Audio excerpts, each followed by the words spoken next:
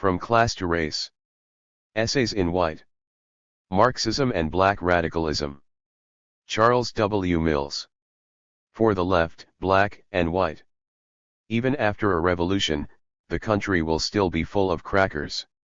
Saying in the Black American community during the high point of white socialist activism in the 1930s. Contents. Part I, Marxism in Theory and Practice 1. Ideology in Marx and Engels, revisited and revised. 2. Is it immaterial that there's a material in historical materialism? 3. Marxism, Ideology, and Moral Objectivism. 4. The Moral Epistemology of Stalinism, Race and Class. 5. Underclass Understanding. 6. European Spectres. I. Critical Race Theory. 7. White Supremacy as Sociopolitical System. 8. White Supremacy and Racial Justice. 9. The Racial Contract as Methodology. These 9 chapters mark a trajectory both personal and theoretical. For readers who know me only as the author of The Racial Contract, 1997, it may come as a revelation that I started out as a Marxist, and a fairly orthodox one at that. This revelation will be particularly surprising for those left-wing readers and reviewers who were critical of the book for its failure to engage with, let alone utilize, a historical materialist framework. So if one's later books usually explore one's later thoughts, here, so to speak, I have gone backward in time to reconstruct the trajectory that brought me to the present. Accordingly, my title, From Class to Race, indicates an evolution both of focus and approach, and the 9 chapters track how I ended up here, where I am today. Not without a certain irony in my choice and arrangement of material, I begin with an analysis of the classic Marxist concept of ideology and end up with a defense, albeit qualified, of what many on the left would see as a classic piece of bourgeois ideology, to wit, social contract theory. But read on before you judge me too harshly. This book is divided into 3 parts: Marxism in Theory and Practice, Race and Class, Critical Race Theory. Given this disparate subject matter, the book is ineluctably hybrid in a number of ways, posing if nothing else classificatory and taxonomical problems for the library cataloger. Should it be put with the HXs, under Marxism, or with the ES, under United States, race relations? Moreover, though the book is in Roman and Littlefield series in New Critical Theory, a term classically associated with the continental tradition in philosophy, the chapters are analytic rather than continental in style.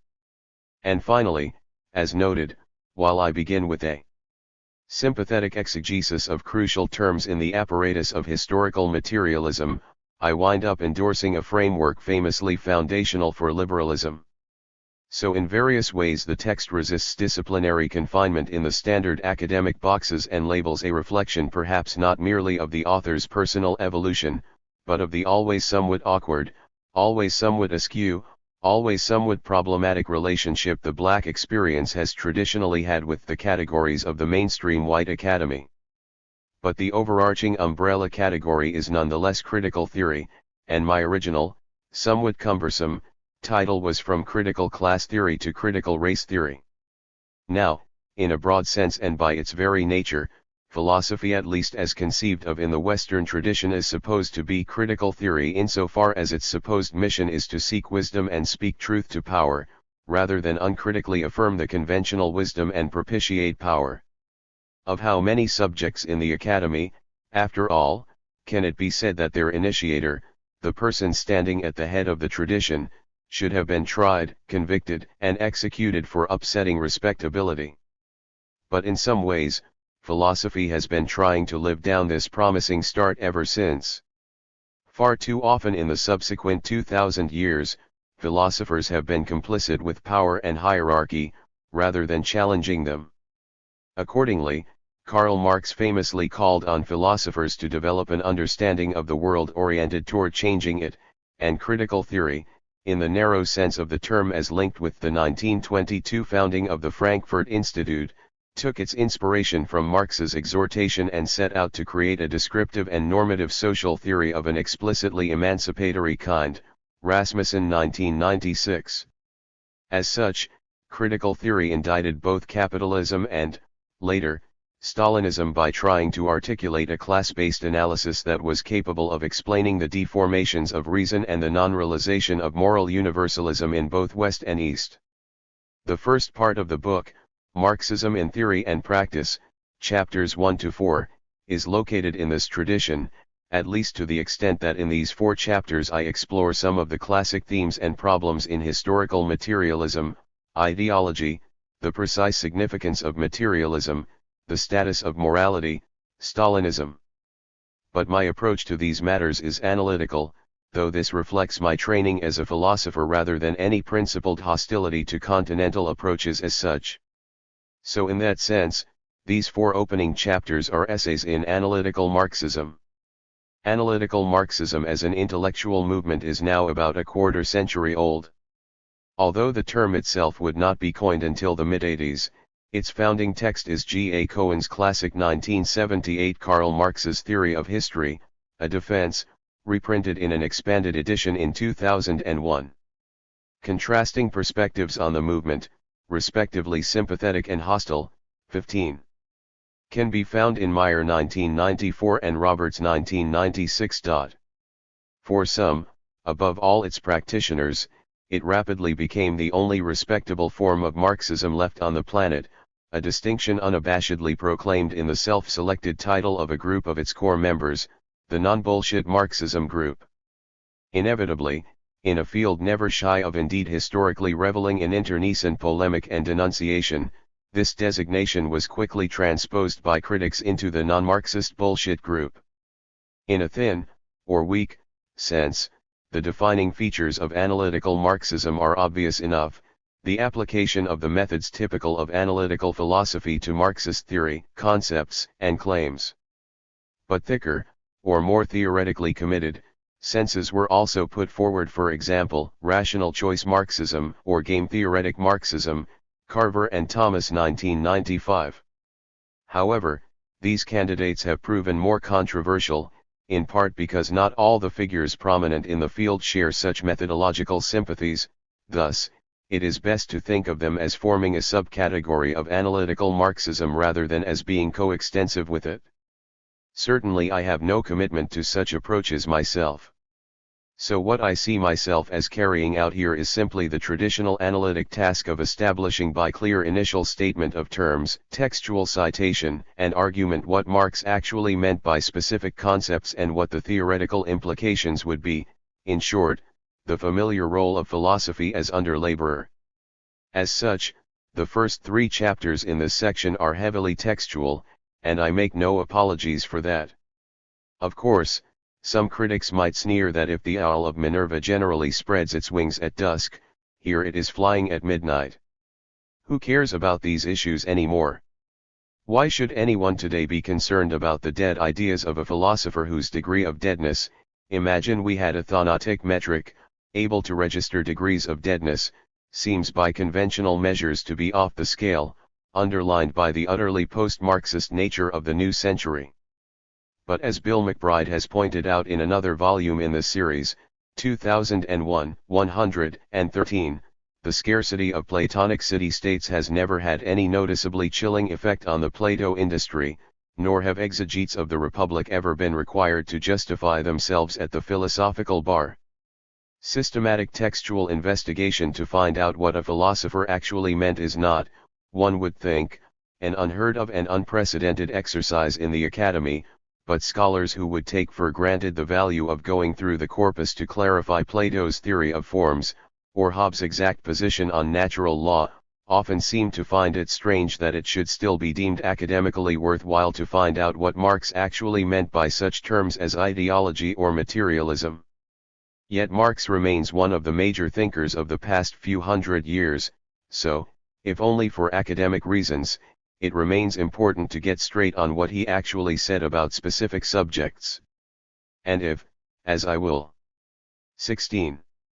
argue, it turns out that many commentators have in fact gotten Marx wrong, then the implications extend far beyond the academy, given Marx's influence on socio-political theory and movements. Finally, I am writing this in the United States in the summer of 2002, in the wake of the dot-com collapse, the wiping out of trillions of dollars by the market free fall since early 2000, the revelations of widespread corporate malfeasance, and the vertiginously growing chasm between rich and poor both nationally and globally. As I observe it all, I find it difficult to believe that a supposedly dead Marxism could have nothing of value to say to the brave new world order of a dawning 21st century, turning out, in certain respects, to be not that different from Marx's own. 1. The second part, Race and Class, chapters 5 and 6, explores what has traditionally been a problem area for Marxist theory, a major human division whose significance is awkwardly accommodated within orthodox Marxist categories. Throughout the 20th century, many people of color were attracted to Marxism because of its far-ranging historical perspective, its theoretical centering of oppression, and its promise of liberation. But many of these recruits would later become disillusioned, both with Marxist theory and the practice of actual, white, Marxist parties. The historical vision turned out to be Eurocentric, the specificities of their racial oppression were often not recognized but were dissolved into supposedly all-encompassing class categories, and the liberation envisaged did not include as a necessary goal the dismantling of white supremacy in all its aspects. Cedric Robinson's pioneering Black Marxism, 2000, first published in 1983, recounts the long-troubled history of left-wing black diasporic intellectuals, W.E.B. Bois, C.L.R. James, George Padmar, Richard Wright, Aimé Césaire, with white Marxism, and it argues for the existence of a distinct black radical political tradition whose historic foci and concerns cannot be simply assimilated to mainstream white Marxist theory. So even if the origin of white supremacy is most plausibly explained within a historical materialist framework that locates it in imperialist European expansionism as the product, ultimately, of class forces and bourgeois class interests, race as an international global structure then achieves an intersubjective reality whose dialectic cannot simply be reduced to a class dynamic. In the 2 chapters in this section, I try to grapple with race in a class, Marxist, framework, looking first at the so-called underclass and then going on to raise deeper questions about the foundational assumptions of historical materialism, and what should properly be counted as material. So we make the transition of my title to Part 3, Critical Race Theory, chapters 7 to 9. The titular from 2 should not be taken in the spirit of a complete repudiation of Marxism, since I do think that a modified historical materialism might be able to carry out an adequate concept 17. Actualization of the significance of race. But the rethinking necessary would have to be more thorough than most white Marxists have so far been willing to undertake. In this final part, then, I bracket the question of the possibility of a theoretical synthesis, and I simply focus on racial oppression as a system in its own right. As such, these final 3 chapters bring me to where I am today, using white supremacy as a theoretical framework, recognition of which should force liberals to concede the centrality of race to, and corresponding injustice of, the present social order. Critical race theory, at least under that explicit designation, is a recent intellectual development, usually being traced to work in American legal theory beginning in the 1980s. The critical legal studies, CLS, movement challenged mainstream conceptions of law. It demonstrated the many ways in which the law, far from being a neutral set of rules and norms standing above the political, was itself political and non-neutral, Hutchinson 1989. But minority scholars, while fully endorsing this demystificatory enterprise, argued that the largely white male leaders of the movement had failed to recognize and theorize the crucial role of race in social domination. They became known as critical race theorists, and their writings as critical race theory, and the term has now spread far beyond its legal origins to refer to theorizing on race much more broadly. But it would be a major mistake to limit critical race theory to the work of the last 15 years or so carried out under that explicit banner, or to think of it as a mere spin-off from critical theory in general. Particularly in the black diasporic tradition, not just the United States, but also the Caribbean and Latin America, there is a long tradition of oppositional intellectual engagement with the structures of white racial domination, which could reasonably be dubbed critical race theory avant la lettre. From this perspective, critical race theory is far from being an adjunct to, or outgrowth of, critical class theory. In fact, it long predates it, at least in its modern Marxist form. Long before Marx was born, Africans forcibly transported as slaves to the New World were struggling desperately to understand their situation. They were raising the issues of social critique and transformation as radically as, indeed even more radically, than the white European working class, who were after all beneficiaries of and accessories to the same system oppressing blacks. We associate critical theory with the Enlightenment and modernity. But modernity is usually thought of in Eurocentric terms, the modern inside Europe. Yet once one rethinks the conventional time and space, i.e., the periodization and the cartography, of the modern as black and third world theorists have long urged us to do, we should begin to appreciate, first, that the cutting edges of modernity, the outposts of the future, were to be found in the provinces rather than the metropolis, i.e., the frontiers of what would become the European world system, and, second, that the problems of the 18 modem were posed in their sharpest and most unequivocal form here. As C.L.R. James pointed out long ago, James 1989, the slave plantations of the New World were industrially far advanced beyond the European workshops of the time. All the issues we now think of as defining of critical theory's concerns were brought home to the racially subordinated, the colonized and enslaved, in the most intimate and brutal way, the human alienation, the instrumentalization and deformation of reason in the service of power, the critique of abstract individualism, the paradox of reconciling proclamations of humanism with mass murder, the need to harness normative theory to the practical task of human liberation. So if Marx's proletariat too often had to have proletarian consciousness imputed, in George Lukács' infamous phrase, to them, and if the relation between Marxism and the actual working class outlook was often more a matter of faith and hopeful counterfactuals than actuality, what the workers would think if only, then oppositional ideas on race have shaped the consciousness of the racially subordinated for centuries. If white workers have been alienated from their product, then people of color, especially black slaves, have been alienated from their personhood. If Enlightenment reason has been complicit with bourgeois projects, then it has been even more thoroughly corrupted by its accommodation to white supremacy. If liberal individualism has not always taken white workers fully into account, then it has often excluded non-whites altogether. If it was a post-World War II challenge to explain how the civilized Germany of Goethe and Beethoven could have carried out the Jewish and Romani holocausts, then it is a far older challenge to explain how civilized Europe as a whole could have carried out the savage genocide of indigenous populations and the barbaric enslavement of millions. And, finally, if Marx's proletarians have been called upon to see and lose their chains, and have often seemed quite well adjusted to them, then people of color, i.e., Native American populations, enslaved and later Jim Crowed Africans in the New World, the colonized, have historically had little difficulty in recognizing their oppression. After all, the chains were often literal, and in seeking to throw it off. So if the ideal of fusing intellectual theory with political practice has been the long-term goal of critical class theory, it has been far more frequently realized in the nascent critical race theory of the racially subordinated, whose oppression has been more blatant and unmediated, and for whom the urgency of their situation has necessitated a direct connection between the normative and practical emancipation. Moreover, there are parallels between the macro-socio-historical concerns of critical race theory and Marxism. Within the Native American, Black, and anti-colonial traditions, a strong emphasis has always been placed on studying history and revising conventional historiography. 19.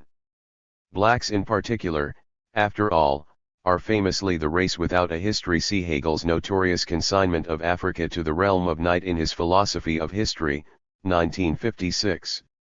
So finding a usable past, and present, has been critical to the black intellectual tradition, and debates about the role of Africa and Africans in the world long predate the controversy about Martin Bernal's recent work on the connections between ancient Greece and ancient Egypt, 1987.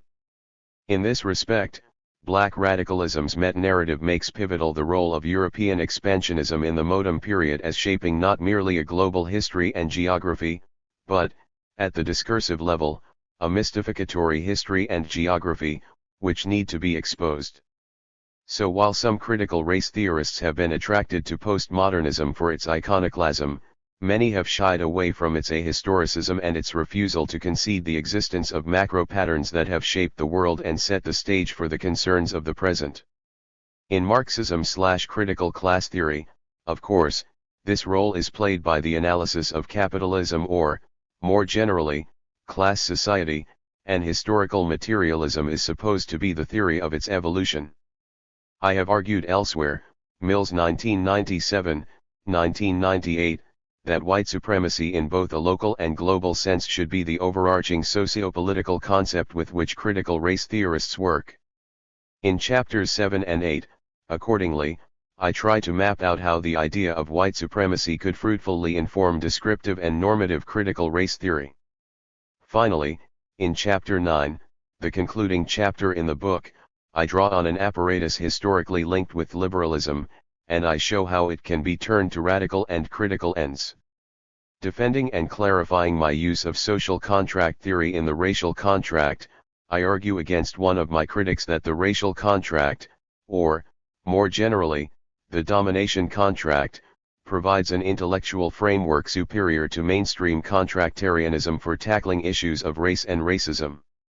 The resources of contract theory, the holistic descriptive picture, the normative menu of liberal rights, can then be applied to the description and condemnation of white supremacy. As such, it is an appropriate synthesizing note on which to end a book seeking to show how Marxism needs to change, how liberalism can become more critical, and how both have been theoretically inadequate on race. As a philosopher, some people have found me hard to classify, even before my switch some years ago from Marxism to race. Politically, as someone of color from the Third World, I have always been drawn to what is categorized as radical philosophy. In fact, I am a longtime member of the Radical Philosophy Association. This political orientation is usually associated with continental philosophy's greater interest in history and social process. But my training is actually in the analytic tradition, and theoretically and methodologically it is here that I am at home. So my work is something of a hybrid, continental in content, analytic in approach. XX.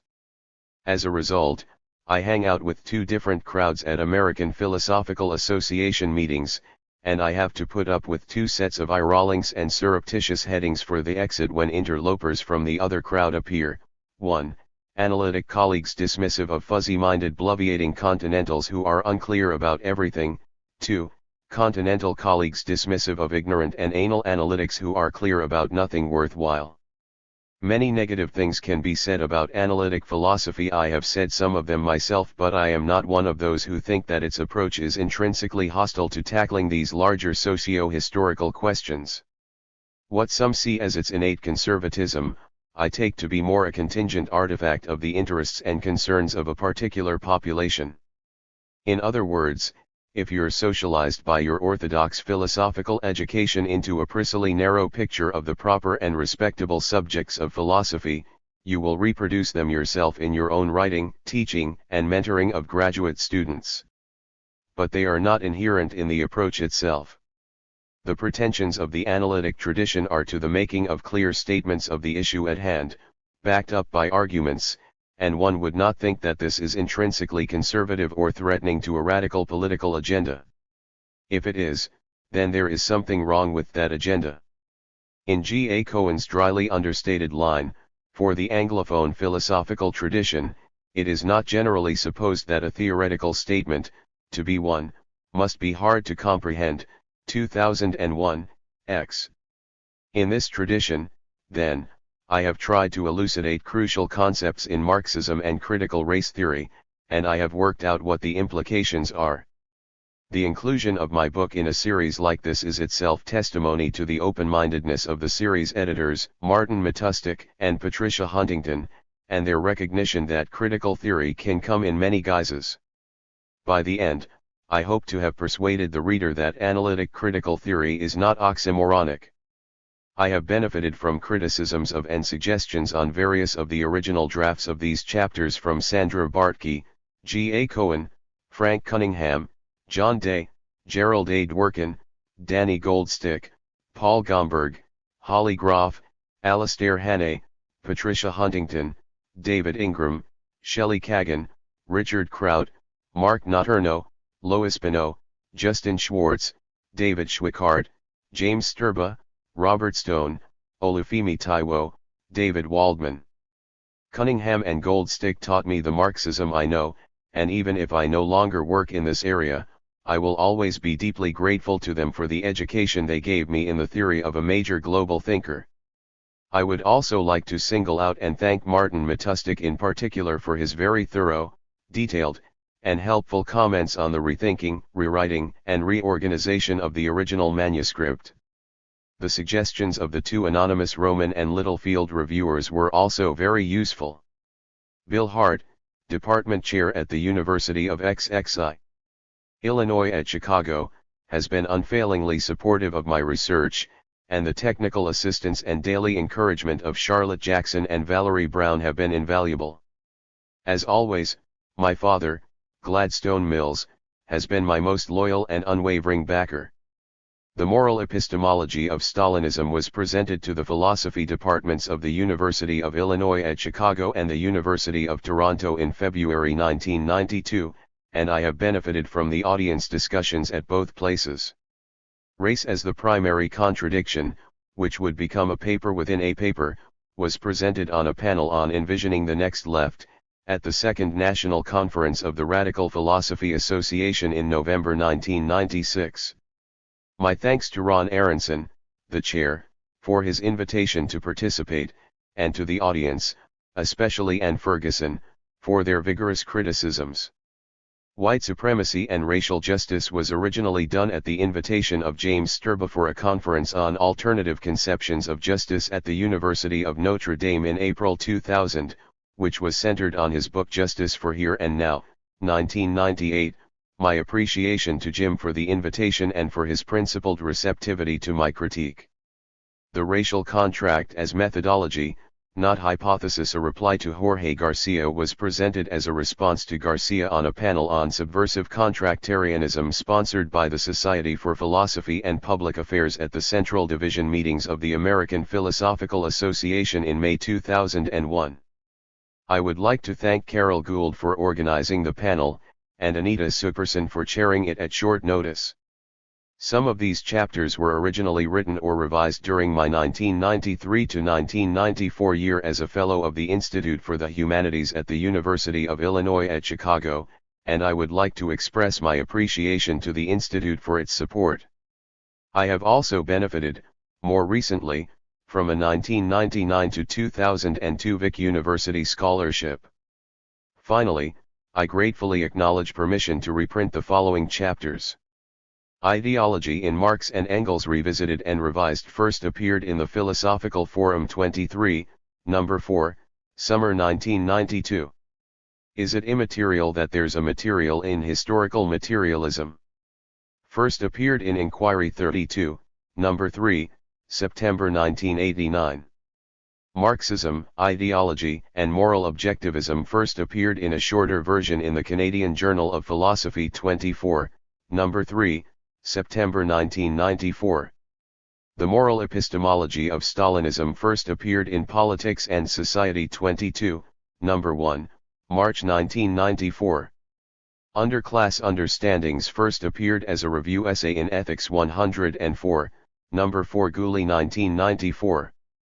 Copyright 1994 by the University of Chicago. All rights reserved.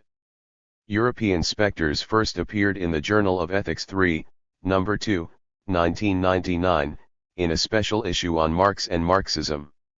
With kind permission from Kluwer Academic Publishers.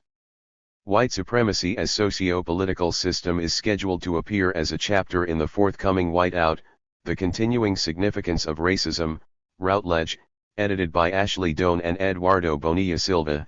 It is a revised and expanded version of White Supremacy, An Entry in a Companion to African American Philosophy, ed.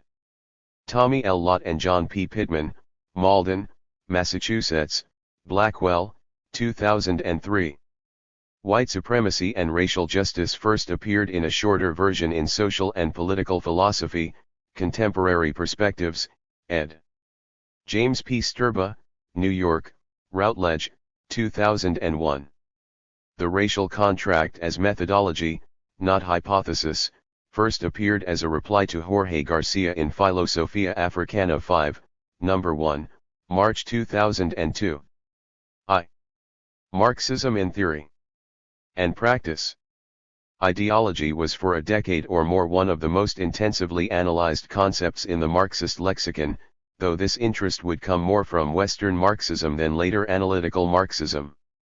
My first chapter, a sequel to a survey article originally published in the 1980s, offers a revisionist interpretation that argues that this huge secondary literature has produced more confusion than illumination. Ideology in the ideational sense, I claim, was never meant by Marx and Engels to have the all-encompassing scope it has assumed, but it is a term located in a specific polemic with the young Hegelians and their idealistic way of analyzing society whose historical context has long been forgotten. A term of art devised for a specific localized reference has since assumed a vast significance it was never intended to have. Insofar as Marx and Engels' usage was taken to authorize a sweeping dismissal of entire fields of thought as mere bourgeois ideology, this misinterpretation has had a pernicious effect on left-wing theorizing and has arguably contributed to left-wing sectarianism. Their views are ideology, ours are science. Not merely in the late socialist world, but in the intellectual practice of Marxist groups in the capitalist world, this simplistic equation provided a crude epistemic sorting device, intoxicating in its power. Detailed engagement with the ideas of others, the onerous task of grappling with claims, evidence, inferences was too often short-circuited by their preemptive categorization as ideology and therefore as a prioristically wrong. Moreover, it was not merely the class enemy who got this treatment, but those misguided and unenlightened non-class victims of capitalism who put forward analyses at variance with orthodoxy. 1. 2 Part I. After all, if the only alternatives were bourgeois ideology and Marxist, class, science, then the non-class ideas of other subordinated groups, clearly not being Marxist science, had to be bourgeois ideology. The tensions between the more orthodox left, on the one hand, and the women and oppressed ethnic/racial minorities in these movements, on the other, with the struggles of the latter to get their distinctive insights and perspectives taken seriously by the white male vanguard, may be judged to have their roots in part in this stray-acketed one-dimensional analysis of the ideational. Thus we see that an apparently simple textual analysis may have much broader repercussions. Religious fundamentalisms and schisms have classically turned on rival interpretations of the sacred texts. In the beginning was the Word, after all, and if many Marxist movements of the 20th century have, embarrassingly, had the character of millennial organizations, it might be less surprising that getting the word wrong from the start could have disastrous consequences. G. A. Cohen's Karl Marx's Theory of History, A Defense, 2001, showed, first, that the fine distinction making an emphasis on lucidity typical of analytic philosophy could clarify Marx's claims, and, second, that Marx's claims were neither confused nor egregiously wrong, though they might have been just plain wrong. But though anybody working in the field owes him a debt, his position then had the unhappy effect of reviving a technologically determinist Marxism that many, including myself, found implausible. In later work, he has somewhat qualified his original position. In my critique of Cohen in Chapter 2, I show a tribute, again, to the analytic emphasis on getting things clear that, just by looking at how Marx used the word material in his writings, we can raise questions about the defensibility of this analysis. I endorse what was then known as the mode of production interpretation, which located primary, materialist, determination not simply in technological advance but in the complicated interaction between the forces and relations of production. So the material is in part social. The theoretical virtue of such an approach, apart from being truer to the texts, is that it provides a conceptual entry point for admitting the negative material factors that complicate in a way that is, more importantly, truer to the world we know, the simplified technological determinist picture of an asocial rationality driving productivist advance. In addition, I would claim as a virtue its opening up of a space for the non-class groups whose interactions and whose divergent, embedded, and, socially, embodied rationalities of gender and race would have to be incorporated into a transformed Marxism adequate to conceptualizing the multiple materialities of our complex social reality. With the revival of Anglo-American political philosophy in the wake of John Rawls' A Theory of Justice, 1971, it became important for the academic left to determine what, if anything, Marx had to say about issues 3. Of morality and justice. The dominant interpretation of Marxism had long been an amoralist one, which seemed to be backed up by his writings, and a large industry developed in philosophy around the question of the correct adjudication of this interpretation. One important source, albeit not the only one, of this negative attitude was Marx's apparent dismissal of morality as mere ideology. In Chapter 3, I survey some of this literature, and argue that my revisionist conception of ideology has implications here also, since Marx's dismissal, I claim, is not really about content but about causal efficaciousness. The well-known paradox of Marx and morality, highlighted for example by Stephen Luke's 1985, that Marx seems to use moral terms and moral appeals while being negative about morality, can then be reconciled with the texts in a manner less strained than that to be found in other commentators. On the other hand, where left-wing practice has been guided by a vulgar realpolitik and indifference to moral considerations invoking Marxist inspiration, morality is just ideology, this revision would indicate that, at least on this score, it can claim no Marxist authority. Finally, the last chapter in this section examines one aspect of what for tens of millions of people was the nightmare of self-described Marxism in practice, Stalinism. My focus here, however, is not on Stalinism as a politico-economic system, a well-explored subject by now, especially with the post-1989 opening up of the archives of communist parties in the former East Bloc. My interest is more in the moral psychology of the period, Stalinism as state of mind and orientation to the world. The classic philosophical analyses here have been in the continental tradition, the Frankfurt School's diagnoses, Maurice Merleau-Ponty's work Humanism and Terror, 1969, the post-war debates between Jean-Paul Sartre and Albert Camus. Tries the experiment of approaching these issues with the radically different apparatus of mainstream analytic ethics, and, by drawing on its discussion of such subjects as moral dilemmas, self-deception, and self-transformation, it attempts to track the origins and development of a Stalinist moral psychology. To the extent that the experiment is successful, it vindicates my contention that these tools are not intrinsically limited to the exploration of the humdrum, but can also be applied to more historically challenging kinds of topics. 1. Ideology in Marx and Engels, revisited and revised. The analytical Marxist project of clarifying Marx's concepts and claims for an Anglo-American philosophical audience, the notion of ideology has received comparatively little attention. Thus, if we take 5 representative anthologies: Terence Ball and James Farr's After Marx, 1984, John Romer's Analytical Marxism, 1986, Alex Koloniko's Marxist Theory, 1989, Robert Ware and Kai Nielsen's Analyzing Marxism, 1989, and Terrell Carver and Paul Thomas's Rational Choice Marxism, 1995, we will find, astonishingly, that out of 63 collected essays only one deals centrally with ideology. One for those who remember the classic Marxist debates of the 1960s and 1970s with their focus on such themes as Lukács' reification, Marcuse's one-dimensionality, Gramsci's hegemony, and Althusser's ideological state apparatuses. The shift is a truly dramatic one, which testifies to the extent to which G. A. Cohen's work, 2001, has transformed the framework of debate. Yet some concept of ideology must remain pivotal in the necessary rethinking of Marxism. For those skeptical about the long-term political utility of postmodernism's epistemological relativism, for those unconvinced that the very concept of a meta-narrative is intrinsically oppressive, and for those defiantly attached to such old-fashioned Enlightenment notions as truth and falsity, in short, for those still committed to some kind of realist program, the question of the determination and normative assessment of consciousness continues to be unavoidable.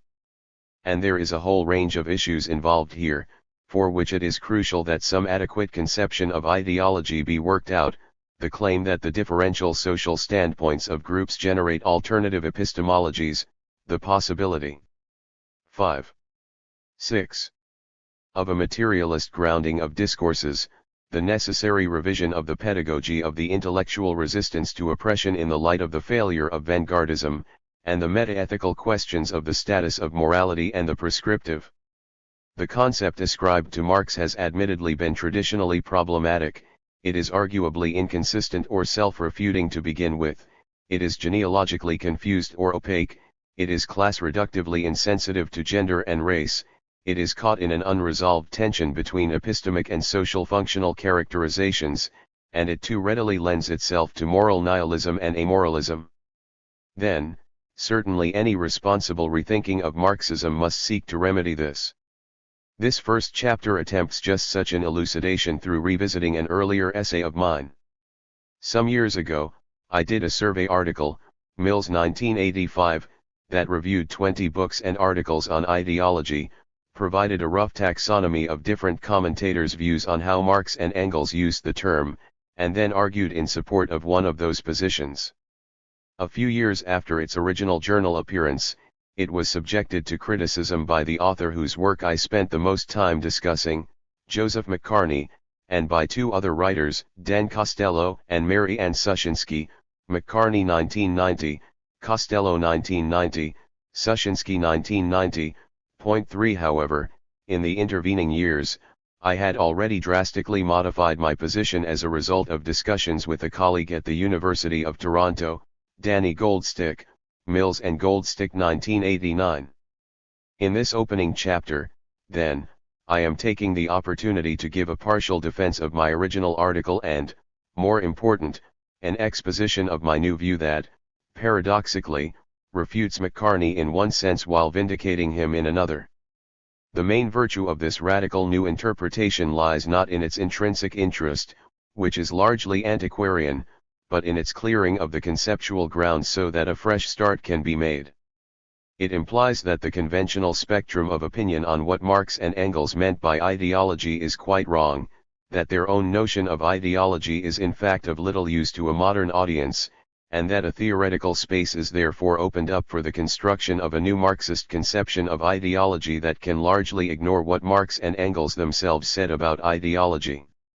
To a certain extent, then, the consequence is a welcome emancipation from what in many ways, if truth be told, has always been a somewhat unhelpful text.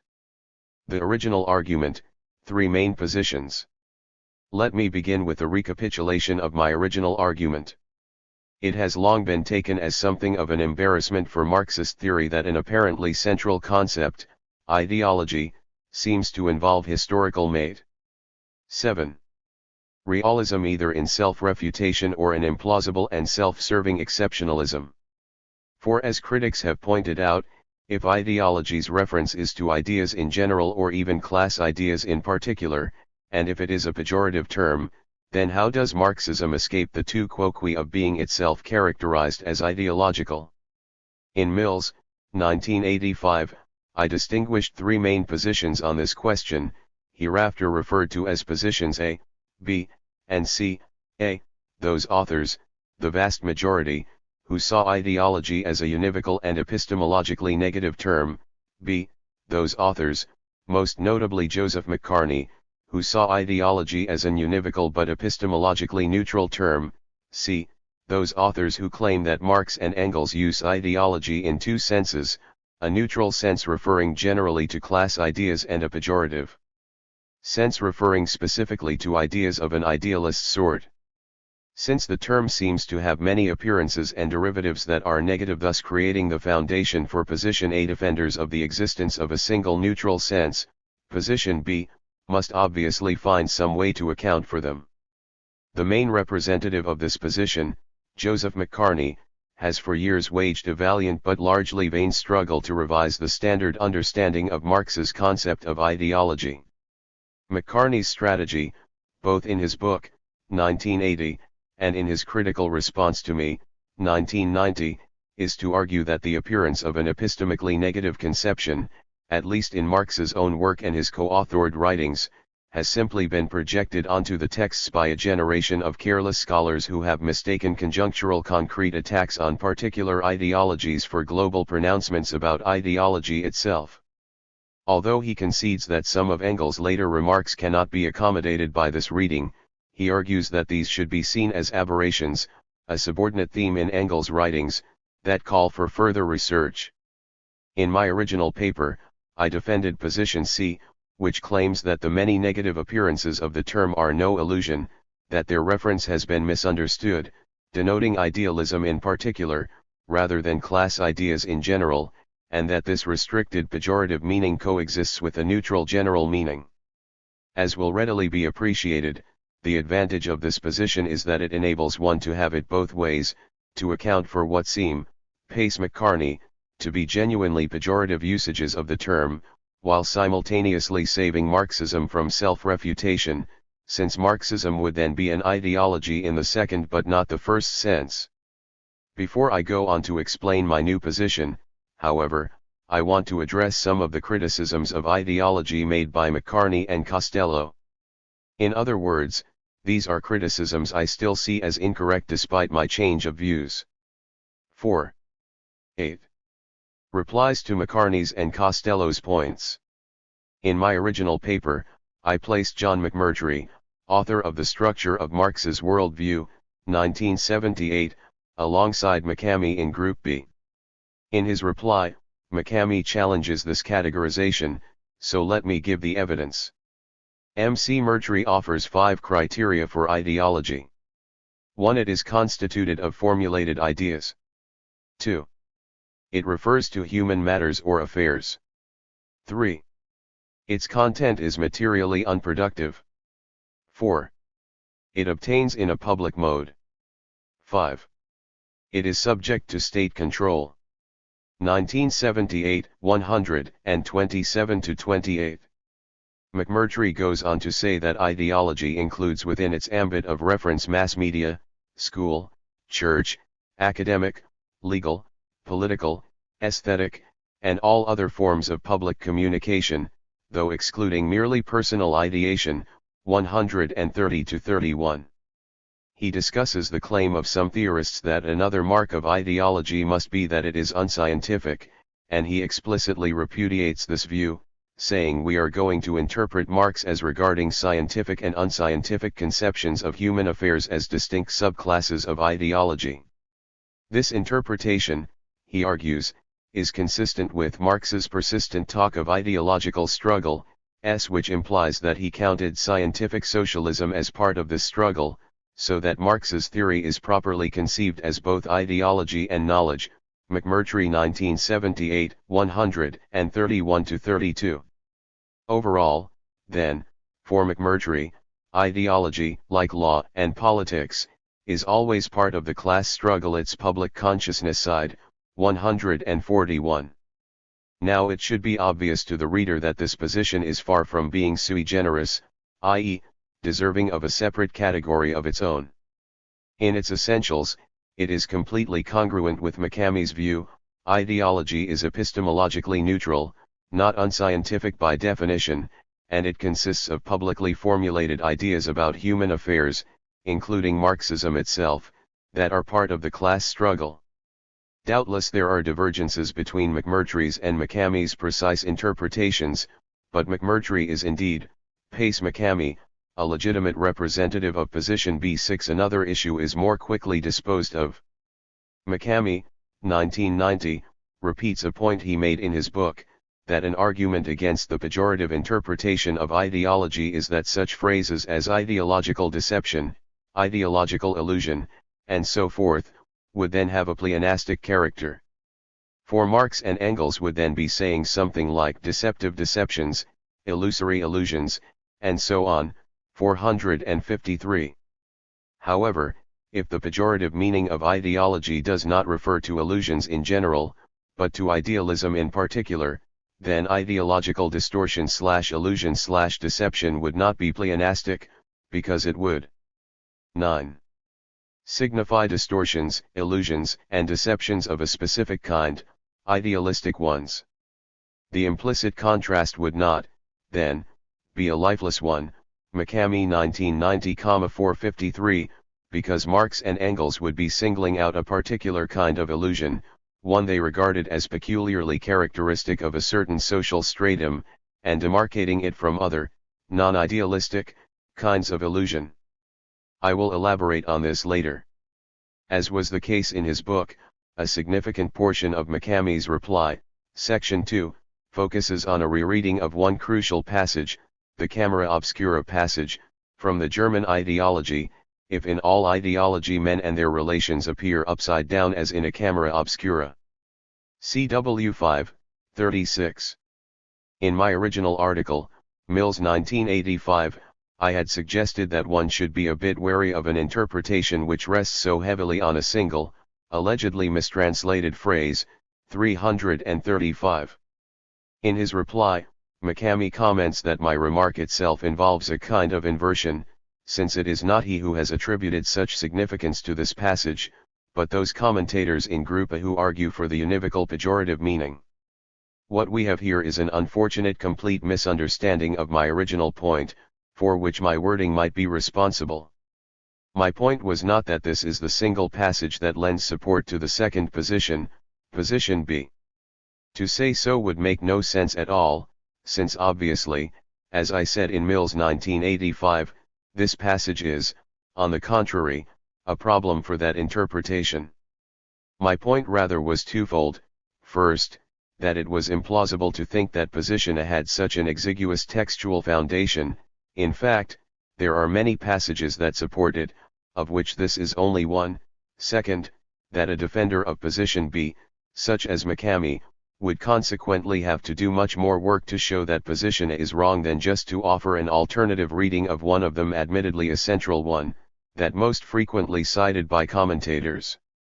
I will list some of these other passages later. That brings us to Dan Costello's article. Costello defends McCamey and the epistemically neutral interpretation by claiming that all apparently pejorative usages of ideology can be simply accounted for by reading them specifically by qualifying the unqualified substantive, Costello 1990, 467. As such, his argument seems to me to be fatally marred by an elementary logical confusion, the failure to distinguish between the negative employment of a neutral term in a specific context and the employment of a generically pejorative term. If X is an epistemologically neutral term, such as belief, then obviously one can apply it equally to beliefs one thinks true and beliefs one thinks false. The burden of McCamey's book is that, for Marx, ideology is a term of this epistemic type, though denoting beliefs of a particular kind, rather than a term of the loaded epistemic type of illusion, which cannot properly be used about beliefs one endorses. But clearly, whether ideology is epistemically neutral or negative, Marx could use it to describe specific 10. class ideas he opposes and regards as false. In order to prove McCartney wrong, then in order to prove that ideology is a term of the pejorative epistemic type of illusion and not a term of the neutral epistemic type of belief, what one would have to do is to find negative passages that make it clear that it is ideology in general, ideology qua ideology, ideology simpliciter, that Marx views negatively and not just a particular ideology. McCartney's recognition that some of Engels' statements fit this description is what motivates him to draw a dividing line between Marx and Engels' views. This is no puzzling aberration, as Costello characterizes it, 468, but something forced upon McCartney by the fact that, in the passages cited, it is clear that Engels is making a general pronouncement about the necessarily illusory features of ideology itself, and not, trivially, because ideology has been defined to mean illusory ideas, but because of a substantive factual thesis about what it is. Thus McCartney cannot, as Costello seems to think, explain away these passages as Engels' contextually negative view of a particular ideology. My aim will be to show that such passages can be found in Marx's writings also. The new position, ideology, as superstructure and idealism. I will now outline my new position on the question of what Marx and Engels meant by ideology 7. Previously, as indicated, I had endorsed position C. However, as I would later concede in Mills and Goldstick, 1989, there is something ad hoc about this view. It has no intrinsic theoretical justification, being merely an empiricist construct that seems to save the appearances. Thus McCartney, 1990, characterizes the position as an untenable halfway house, 451. I must now agree with this judgment. Position C is indeed a halfway house with a fatal strain in the foundations. But the solution does not lie in a move to McCartney's neighborhood, but in a more radical reconstruction and relocation altogether. Whereas previously I had thought it was necessary to accommodate a neutral ideational sense of ideology, I would now deny this. My suggestion, let us call it position D, is that ideology has two meanings but that neither of them is McCartney's. Rather, what ideology really means is superstructure, idealism. Thus neither of the two senses has the denotation conventionally attributed to the concept in most of the secondary literature throughout the 20th century, that is, partisan class ideas in general, whether bourgeois or proletarian, whether neutrally or negatively conceived. Here is my argument. Marx's theoretical development, to recite a familiar tale, involved an influence by, and later rejection of, the thought of 11. Hegel and the young Hegelians. The fatal flaw of Hegelianism for Marx was its idealism, the fact that, for Hegel, history and social evolution were determined by the idea. Feuerbach's transformative method attracted Marx because of its materialism, its writing of what had been turned upside down. But Marx eventually came to see Feuerbach as an inconsistent materialist, one who had not carried out the desired rectificatory program completely. What was the nature of this inconsistency? An answer to this question requires the introduction of terminology Marx and Engels themselves did not use. Materialism, for Marx and Engels, has both an ontological and a sociological sense. 8. Ontological materialism is, of course, the view that the universe is composed solely of material entities. Sociological materialism, on the other hand, is the view that the overall course of history is determined by economic causes. Thus, in this sense, the material refers to the economic realm of society, the base of the famous base and superstructure. 9. Correspondingly, idealism and the ideal each have two senses, which also need to be distinguished. Idealism as an ontological thesis claims that the universe is constituted by minds and ideas, example some variant of a Berkeleyan view. Idealism in the sociological sense, however, what, by homology with historical materialism, we could call historical idealism, is the view that society and history are on the whole determined by the ideal. And the ideal for Marx and Engels includes not just ideas, but also the political and juridical regions, what Marx later termed the superstructure. So idealism in the sociological sense is superstructuralism. This set of categories and concerns was central to Marx and Engels' polemical universe, but it is so little understood and appreciated today that the tendency is to conflate the different senses of idealism L0. But it is crucial to keep them separate. Now Marx and Engels believed that there was a connection between the two varieties of materialism, so that the consistent carrying out of a materialist program of reconceptualizing reality required that one also be a materialist in the human social world, that is, that one endorse the thesis of economic determination. For a modern philosophical audience, one more sensitive to the niceties of implication, this view may seem puzzling. Certainly no logical connection exists between the two theses. One could without contradiction, for example, simultaneously affirm the materiality of the universe so that ideas would be brain events, and endorse the view that ideas determine the course of history, that is, One could be an ontological materialist and a sociological idealist. Why? But, wrongly, or rightly, Marx and Engels thought some connection existed between the two, if not by logical implication, then by some weaker relationship. In articulating their own theory of historical materialism, they were naturally led, given the claims of that theory's ability to explain other theories. 12. To offer a materialist meta-theoretical account of the causes of the failures of their contemporaries, and of previous theorists, to arrive at a sociologically materialist position. They attributed these failures to the division of material and mental labor, arguing that those who work in the non-material/non-economical ideal sphere will be prone to exaggerate the causal role of the products with which they are professionally engaged. Since this complex of views initially constituted their main theoretical opponent, it was natural to identify it with a special name.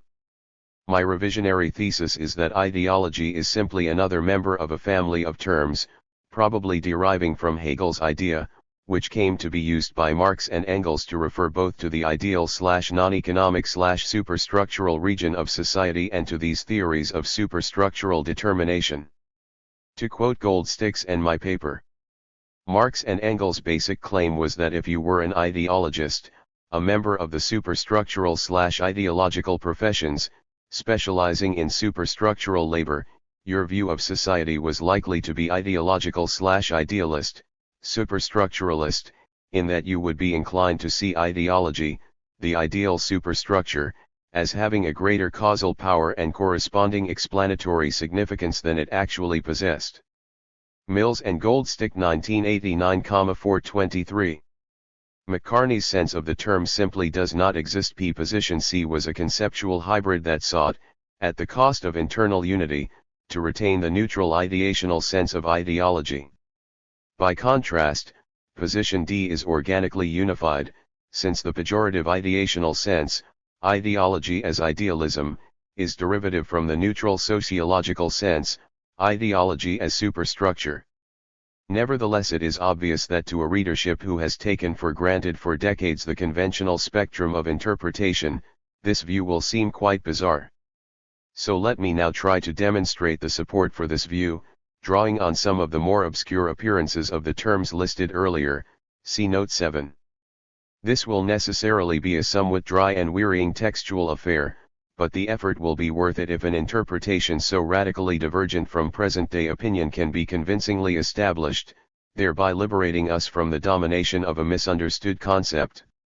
To summarize the following, I will attempt to demonstrate that 1. The ontological and sociological senses of materialism and idealism need to be distinguished. 2. Ideology, in the primitive sense, means superstructure, and correspondingly ideologists are superstructural workers in general. 3. Ideologists, as an occupational hazard, will tend to be idealistic. 4. For Marx, ideology, in the derivative ideational sense, is a pejorative term meaning just idealism, not ideas, or false ideas, or class ideas, in general. 13. 5. Engels' later use of ideology is completely continuous with Marx's. 6. The posited neutral ideational sense of ideology does not exist. 7. The posited generically pejorative ideational sense of ideology does not exist either.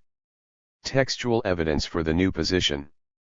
The ontological and sociological senses of materialism and idealism need to be distinguished. The logical reasons adduced for this claim should be sufficiently compelling on their own, but here are some quotations to back it up. Marx began by praising Feuerbach, CW 3328, but by the time of the theses on Feuerbach, CW 5,3-8, he was so disenchanted with Feuerbach's failure to carry out the materialist program consistently that, in the German ideology, he and Engels would conclude, as far as Feuerbach is a materialist he does not deal with history, and as far as he considers history he is not a materialist. With him materialism and history diverge completely, CW 5:41, see also CW 5:38-41, 57-59. In the terminology introduced, Feuerbach was an ontological materialist, but he remained a sociological idealist. As Engels would later put it, he stopped halfway, was a materialist below and an idealist above, CW 26, 382, see also CW 25, 479-80. I suggest that ontological materialism is what Engels means when he talks about the materialist outlook on nature, CW 25, 478-79, exclusively natural scientific materialism, CW 26, 372, and it is what Marx means when he indicts the abstract materialism of natural science, a materialism that excludes history and its process, CW 35, 375-76, and 2. Only with Marx's work, argues Engels, was the materialistic world outlook taken really seriously for the first time and carried through consistently, CW 26, 383. This marked the advent of historical materialism, sociological materialism, so that now idealism was driven from its last refuge, the philosophy of history. Now a materialistic treatment of history was propounded, CW 25, 26-27, see also CW 25, 597 on the tainting of ontological materialism by ideology, sociological idealism, and d. CW 35, 375-76, and 2. Throughout Marx and Engels' social thought, then, the fundamental structuring opposition is therefore, that between the material and the ideal, and in the sociological sense, these antonyms correspond to the economic base and the non-economic superstructure. Since the latter identification may be less familiar, here are some illustrations. The crucial point for my case is that the ideal denotes not just ideas, but everything else in the superstructure, including the state and the juridical system. 14. In the 1843 contribution to the critique of Hegel's philosophy of law, Marx observes that, for Hegel, the idea is made the subject, though the genuinely active elements are the family and civil society, so that things are inverted and the state issues as the idea's deed, CW 3, 8-9. In the Kreuznach notebooks, he says that Hegel makes the elements of the state idea the subject, and the old forms of existence of the state the predicate, whereas in historical reality the reverse is the case, so for Hegel the idea of the state is made the determining factor, CW 3, 130. I suggest that the ideal for Marx and Engels therefore encompasses the state. Thus, in the German ideology, they assert that the social power of the ruling class has its practical idealistic expression in each case in the form of the state, CW 5, 52, original emphasis removed, my emphasis added. They write that the world of material intercourse forms the basis of the state and of the rest of the idealistic superstructure, CW 5, 89, my emphasis. They describe how the conditions of existence of the ruling class are ideally expressed in law, morality, etc. CW 5, 419-20, my emphasis. In a contribution to the critique of political economy, Marx refers to political, religious, and other ideal trimmings, CW 30, 132, my emphasis. In an 1870 letter to Paul Lafargue, Marx describes as superannuated idealism the approach which considers the actual jurisprudence as the basis of our economical state, instead of seeing that our economical state is the basis and source of our jurisprudence, CW 43, 490, my emphasis. Similarly, in the preparatory materials for Anti-Düring, Engels remarks with respect to Düring's conception of the politico-juridical foundation of the whole of society that, thus at once the idealist measuring stick is applied. Not production itself, but law, CW 25, 616, my emphasis on idealist. Ideology, in the primitive sense, means superstructure, and ideologists are superstructural workers in general. The base superstructure distinction is, as we all know, central to Marx's sociology.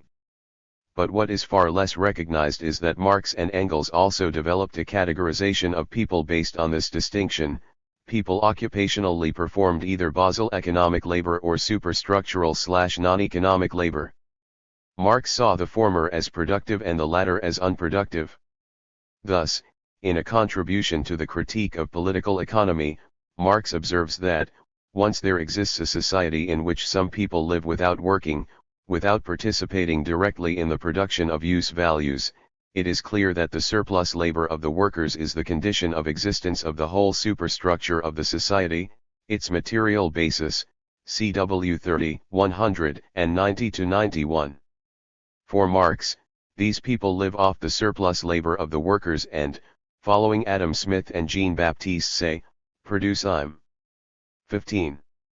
Material commodities, CW 31, 30, immaterial products, CW 31, 164-66. Given the extensiveness and internal complexity of the superstructure, a listing of such superstructural workers will be a long and eclectic one. Thus in Theories of Surplus Value, Marx cites as unproductive laborers parsons, government officials, soldiers, musicians, CW 31, 20. Later, in a listing of both superstructural workers and superstructural products, he says that alongside wheat and meat, i.e., the material, there are also prostitutes, lawyers, sermons, concerts, theaters, soldiers, politicians, CW 31, 24. He speaks of so-called higher-grade workers who produce immaterial commodities, such as state officials, military people, artists, doctors, priests, judges, lawyers, CW 31, 30, see also CW 31, 166, 182-86. My claim now is that for Marx and Engels all of these can be described as ideologists, since they work in the ideal superstructure and produce ideal products. The ideational sense of the term, a specialist in ideas, which has been unquestioningly taken for granted by contemporary debate, was not Marx's own, though it is, of course, subsumed by it. In an analysis of the economist André Storch, Marx writes that the contradictions in material production make necessary a superstructure of ideological strata, CW 31184. Discussing Adam Smith, he refers to unproductive laborers as the ideological, etc., classes, CW 31, 30. In Volume 1 of Capital, in an analysis of productive and unproductive labor, he talks about all who are too old or too young for work, all unproductive women, young persons, and children, the ideological classes, such as government officials, priests, lawyers, soldiers, etc. CW 35, 449, my emphasis. The inclusion of soldiers on this listing, and the association with the criterion of unproductivity, should make it clear that the conventional reading is seriously awry. 13 Likewise, when Marx and Engels refer to the parasitic plants, the ideologists of the vegetable world in the German ideology, CW 5, 471, this is, I suggest, a reference to their superstructural, parasitic, living off the workers. Thus in an 1856 letter to Marx about a trip to Ireland, Engels comments, gendarmes, priests, lawyers, bureaucrats, lords of the manor in cheerful profusion and a total absence of any and every industry, so that one could barely conceive what all these parasitic plants live on, were there no counterpart in the wretchedness of the peasants, CW 40, 49. The superstructural reference of the term also explains the apparent heterogeneity of the lists of ideologists Marx and Engels give elsewhere: priests, jurists, politicians, including the practical statesmen, clerics, statesmen in general, moralists, lawyers, CW 5, 45, 62, 92, 230, 355, lawyers, doctors, CW 6, 526, journalists, CW 8, 167, savants, lawyers, doctors, CW 10,49, the spokesmen and scribes of the bourgeoisie, its platform and its press, CW 11, 170. 16. JJ ideologists, as an occupational hazard, will tend to be idealistic. We come now to Marx and Engels' crucial materialist, meta-theoretical claim, which, if my analysis is correct, has been so widely misunderstood and thus responsible for so much confusion about their position on the socio-economic determination of belief in general. It is presented first in the German ideology and subsequently reappears, in greater detail, in some of Engels' later writings and letters. The basic ideas are as follows. 1. Because of the division of labor, some people specialize in superstructural labor. 2. These people are ideologists, they work with ideology, alternative name for the superstructure. 3. Their jobs foster a characteristic illusion that their immaterial/ideal products, ideas, politics, law, etc., are causally independent of the material/economic base, that is, they have a largely internal logic of development, and/or they may themselves determine the development of the base and society. 4. As such, this complex of views inverts things, turns them upside down. 5. This illusion is idealism, or, since it implies determination by the ideological superstructure, it could itself be termed ideology. See the following two sections. In the German ideology, in the famous passage that Macartney mistakenly thinks to be the only evidence for Marx and Engels' negative conception of ideology, Marx and Engels write, if in all ideology men and their relations appear upside down as in a camera obscura, this phenomenon arises just as much from their historical life process as the inversion of objects on the retina does from their physical life process, CW 5, 36. I suggest this should not be read counterfactually, as M.C. Carney proposes, if as is not the case in all ideology. Rather, it should be read factually, as a characterization of sociological idealism and of its sources. 14. The point is that idealistic views themselves have a materialist genealogy and can be explained in terms of people's historical life process. Amplification of this claim is soon forthcoming. In a marginal note, Marx refers to the delusion of the ideologists and the division of labor, CW 5,61. On the next page, Marx and Engels write that the illusion of ideologists in general is explained perfectly easily from their practical position in life, their job, and the division of labor, CW 5, 62. This is expanded in the notes at the end of Part I. Why the ideologists turn everything upside down. Clerics, jurists, politicians. Jurists, politicians, statesmen in general, moralists, clerics. For this ideological read, superstructural subdivision within a class, 1. The occupation assumes an independent existence owing to division of labor. Illusions regarding the connection between their craft and reality are the more likely to be cherished by them because of the very nature of the craft. The judge, for example, applies the code, he therefore regards legislation as the real, active driving force. CW 5, 92. 17.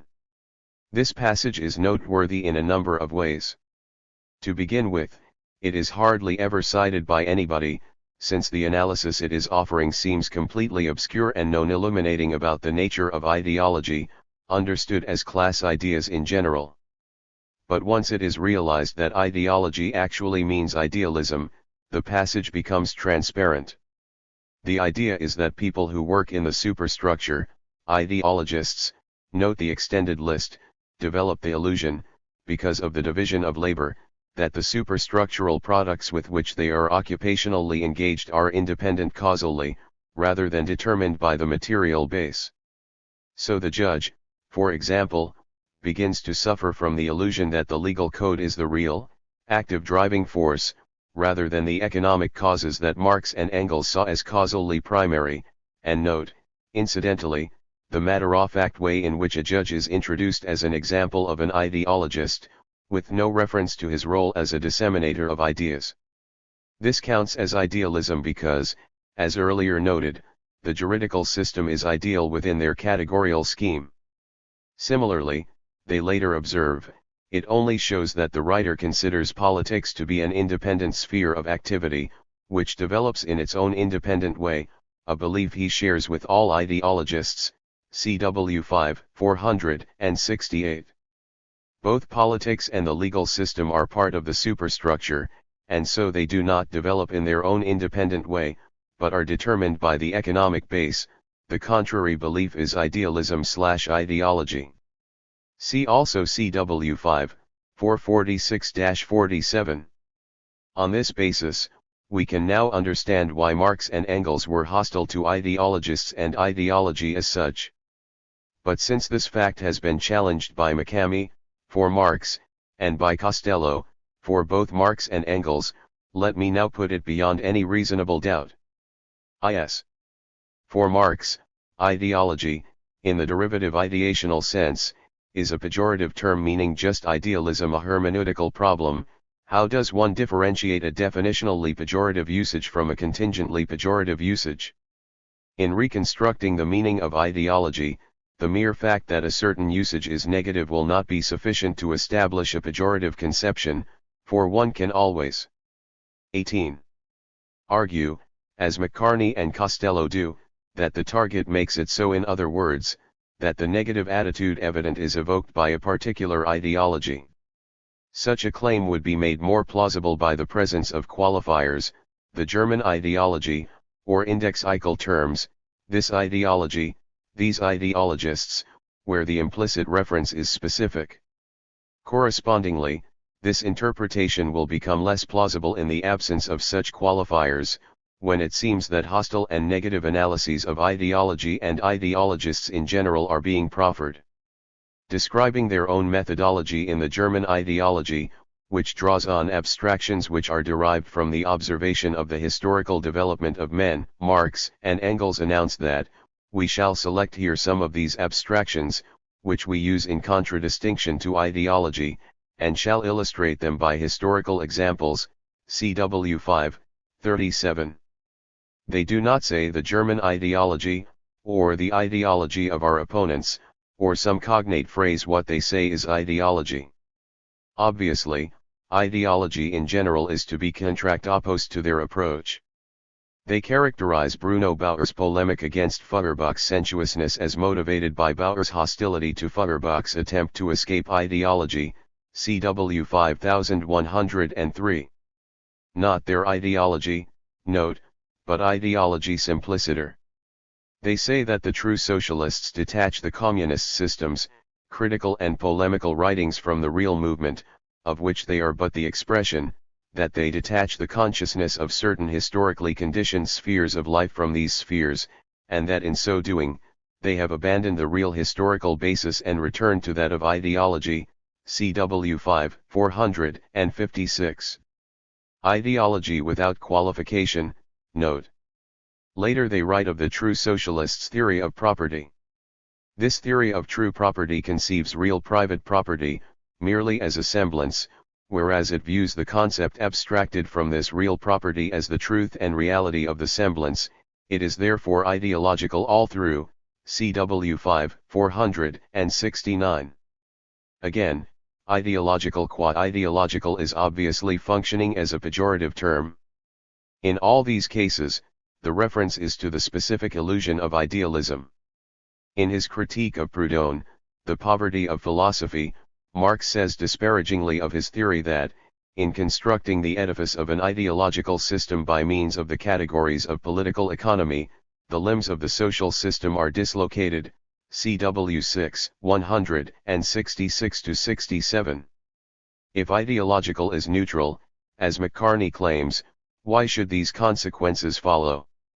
Similarly, in a brief 1880 journalistic note, Marx writes, to prepare the way for the critical and materialist socialism which alone can render the real, historical development of social production intelligible, it was necessary to break abruptly with the ideological reed, idealistic economics of which Proudhon was unwittingly the last incarnation, CW 24, 326-27, see also CW 6, 169-70. And in an 1861 letter, there is a dismissive paragraph. 19. About a work by Ferdinand Lassalle, in which Marx comments that ideologism permeates everything, CW 41, 333.16. Let us now consider some generically negative characterizations of ideologists and their characteristic errors. In an 1843 newspaper article, Marx writes, "But let us not be too hasty, let us take the world as it is, let us not be ideologists," CW 1, 317. Can there be any doubt that being an ideologist implies not taking the world as it is? In the German ideology, Marx and Engels refer to the illusion of ideologists in general, the dogmatic dreamings and distortions of these fellows, CW 5, 62. This statement is explicitly about ideologists in general. In the passage cited earlier, there is another general characterization. Why the ideologists turn everything upside down, CW 5, 92. A few pages later they state that Bruno Bauer, along with all philosophers and ideologists, erroneously regards thoughts and ideas as the basis of this existing world, CW 5, 99. Again, there is an explicit characterization of what all ideologists do. Opposing Max Stirner's idealistic concept of freedom, Marx and Engels refer to the definition of freedom as self-determination, which occurs among all, and particularly German, ideologists, CW 5, 311. Marx and Engels' own materialistic view has been given earlier. Liberation is a historical and not a mental act, and it is brought about by historical conditions, CW 5, 38. Since German ideologists are explicitly demarcated as a subgroup within a larger category, even McCartney can hardly deny that we are being given a general description of a characteristic illusion held by all ideologists. See also CW 5, 446-47. Later they say that as in general with ideologists, they inevitably put the thing upside down, CW 5, 420. They state that it only shows that the writer considers politics to be an independent sphere of activity, which develops in its own independent way, a belief he shares with all ideologists, CW 5, 468. In all these references, which are prima facie generic pejorative statements about ideologists as such, using such terms as the, all, and in general, and devoid of qualifications, McCartney has to claim, quite implausibly, that the reference is really just to certain kinds of ideologists. Engels' later use of ideology is completely continuous with Marx's. As we have seen, McCartney's interpretation requires the drawing of a dividing line between Marx's and Engels' positions. My own suggestion is that we need to see Engels' genetic accounts of ideology simply as extrapolations from his and Marx's position in the German ideology, attempts to advance, without any great philosophical sophistication, but defensibly nonetheless, a normative thesis about the causation of belief. 20. If one is offering a causal analysis of belief, then epistemological questions are raised about the epistemic respectability of one's own beliefs. For some philosophers, determinism rules out any chance of such respectability. We can never know whether our beliefs are well-founded or not, but for others, the criterion is simply whether or not one's adherence to a belief can, normative can, survive exposure of its particular causal history. Thus, if one has come to believe P as a result of a causal chain without any evidential links or because of apparently evidential links that are actually epistemically deficient, then a rational cognizer should abandon the belief. Now, if historical materialism is correct about the overall causal patterns in society, then the idealistic belief in the absolute, as against relative, autonomy of superstructural regions is, a, false and, b, preeminently caused, via a non-evidential, or deficiently evidential, causal chain, by the division of material and mental labor. Superstructural workers will therefore be inclined to propose sociologically inverted theories of society, turning things upside down, in the earlier language of the German ideology, idealistic internalist accounts of the development of their own field, and, reflexively, false genealogies for these theories, since they will not recognize the actual, in this case epistemically subversive, because non-evidential, material determination of their own views. Correspondingly, the realization of the epistemically disreputable character of the causation involved should, if one is a rational cognizer, lead one to abandon the idealistic belief. But idealism is ideology. So the result would be the end of ideology. First, let me prove quickly, against Costello rather than McCartney, Engels' employment of the definitionally pejorative, idealistic sense of ideology. In Anti-Dühring, Engels says, the philosophy of reality, therefore, proves here again to be pure ideology, the deduction of reality not from itself but from a concept, CW 25, 89.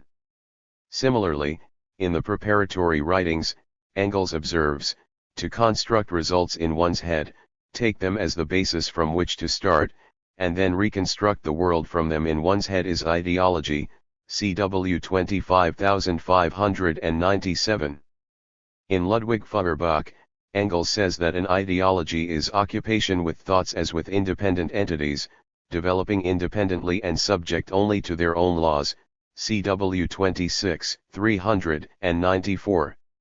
It should be evident that in all these cases, ideology is being conceptually, not contingently, linked to a particular kind of error, see also CW 10, 556.18. Correspondingly, Engels derives the verb ideologies as itself a pejorative term, which appears, contra McCartney, in both his early and his late writings, CCW 6, 267, CW 23, 381, CW 25, 597. Let us now move on to Engels' causal accounts, which McCartney finds so baffling and which are actually so transparent once they are seen as continuous with the German ideology. A quote from the latter provides a 21. Good starting point. Marx and Engels argue that the true socialists detach the consciousness of certain historically conditioned spheres of life from these spheres and in so doing they have abandoned the real historical basis and returned to that of idealism, and since they are ignorant of the real connection, they can without difficulty construct some fantastic relationship with the help of some ideological method, CW 5, 456, my emphasis. Ignorance of the real connection, the real historical basis, i.e., material determination, makes ideological/idealistic constructions possible. Now consider what Engels says 40 years later in Ludwig Feuerbach and the End of Classical German Philosophy. He points out there that everything which motivates men must pass through their brains, thereby becoming ideal powers, so that obviously idealism cannot be defined in these terms, CW 26, 373. The real distinction must be drawn elsewhere. The question also arises. What are the historical causes which transform themselves into these motives in the minds of the actors? The deficiency of the old materialism, ontological, but unhistorical, is that it never asked itself this question. Rather it takes the ideal driving forces which operate there in history as ultimate causes, instead of investigating what is behind them, what are the driving forces of these driving forces. Were this investigation to be carried out, it would reveal, of course, that the real ultimate driving forces in history are economic, CW 26, 388-89. But those who fail to do this will remain historical idealists in their view of social causation. As an example, Engels cites the case of juridico-political idealism. The state as well as the public and private law are all determined by economic relations. But with the acquisition of the semblance of independence, the connection with economic facts gets well and truly lost, so that they are treated as separate spheres, each having its own independent historical development, CW 26392-93.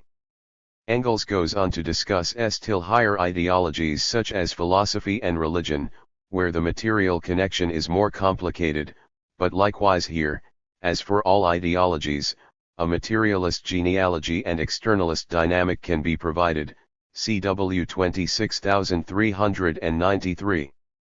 In the next paragraph, he delineates the crucial causal thesis: an ideology is occupation with thoughts as with independent entities, developing independently and subject only to their own laws.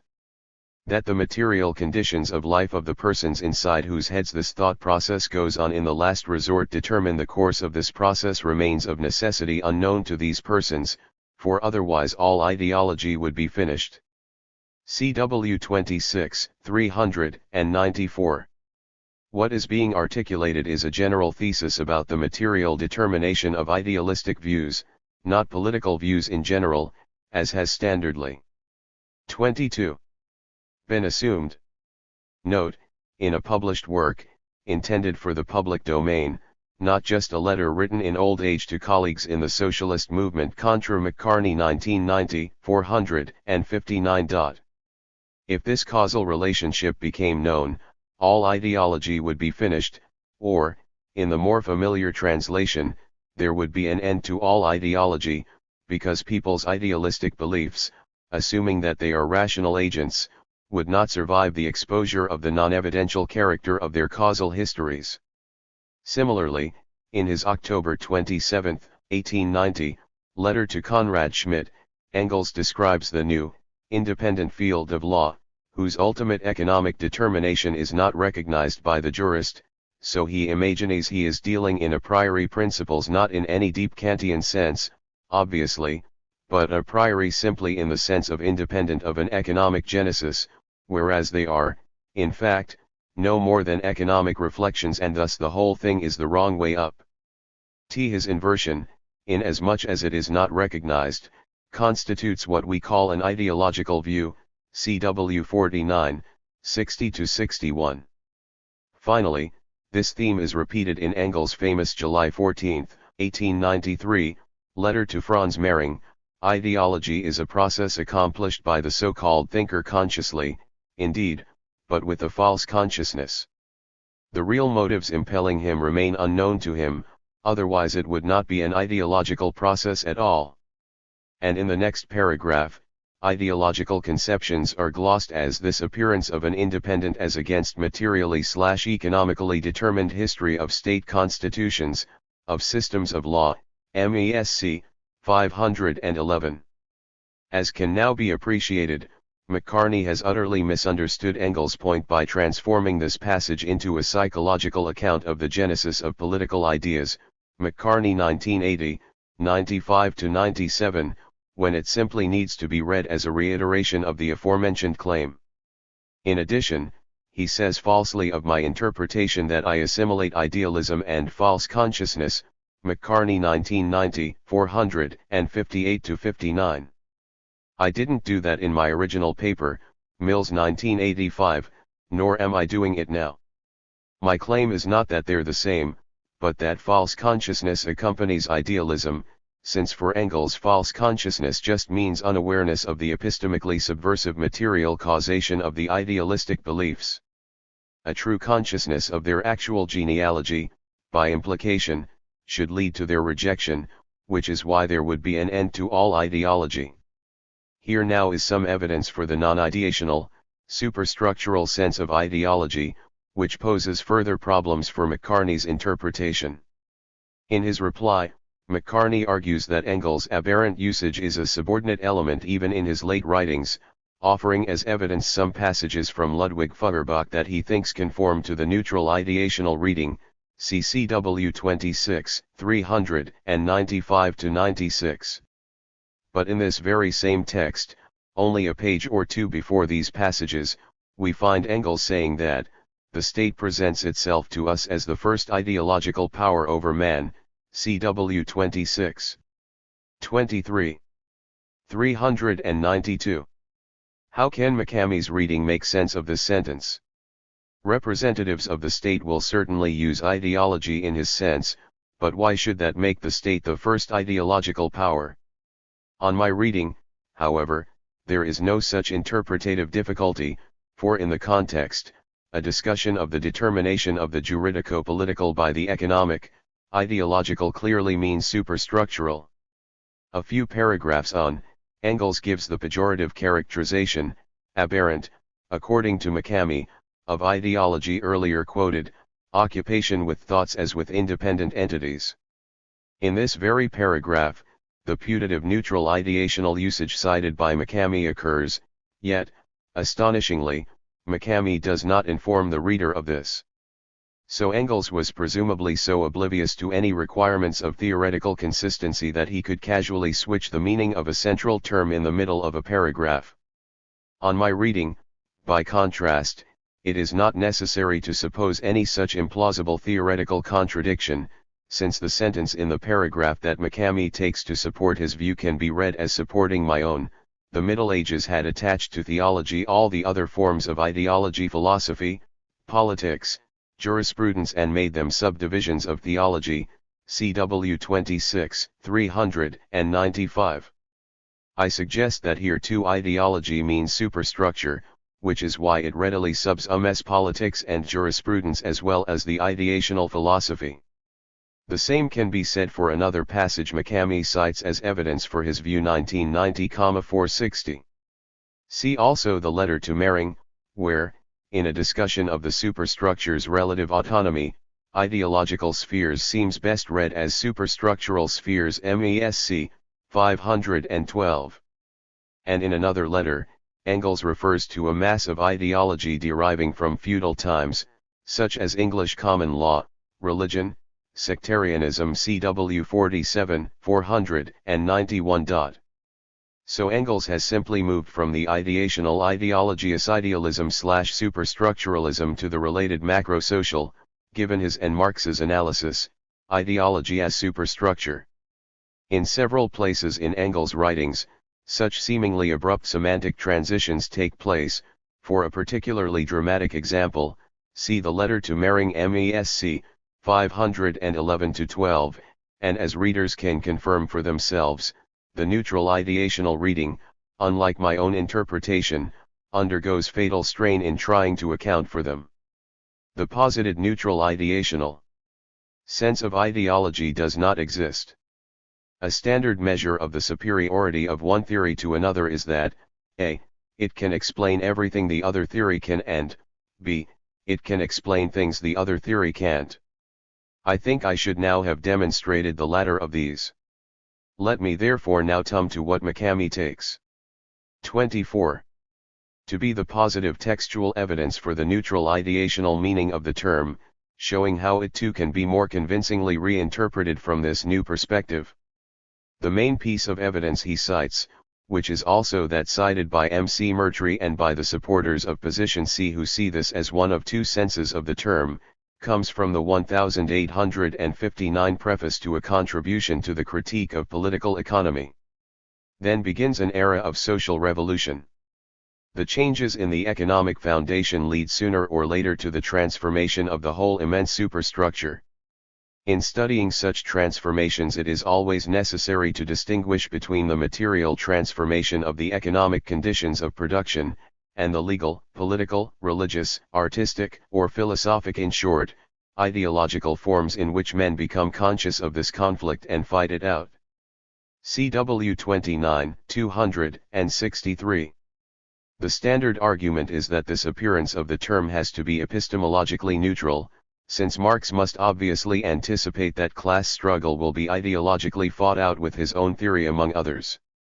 Given the central theoretical status of the preface, it has then seemed reasonable to infer a general commitment of Marx to a non-pejorative conception.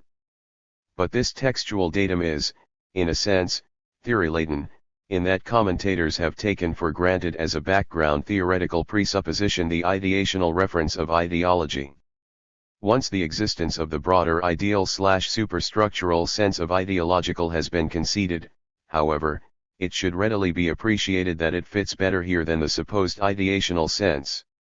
This is why the legal, political, religious, artistic, or philosophic can be glossed, in short, without qualification as ideological. They are all, including juridical changes and political struggles, subsumed by the superstructure. By contrast, McCamey and others have to make the additional assumption that Marx means to refer here to legal and political ideas. Thus it turns out that McCamey's strongest piece of evidence only seemed unequivocally to support his theory so long as the debate was confined to a choice between ideational references of the term. The other pieces of evidence he cites are much weaker. A reference from the German ideology to capitalism's destruction of the proletariat's entire ideological superstructure, CW 5, 372-73, which he sees as indicating a positive view of ideology, McCamey 1990, 452, can be interpreted along the ideal/superstructural lines. Mention in the same work of ideological theories and postulates, or to the thoughts and ideas of the ideologists, which McCamey takes as indicating a neutral tone, McCartney 1990, 452-53, cannot, it should be obvious, constitute evidence either. 25. Of neutrality or negativity on the part of Marx and Engels. In the absence of any further characterization, these references are underdetermined, consistent equally with either a neutral or a pejorative idealist, reading. Finally, to describe as evidence for a positive view of ideologists, McCartney 1990,453, the manifesto's line about the portion of the bourgeois ideologists, who have raised themselves to the level of comprehending theoretically the historical movement as a whole, CW 6, 494, is really grasping at straws. Obviously Marx and Engels' implication is that these individuals being bourgeois ideologists has been an obstacle to such comprehension, which is precisely why raising themselves has been necessary. The posited generically pejorative sense of ideology does not exist either.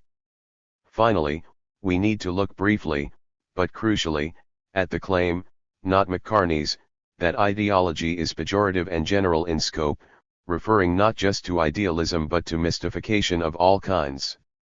As indicated at the start, this has in fact been the dominant view among commentators, position A.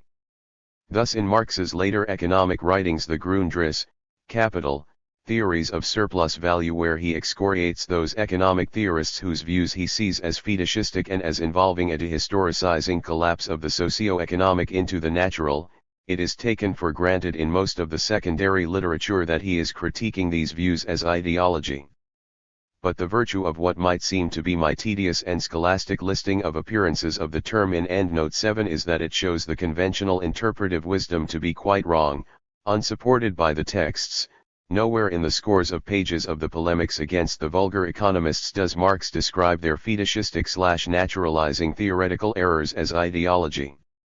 And if my foregoing analysis has been correct, this conclusion is quite unsurprising, since fetishism is not a variety of idealism but rather an example of vulgar, unhistorical, materialism. Moreover, my reading is able to explain what the conventional reading cannot, why it is that far and away the greatest number of appearances of the term are concentrated in the German ideology. If ideology were a generically pejorative term for Marx and Engels, we would expect to find it used wherever they are attacking bourgeois and mystificatory views, which they certainly continued to do over their entire intellectual lives. But in fact the distribution of the term over the tens of thousands of pages of these 49 volumes is, with overwhelming disproportion, focused largely in just one work, the German Ideology, their main discussion and critique of sociological historical idealism. It is used here ad nauseam, it is not used in the critique elsewhere of fetishism. Surely this 26 is prima facie evidence that, contra the dominant interpretation, it was never intended by them to be a generically pejorative term. 19. Summary of the new position's interpretive advantages. Since this discussion has been lengthy, let me now sum up the respects in which I believe my interpretation is superior to McCartney's and, where the points are applicable, to the conventional reading, position A. McCartney's univocal, neutral reading is either unable to explain or has significant difficulty in explaining the following facts. 1. There is substantial textual evidence that Marx viewed ideology and ideologists negatively. McCartney denies this for ideology. 2. Engels clearly had a pejorative conception of ideology, conceded by McCartney, a theoretical divergence, on McCartney's reading, which does not even develop consistently over time, since paragraphs can be found in which it coexists with the putative neutral conception. 3. In the German ideology, Marx and Engels offer an analysis of the connection between ideology and the division of labor that is strange for both the neutral partisan class ideas conception and the generically pejorative conception of ideology. 4. Similarly, Engels later repeatedly gave puzzling genetic accounts and odd theoretical characterizations of ideology. 5. Marx and Engels never refer to their own theory as an ideology. 6. The overwhelming majority of the appearances of ideology and its derivatives are in the German ideology, their main discussion of sociological idealism. This is also a crucial point against the conventional reading, position A. 7. Marx never describes the fetishistic naturalistic errors of the economists he discusses in Capital, the Grundrisse, or theories of surplus value, as ideology or ideological, ditto. 8. The eclecticism of the lists of ideologists Marx and Engels give in the German ideology, and the connection with unproductive laborers, including soldiers, in the economic writings, is peculiar if an ideologist is specifically a class thinker. The main attraction of McCartney's interpretation is the theoretical congruity of an epistemologically neutral conception of class ideas with what one would expect the commitments of historical materialism to be. But since, on my reading, ideology's pejorative ideational reference is not to 27. Partisan class ideas in general but only to idealism, my interpretation is likewise consistent with such an epistemological neutrality. The main attraction of the conventional interpretation is its fascination as a challenging thesis in the sociology of belief and as a weapon for the left to use against the right. But this weapon has tended to turn against the user, generating logical problems of self-refutation, political problems of sectarianism, and intellectual problems of decades of fruitless effort trying to work out a general theory of ideology as mystification supposedly implicit in Marx's work. On my reading of Marx, one can theorize more cautiously about particular negative ideational tendencies in class society without being committed to any global macro theory about the wholesale contamination of the ideational realm by something called ideology. The new position as the old position in classical sources. I now want to show that, although this reading may seem quite eccentric to a contemporary Marxist audience, it was in fact recognized by some of those closer in time to Marx and Engels' writing. In his 1895 work, The Development of the Monist View of History, George Plekhanov refers repeatedly to the ideological superstructure.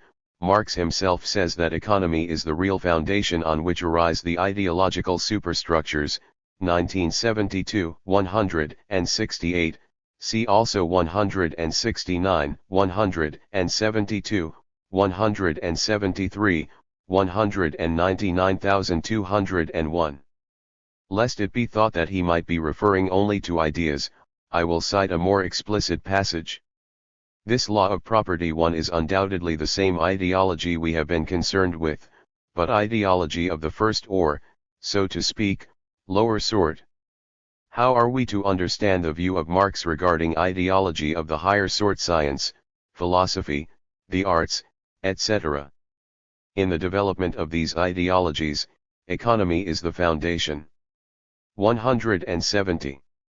So for Plekhanov law itself is ideology, and he recognizes that for Marx and Engels ideology referred to the whole superstructure.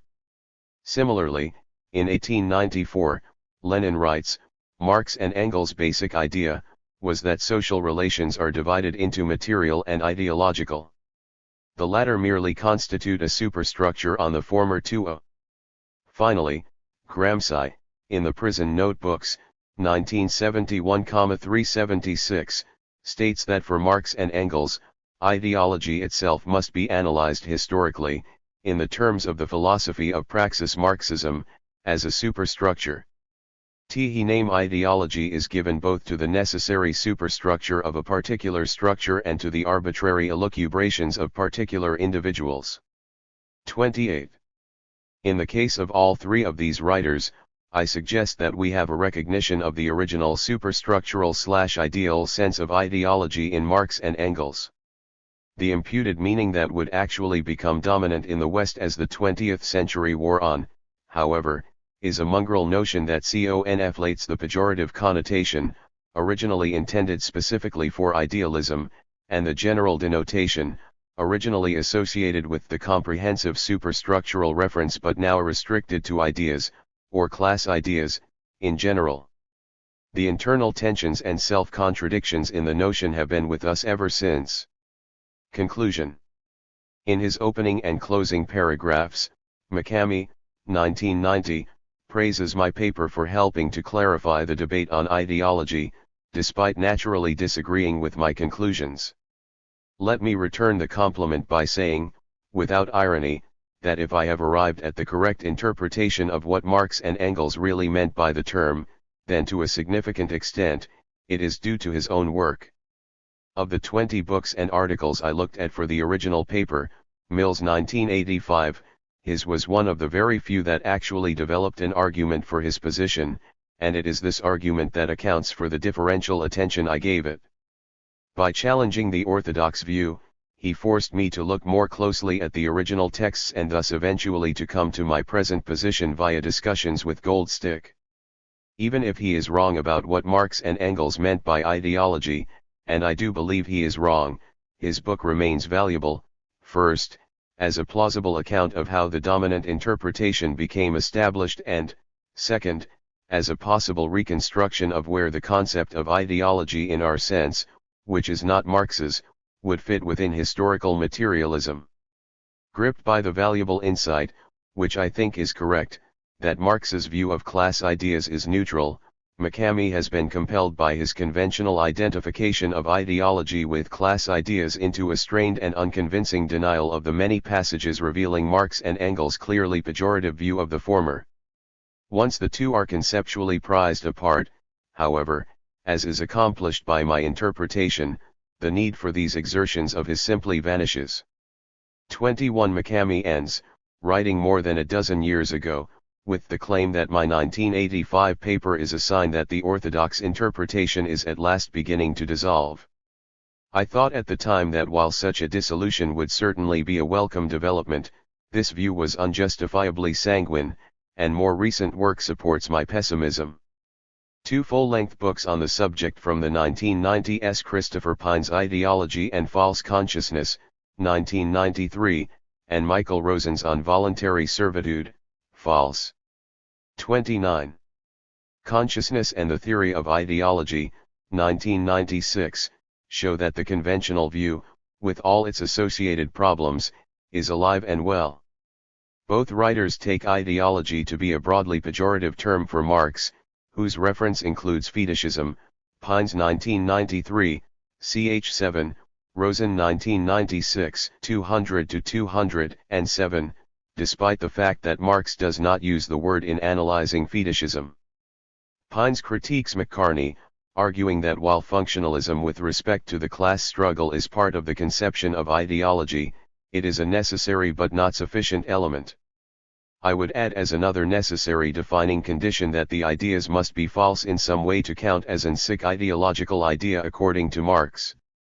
The general point I take Marx to be making in his political writings is that the ideologies used in class struggles, whether ruling class ideologies or the ideologies of the oppressed, are epistemologically flawed in some manner.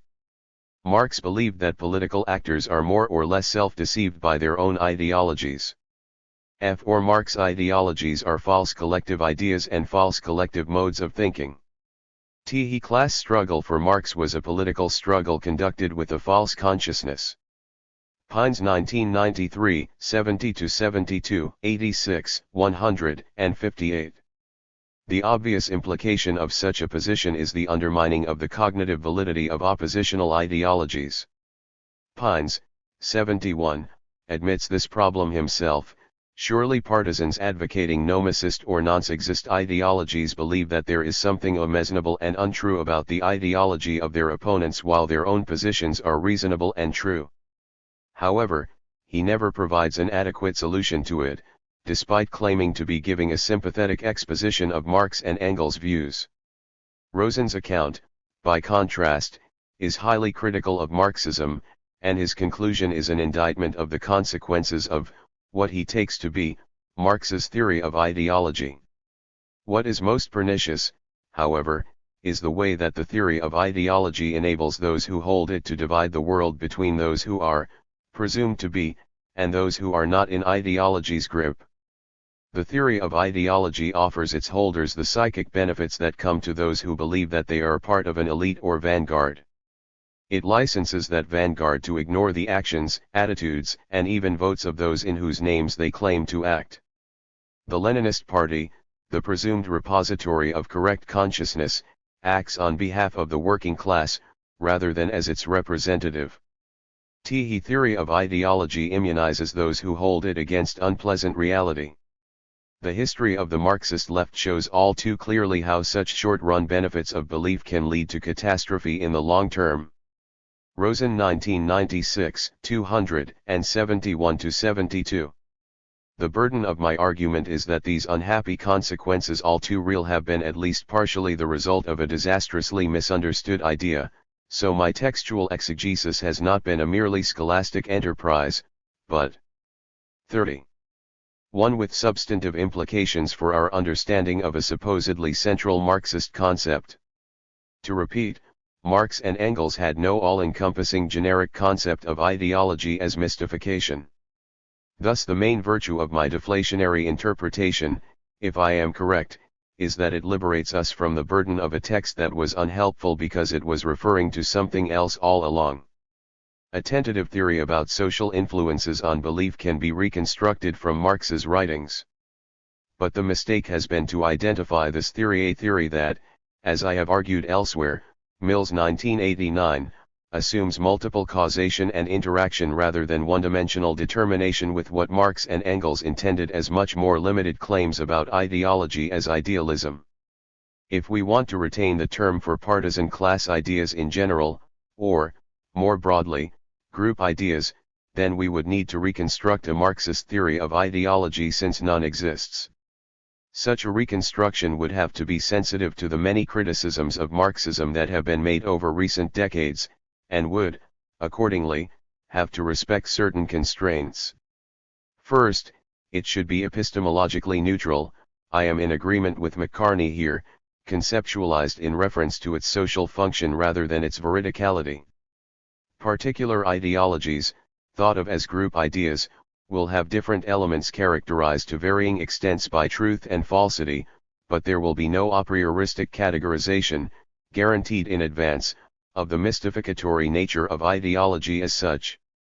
In this way, the standard accusations of inconsistency, self-refutation, or self-serving exceptionalism can be avoided, i.e., why are your views not also ideological?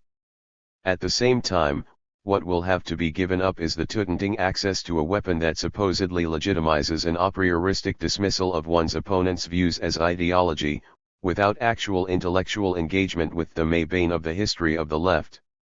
Correspondingly, the goal of extracting from Marx and Engels' writings a general theory of ideology as anti-science and mystification, with all its implausibilities and sweeping counterfactual claims about actual societies and people's actual beliefs, will be realized to have been chimerical all along.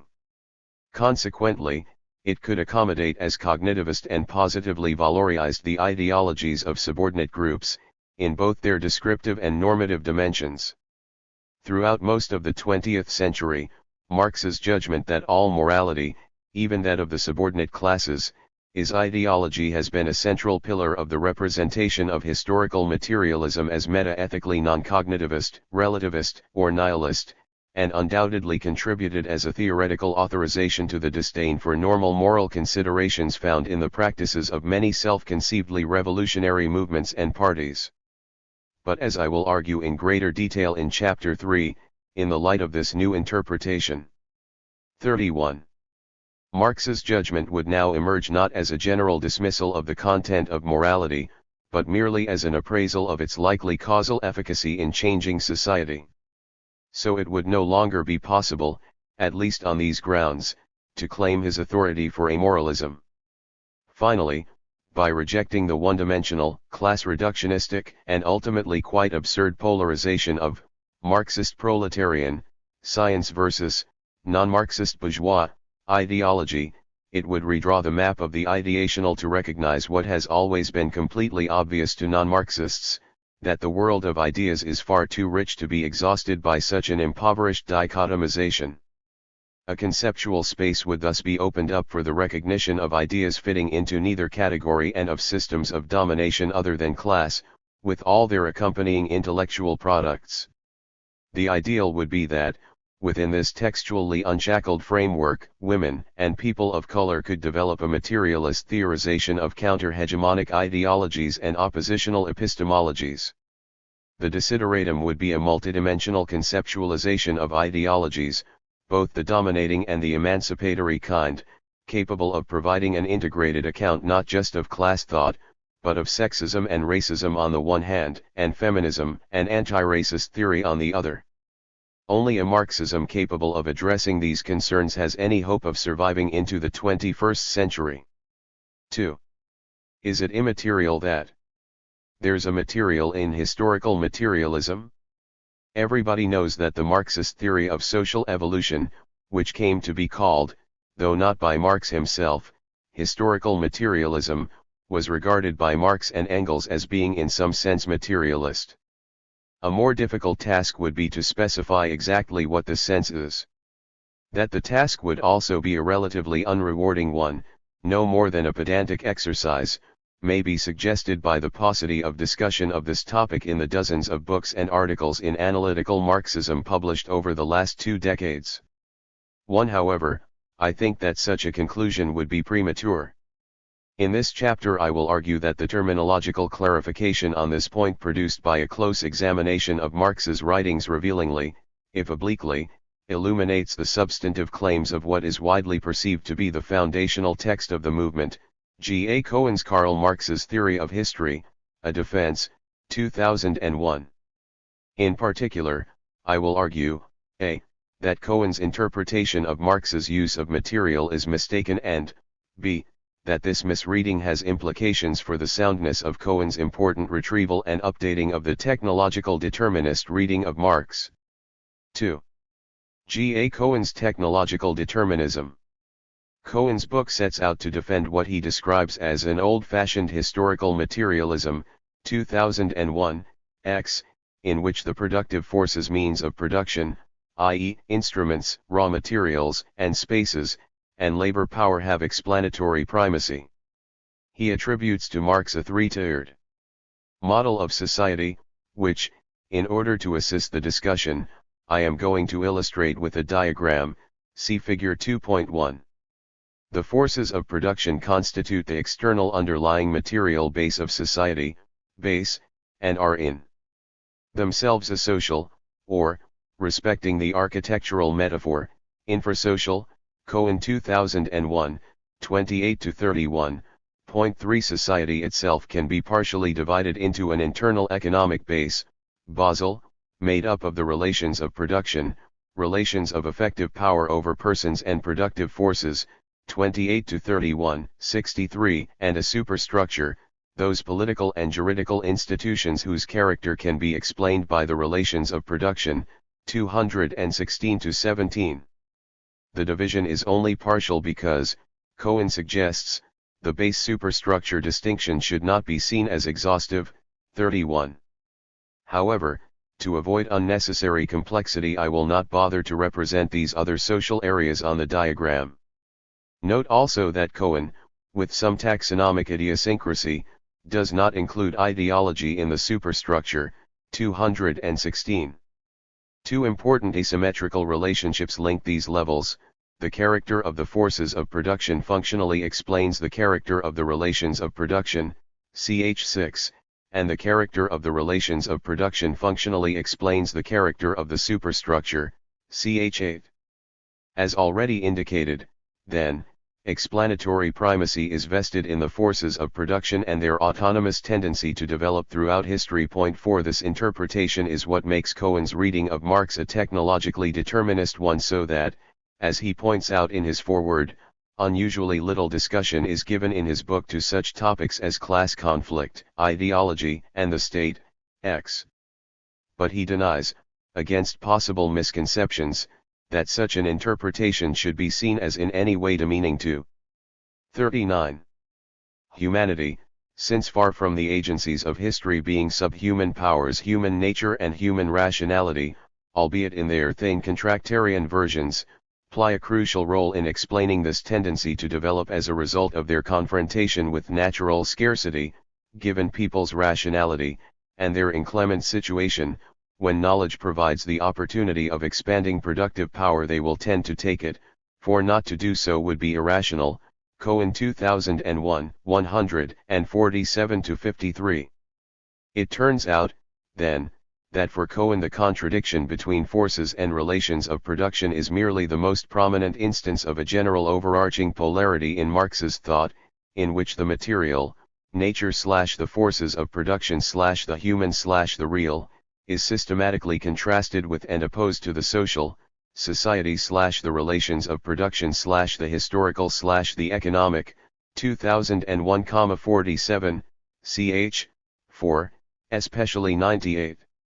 Thus, as he summarizes his position in a later paper authored with Will Kimlicka, Cohen and Kimlicka 1988, 171, the fundamental explanation of the course of social change lies in facts that are in an important sense asocial, and, in one sense of the word, material.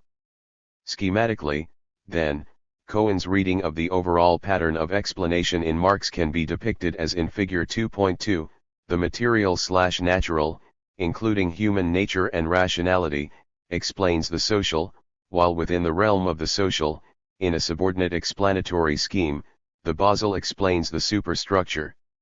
Cohen's recommended classification therefore has the following implications. 1. The forces of production are in no way inherently social.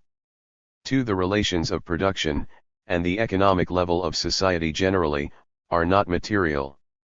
3. The material is opposed to the social rather than the ideal. 4. Historical materialism is a theory about the determination of the social by the material, where the material is essentially a category of the natural, socio-neutral facts about society and human beings. Now what I want to suggest is that, as an interpretation of Marx's intentions, all of these points are mistaken. A secondary issue is that they also diverge quite radically from the old-fashioned interpretation of Marxism offered by Marx's literary partner for 4 decades, Friedrich Engels. While this consideration should of course in no way be taken as decisive, I think the anti-Engelsian operating principle in much of the secondary literature is mistaken in its dismissal of Engels as the main source for whatever is taken to be dogmatic, vulgar, and generally misguided in the Marxist legacy. Therefore, I will accordingly feel justified in sometimes citing Engels' views as supporting evidence. 5. The conventional interpretation, and Engels, of the significance of Marx's choice of the word materialism to describe his theory of history, which can be found in any standard intellectual biography. 6. Is that Marx is drawing some kind of implicit analogy between the materialism-idealism dichotomy in philosophy and 2 opposing positions in socio-historical theorizing. The comparison is between the ontological primacy of matter and the explanatory primacy of the economic, which is referred to as material, which includes both the forces and relations of production, sometimes jointly dubbed the mode of production, and which is opposed to the explanatorily subordinate, ideal, superstructure. 8. As emphasized in Chapter I, idealism in this context, of course, has no ontological implications. It does not, for example, commit one to the non-physical character of ideas, but it does indicate a set of possible superstructuralist mistakes about the actual ordering of causal hierarchies in society. For example, the belief that society is held together by values, or that the rise of capitalism is to be attributed to the growth of the Protestant ethic, or that major juridical changes can be given a purely intimalist explanation. Thus far from its being the case that the material for Marx is to be contrasted with the social, the whole point of his famous inversion of Hegel and of his polemical battles with the young Hegelians, which occupy so many hundreds of arid pages in the Holy Family and the German Jadology, is that society has both material and ideal elements, which Marx saw himself as putting in their correct causal relationship. Retaining the same three tiers, then, we get a somewhat different picture of their interrelation and respective categorization, which is shown in Figure 2.3. The forces and relations of production cannot be as sharply separated from each other as on Cohen's model, and together they constitute a single material economic base. However, two levels of materiality have to be distinguished, corresponding to natural and social materiality, respectively, material 1 and materia 2.9. Thus, as earlier indicated, the material does not have the same sense as it does for Cohen. Let us call it the material to register this difference. A more complex explanatory picture is therefore entailed. The material, in the comprehensive sense, explains the ideal, but the material is also internally differentiated into the natural and the economic, which are in an interactive dynamic with each other. The following metaphor may bring the distinction home. For Cohen, explanatory primacy can be located in a single battlefront, the confrontation of abstract classless humans with nature, employing their rationality to overcome scarcity.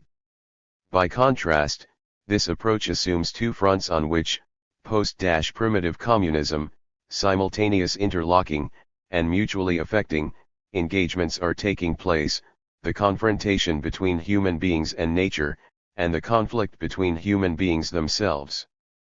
Thus class struggle and, for those seeking to synthesize Marxism with other theories, other kinds of group struggle is theoretically central in Figure 2.4, whereas it is not in Figure 2.2. It is not the case, then, that historical materialism is asserting the determination of the social by the infrasocial, for the social, in the form of the economic, appears within the general category of the material. What I must now attempt to do, of course, is to show that it is this picture rather than Cohen's that is true to Marx's intentions. Since this textual exercise will be tedious, albeit in different ways, for both writer and reader, it may be worthwhile to recapitulate its justification, and to answer some possible objections. The main justification is simply the importance of Cohen's book. The author of a 1987 survey article describes it as the most influential work on Marx's theory of history in the last 10 years, and perhaps the last 25, Arnold 1987, 277, and it is, as indicated, seen as the foundational text of analytical Marxism. Thus if Cohen can be demonstrated to get this question illuminatingly wrong, the effort of wading through thousands of Marx's pages will not have been wasted. It might be objected, though, that the extensiveness of Marx's writings, and possible fluctuations in his usage, mean that a definitive case cannot be established anyway, or at least not at chapter length. I think there is some truth in this, and my sights will accordingly be set lower by showing that, at the very least, a strong presumptive case can be made against Cohen's reading via the citation of references from a wide range of works composed at different periods.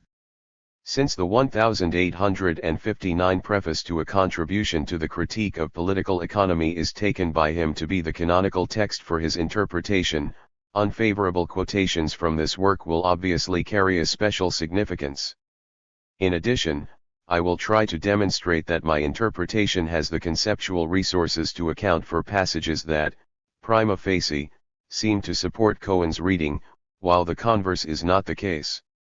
Finally, once the terminological evidence for an alternative interpretation has been accumulated, I will argue that this interpretation independently supports some of the major critiques of Cohen.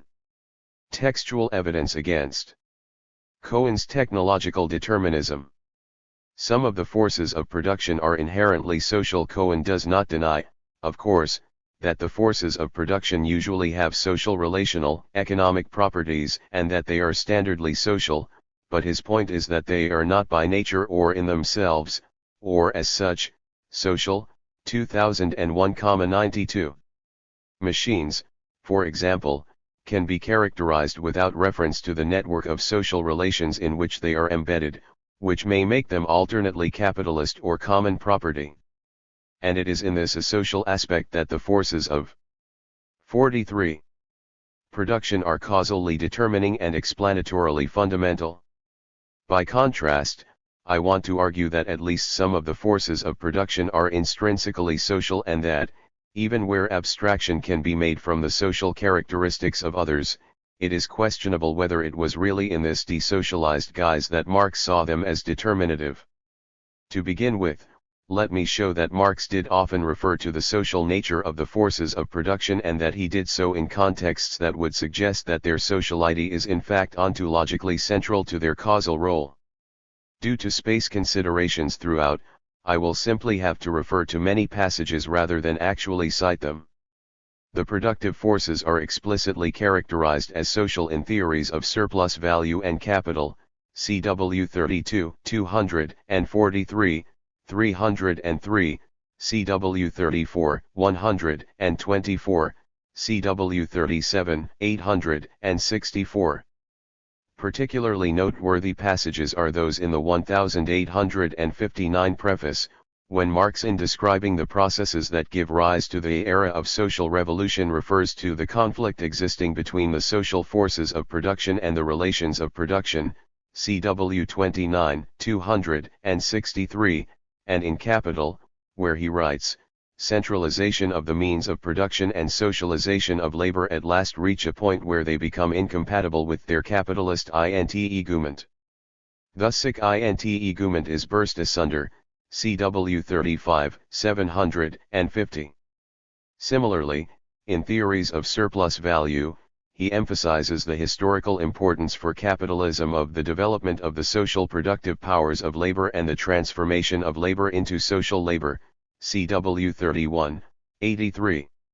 He attributes the deepest and most hidden cause of capitalist crises to the fact that bourgeois production is compelled by its own immanent laws, on the one hand, to develop the productive forces as if production did not take place on a narrow restricted social foundation, while, on the other hand, it can develop those forces only within these narrow limits, CW 32, 274.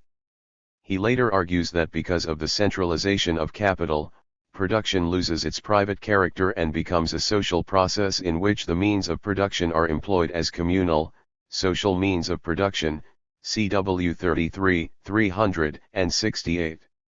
Also noteworthy is his emphasis that, past the first animal state, man's relationship to nature is mediated by his relationship to other men, CW 33, 301, which puts into question the viability as an explanans of Cohen's picture of an abstract humanity confronting nature, figure 2.2.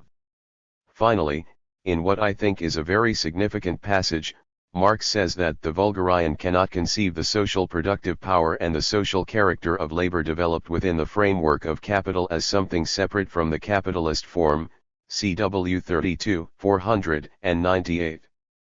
I infer from Marx's scorn that certain social aspects to the productive forces and labor are separable from the capitalist form, and I suggest on the basis of the aforementioned quotes, that these aspects enter into the conflict between the productive forces and the relations of production. The obvious candidate for such a role is the social division of labor. But Cohen expressly excludes these relations, what he calls material/technical work relations, from the productive forces, though he concedes they do belong alongside them, 2001, 113. Many critics have pointed out that this position seems to run directly counter to Marx's intentions. Low in the German ideology, for example, Marx and Engels say directly that a certain mode of production, or industrial stage, is always combined with a certain mode of cooperation, or social stage, and this mode of cooperation is itself a productive force, CW 5, 43, see also 48. Comparable passages on the role of the division of labor can be found in Wage Labor and Capital, CW 9222-24, the Grundriss, CW 28, 452-53, and Capital, CW 35, CHS 13 and 14, CW 35, 752, CW 37,85,637, the latter reference, interestingly, is to the social natural forces of labor arising from cooperation, division of labor, etc. My emphasis. And in theories of surplus value, Marx singles out as one of two cardinal facts about capitalist production the organization of labor itself as social labor brought about by cooperation, division of labor, and the linking of labor with the results of social domination over natural forces, which leads to the elimination of private labor, CW 33, 342-43. What these quotations suggest is that the conflict between forces and relations of production is in at least certain respects intrasocial, the conflict between a particular social mode of organizing labor, extensive division of labor and socialization of the work process, that is developed by capitalism but is more appropriate to socialism, and an intrinsically capitalist social mode of appropriation of the products of this labor. It is worth pointing out that Engels unequivocally viewed the situation in these terms. Thus, in Socialism, Utopian and Scientific, he claims that the central conflict of capitalism arises out of the contradiction between socialized production and capitalistic appropriation, which manifests itself as the antagonism of proletariat and bourgeoisie, CW 24, 311. The rebellion of the productive forces, against their quality as capital, then, Cohen's striving of the asocial material content against the social form, consists for Engels in the demand for the practical recognition of their character as social productive forces, so that the modes of production, appropriation, and exchange can be harmonized with the socialized character of the means of production, CW 24, 316-20, Engels emphasizes throughout. In effect, then, Engels is providing an explanation sketch connecting, at least for capitalism, the two main contradictions highlighted with apparent contradictoriness of another sort in Marxist theory, that between the forces and relations of production and that between classes. Insisting 45. On the sociality of the forces of production makes this connection intelligible. By contrast, for Cohen, the class struggle is theoretically marginalized because the human powers drawn upon in the conflict of forces and relations of production are asocial, unmediated by class. I will elaborate on this point's significance later. The relations of production and the economic level of society are material. A complicating factor here is that, as noted, Cohen does see work relations as being material relations of production. By contrast, what we are looking for is textual evidence that Marx considers social relations of production power relations that underlie property relations to be material. In On the Jewish Question, Marx links the egoistic life of civil society with material life, and he refers to material elements, such as private property, CW 3, 153-54. In the 1844 manuscripts, he says that political economy expresses the material process through which private property actually passes, CW 3, 270. And he later describes as one of Feuerbach's great achievements the establishment of true materialism and of real science, by making the social relationship of man to man the basic principle of the theory, CW 3, 328. In The Holy Family, Marx writes that for old political economy, the decisive factor was the material power of capital and of landed property, CW 4, 49.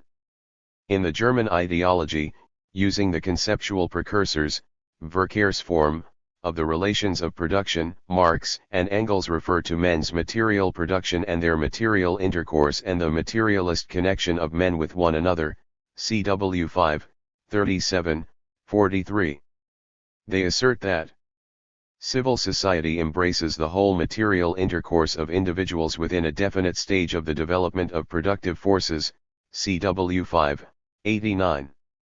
Correspondingly, they say that each stage of history contains a material result, a sum of productive forces, a historically created relation to nature and of individuals to one another, so that the material elements of a complete revolution require both the existing productive forces and the formation of a revolutionary mass, CW 5,54. They describe the ruling class as the class which is the ruling material force of society and claim that the ruling ideas are nothing more than the ideal expression of the dominant material relations, the relations which make the one class the ruling one, CW 5,59, see also CW 5,42, 176, 195, 235, 318, 329, 333, 55, 395. Later writings confirm this pattern. In the Communist Manifesto, changes in the material conditions of existence are associated with abolition of the bourgeois relations of production, CW 6, 514. In the 18th Brumaire of Louis Bonaparte, the material conditions of existence refer to two different kinds of property, CW 11, 128. In the 1859 Preface, the material conditions of life are associated with Hegel's concept of civil society and assigned explanatory primacy vis-a-vis legal relations and political forms, CW 29, 262. Marx refers to the material transformation of the economic conditions of production and says that the contradictions of material life are the conflict existing between the social forces of production and the relations of production, CW 29, 263. Note that this is an explicit statement, contra Cohen, of both the materiality and the sociality of this conflict. Wage labor and capital begins with a statement about the economic relations which constitute the material foundation of the present class struggles and national struggles, CW 9, 197. Similarly, in Marx's famous December 28, 1846, letter to Pvnenkov, he says that man's material relations form the basis of all his relations, CW 38, 96. U in the Grundriss, the relations of production are later referred to as those material relationships, CW 28101, see also CW 29, 92.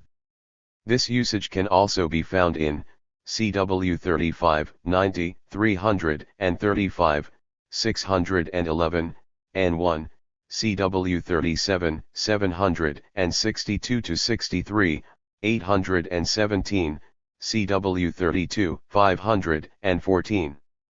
Finally, material and economic are themselves often used interchangeably, for example, in the German ideology, CW 5, 81, Moralising criticism and critical morality, CW 6, 319-20, and the Communist Manifesto, CW 6, 513-14, 515. My claim is that what this shows overall is that the reference of the material is broader than the forces of production and that this is obviously germane to the question of what material determination amounts to. The material, in the broad sense, is opposed to the ideal, not the social. The opposition of the material and the social is, as noted, one of the main pillars of Cohen's technological determinist interpretation of Marx. Since the material is part of the natural, this distinction is equivalent to a statement of the contrast between the natural and the social. Now I am not for a minute denying that such a contrast exists in Marx, nor that in his critiques of other theorists he frequently excoriated them for conflating the two. My claim is that this opposition does not play the central role Cohen attributes to it and that, in particular, it does not support an explanatory scheme in which the social is the explanandum and in which, part of, the natural is the explanans. What historical materialism really signifies, I am arguing, is a theory about the determination of part of the social by the material, which is both social and natural. Let me now try to explicate and defend this position, and at the same time provide an alternative account of the real import for Marx of material. The significance of this terminological choice, in my opinion, is that Marx and Engels regarded a particular sector of society, the economic sector, as having a causal autonomy, an independence of collective human. 47. Will, which was similar to the gnomic independence that, as ontological materialists, they saw in natural laws. The latter are paradigmatic ally material, being neither created by us, ontologically dependent on us, nor causally dependent on us. By contrast, the materiality of social laws is weaker since, a. they are created by human activity and, b. they are ontologically dependent on us in the sense that, if all humans were to disappear, society and social laws would disappear with them. But what they do have in common with natural laws is a causal independence of us, in that, as long as class society exists, we are in a sense being constrained by our own creations. Thus conceptual links can be made here with the notion of alienation and the idea of human products becoming causally refractory. What makes the relations of production material, then, is this coercive character, this independence of our will, in contrast with that realm of greater human freedom Marx designated as the ideal, but which he warned could not be taken as explanatorily fundamental. Thus the basic opposition in his thought is not that between the material/nature/ the human/ the real and the social/ society/ the historical/ the economic, but that between the material/ the objective/ the causally independent/ the economic and the ideal, sometimes spiritual, / the subjective/ the causally dependent / the superstructural. 12. This analysis, it should be noted, is completely congruent with Marx's own account of his intellectual history, example in the 1859 preface that his theory, historical materialism, developed as an inversion, following Feuerbach's transformational method, of Hegel's historical idealism, in which an objectified mind/spirit is taken as the explanatory foundation. Throughout Marx's writings, then, we find a systematic opposition of the material and the ideal. On the Jewish question, the preconditions of the political state are sorted into material elements, such as private property, and spiritual elements, such as culture or religion, CW 3, 154. In the introduction to the contribution to the critique of Hegel's philosophy of law, Marx writes, as philosophy finds its material weapons in the proletariat, so the proletariat finds its spiritual weapons in philosophy, CW 3, 187. In the 1844 manuscripts, subjectivity and objectivity correspond to spirituality and materiality, CW 3, 302. In the Holy Family, the Bauer brothers' absolute criticism is lampooned for its mastery of the Hegelian art of converting real objective chains that exist outside me into merely ideal, merely subjective chains, existing merely in me, and this is contrasted with the mass who must not wish to abolish material estrangement by purely inward spiritual action, CW 4, 82, see also CW 4, 95. The German ideology is a sustained polemic against the idealism of the young Hegelians, who consider conceptions, thoughts, ideas, as the real chains of men, CW 5, 30, to which Marx and Engels oppose their materialist understanding of history, which requires a focus on individuals as they work under definite material limits, presuppositions and conditions independent of their will, CW 5, 36.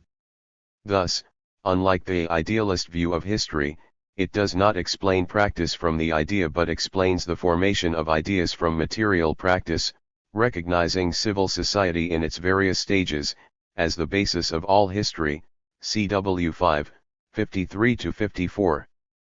For the fundamental form of individual's activity is, of course, material, on which depend all other forms mental, political, religious, etc. CW 5, 82, so that this material intercourse forms the basis of the state and of the rest of the idealistic superstructure, CW 5, 89, whereas the young Hegelians transform the idealist symptom into the material cause and so depict material history to be produced by ideal history, CW 5, 136-37. See also, CW 35, 19, 375, N2, CW 31, 182. The association between materiality and causal constraint/domination is also evident at several places in Marx's writings.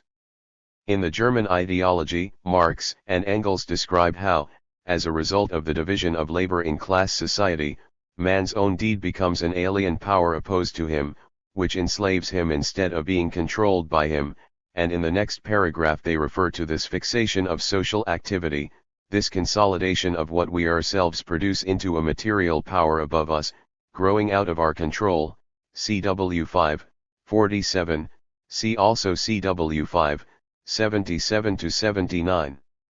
A particularly illuminating passage is their statement that in class society we have a totality of productive forces, which have, as it were, taken on a material form and are for the individuals themselves no longer the forces of the individuals but of private property, CW 5, 86.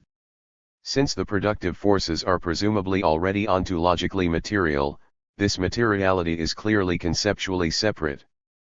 Similar or related passages can be found in CW 5, 93, 200,339,333,436-37,438,479. In the Grundriss, Marx describes how the social character of the activity of individuals appears as something alien to and existing outside the individuals, not as their relationship to each other, but as their subordination to relationships existing independently of them, CW 28, 94, see also CW 28, 98-99. In Capital, Marx says that men's relations to each other in production assume a material character independent of their control and conscious individual action, CW 35, 103. He later describes how production relations are converted into entities and rendered independent in relation to the agents of production, thus taking on the appearance of overwhelming natural laws, CW 37,818. Another revealing passage can be found in Theories of Surplus Value, where he says, with the development of the specifically capitalist mode of production, not only do these directly material things stand on their hind legs vis-a-vis the worker and confront him as capital, but also the forms of socially developed labor, cooperation, manufacture, as a form of the division of labor, the factory. These are all things which confront the individual workers themselves as alien and objective, CW 34, 123. The implicit contrast here is presumably with the indirectly materia, the division of labor, whose materiality/objectivity arises out of its causally constraining character in the context of capitalist production relations. See also CW 32, 400, and 5484. Finally, I want to point out that this interpretation is, ironically, most clearly vindicated in the 1859 preface itself, a passage from whose central paragraph forms one of the two epigraphs to Cohen's book. In the course of a brief intellectual autobiography, Marx traces the genesis and development of his own theory, and he gives the most famous and most quoted synopsis of it. As readers can verify for themselves, the key paragraph that begins the first work which I undertook has running systematically through it a polarity between the ideal/superstructural and the material/economic. Point 13. Thus in the first category are legal relations and political forms, the human mind, a legal and political superstructure, and forms of social consciousness, the general process of social, political, and intellectual life, ideological forms, social consciousness, and what an individual thinks about himself.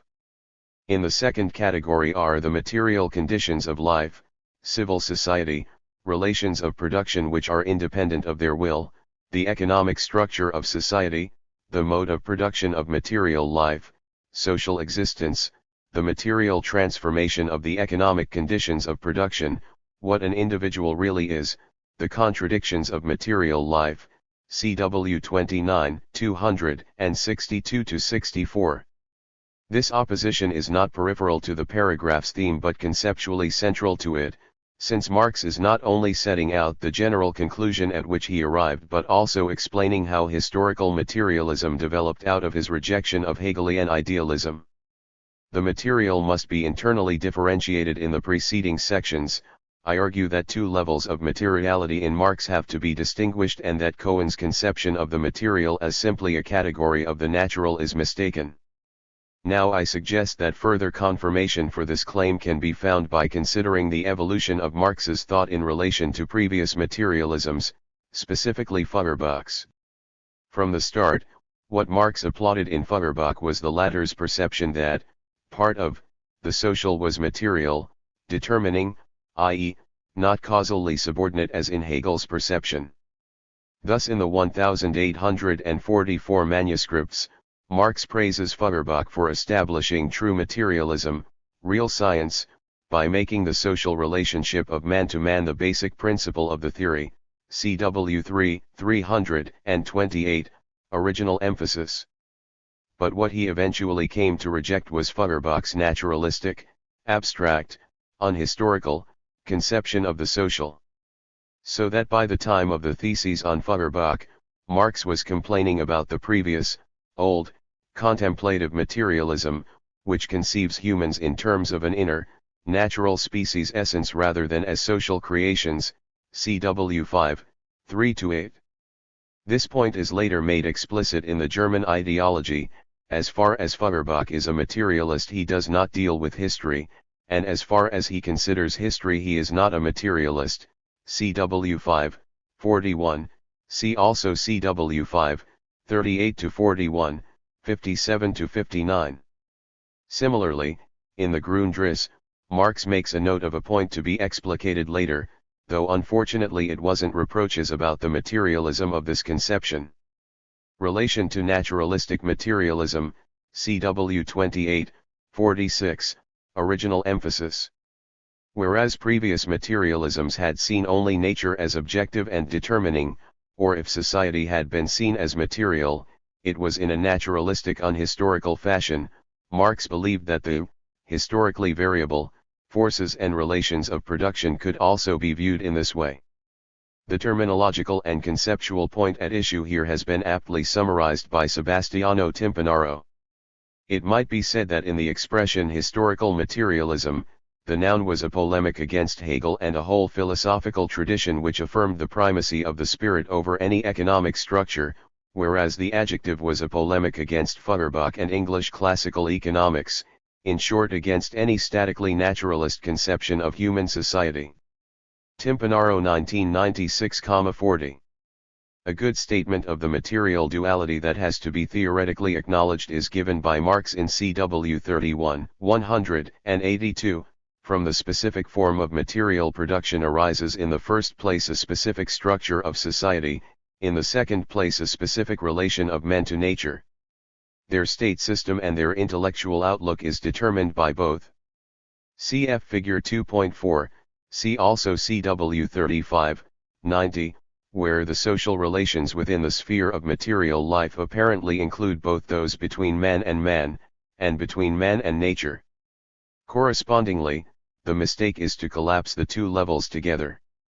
Thus Marx gives the physiocrats qualified praise for recognizing the bourgeois forms of production as physiological forms of society, as forms arising from the natural necessity of production itself, forms that are independent of anyone's will or of politics, etc. They are material laws, CW 30, 353, my emphasis. But the theoretical error of the physiocrats is that the material law of a definite historical social stage is conceived as an abstract law governing equally all forms of society, so that the bourgeois forms of production necessarily appeared as natural forms, CW 30, 353. Economic materiality is assimilated to a natural materiality, material. 2. Is collapsed into material. 1. Cohen does appreciate, of course, that one of Marx's concerns is to warn us against the conflation of the social and the natural, Cohen 20m, ch 4.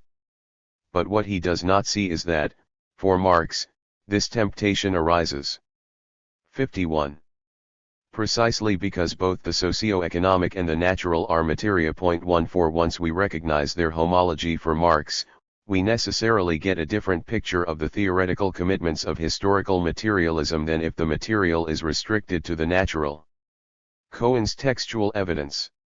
Let us now turn to the examination of the evidence Cohen offers for his own interpretation. His most detailed case for the material/social contrast is set out in Chapter 4, where he cites 4 passages from, respectively, Wage Labor and Capital, The Poverty of Philosophy, The Grundriss, and Capital, Volume 3. In these passages, a systematic distinction is established between, on the one hand, a Negro/a cotton spinning jenny/machinery/men/means of production, and, on the other hand, a slave/capital/an economic category/slaves or citizen/capital. Cohen sees this as the statement of a general rule: men and productive forces have material and social characteristics, but no social characteristics may be deduced from their material characteristics. 2001, 91. Now, as indicated, it is no part of my argument to deny that Marx frequently emphasizes the necessity for distinguishing between the natural and the social, and that in some contexts, though not, ironically, in any of the passages Cohen himself cites, he employs the word material to signify the natural. A good example of such usage, in CW 36, 227, fetishism is described as involving the metamorphosis of the social, economic character impressed on things in the process of social production into a natural character stemming from the material nature of those things. See also, CW 36, 204-5, 222-23, 356, CW 31,13, CW 32, 399, CW 31, 248. But my claim is that these and similar passages which, prima facie, might seem to constitute something of an embarrassment for my reading can be readily accounted for on the supposition that Marx was implicitly relying on one of the subdivisions of the material, without, because of his lamentable lack of training in analytic philosophy, spelling out for the reader the desirable terminological clarification. In other words, the same contrast could be drawn by explicitly distinguishing, as I have done, material, natural, and material. 2. Social. All the aforementioned passages could then be rewritten in this terminology, with fetishism thus emerging clearly as the methodological failure to differentiate the two varieties of materiality and their, analytically, separable causal chains. My claim, then, is that my recommended categorization can account for both the passages in Marx that Cohen has pointed out and the passages in Marx that I have pointed out. In the first set, the material, is contrasted with the social, i.e., the secondary opposition, in my view. 52. Which constitutes the internally complex explanans of figure 2.4. In the second set, the material, in the comprehensive sense, material, is contrasted with the ideal, i.e., the primary opposition, in my view, between explanans and explanandum themselves. Note that it is not, however, open to Cohen to reply in kind that the material-ideal distinction can correspondingly be accommodated on his explanation scheme, figure 2.2. For in the first place, nothing in his book indicates that the superstructure is ideal. In fact, his exclusion of ideologies, paradigmatic ally ideal, from the superstructure underlines his repudiation of such a categorization. And in the second place, and more important, Cohen's exclusive identification of the material with the natural logically precludes categorizing the relations of production as material, so that the basic superstructure relationship cannot for Cohen be a relationship of material determination. A strength of my interpretation, then, is that it offers a possible reconceptualization of the passages Cohen cites to support his reading, while it also is able to explain many passages that would be problematic for him. This also seems like a convenient place to mention two verbal incongruities generated by Cohen's reading. First, Cohen's separation of the relations and forces of production into internal and external bases means that one can no longer speak of the base and the superstructure, for there are supposedly two bases, though Marx only refers to one. See, for example, CW 35, 92-93, N1, where the base is clearly described as unitary, material, and economic. Second, Marx's theory of history has been called, hostilely, economic determinism, or more sympathetically, for example, by Engels, the economic interpretation of history. But, for Cohen, since the forces of production are infrasocial and therefore infra-economic, and since explanatory primacy is vested in them, it follows that this description has been fundamentally mistaken all along and that Marx's collaborator for 40 years did not even grasp the central theoretical claim of historical materialism. Critiques of Cohen. Finally, I want to demonstrate that this terminological and conceptual revision, that is, if it has been found independently convincing on textual grounds, can also be shown to support recent critiques of Cohen's technological determinism. The basic line of argument is as follows. For Cohen, as we have seen, the restriction of the material to the infrasocial underlies a conception of historical materialism as the determination of the social by purely natural human capacities and faculties.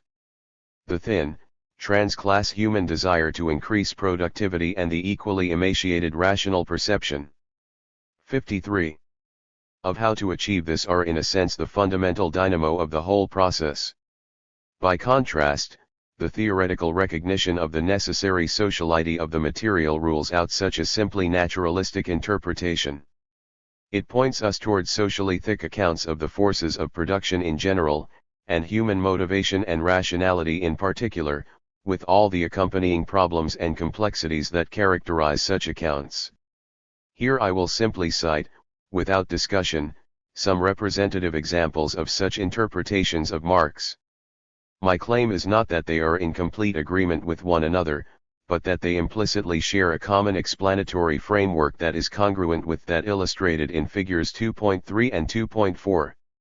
15. First, Henry Laycock, arguing against Cohen's material-social dichotomy in favor of the traditional interpretation, concludes that, if Marx's materialism does not require a contrast of the social and the material, it does not require a contrast of the social with the forces of production, 1980-340. Similarly, Roger Gottlieb writes, for Cohen's position, there must exist in Marx a rigid separation between society and the forces of production, whereas in actuality, Gottlieb suggests, the existence of each is always mediated by that of the other, 1985-4. Laycock and Richard Miller argue that this social aspect is in fact central to the determining role of the forces of production. Marx's own practice as an economic historian, Miller claims, shows that it is changes in work relations, rather than simple technological innovation, that are regarded by him as stimulating the transition from feudalism to capitalism, 1984, ch. 5. And Laycock argues that it is precisely the socialization of the forces of production under capitalism that Marx thought would ultimately undermine it, since increasingly planned, socialized production conflicts with the overall irrationality of unplanned, private appropriation, 1980, 351. For these writers, then, the famous contradiction between forces and relations of production is not, as Cohen would have it, the conflict between a socio-neutral human rationality and the general constraints exercised on social productivity by fettering economic structures. There are in fact no agents or agencies for the channeling of such an abstract rationality into efficacious causality, it is an analytical abstraction without any practical empirical bearers. Second, what is required therefore is a thick account that focuses theoretical attention on the configuration of social circumstances that affect the likelihood of human rationality being employed in a transformative and revolutionary way. It is no longer a case of a natural rationality confronting a natural scarcity, and thus externally determining society, as in figure 2.2, but, as Andrew Levine and Eric Olin Wright have emphasized, rather a confrontation itself deeply mediated by the social, so that it would be more appropriate to speak of class-specific rationalities. 54. And forms of scarcity. Whether or not the objective fetters of capitalism are experienced as such by the working class, whether or not the objective potentiality of an alternative system is perceived by them, and whether or not they will have the ability to bring it about, will depend not just on abstract considerations of class interest and productivity, but on such factors as labor market segmentation, job hierarchies, and racial and ethnic divisions, all of which make next to no appearance in Cohen's book, but which may significantly retard the development of proletarian class capacities.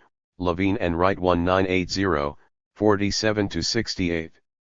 Moreover, as Joshua Cohen has pointed out, another problem produced by locating a theoretically pivotal rationality within a social context is that G. A. Cohen offers no plausible candidate for the facilitating role played in Hegel by the ruse of reason. There seems no reason to expect invisible hands to predominate over prisoners' dilemmas or other structural arrangements that generate undesirable outcomes from individually rational actions. Thus the coordination problems familiar from rational choice theory will necessarily arise, so that interests and powers may be so well organized that progress is blocked. Joshua Cohen 1982, 256-57. Third, we should not be surprised, then, if the actual historical record is full of examples of stagnation and even regression in the development of the productive forces.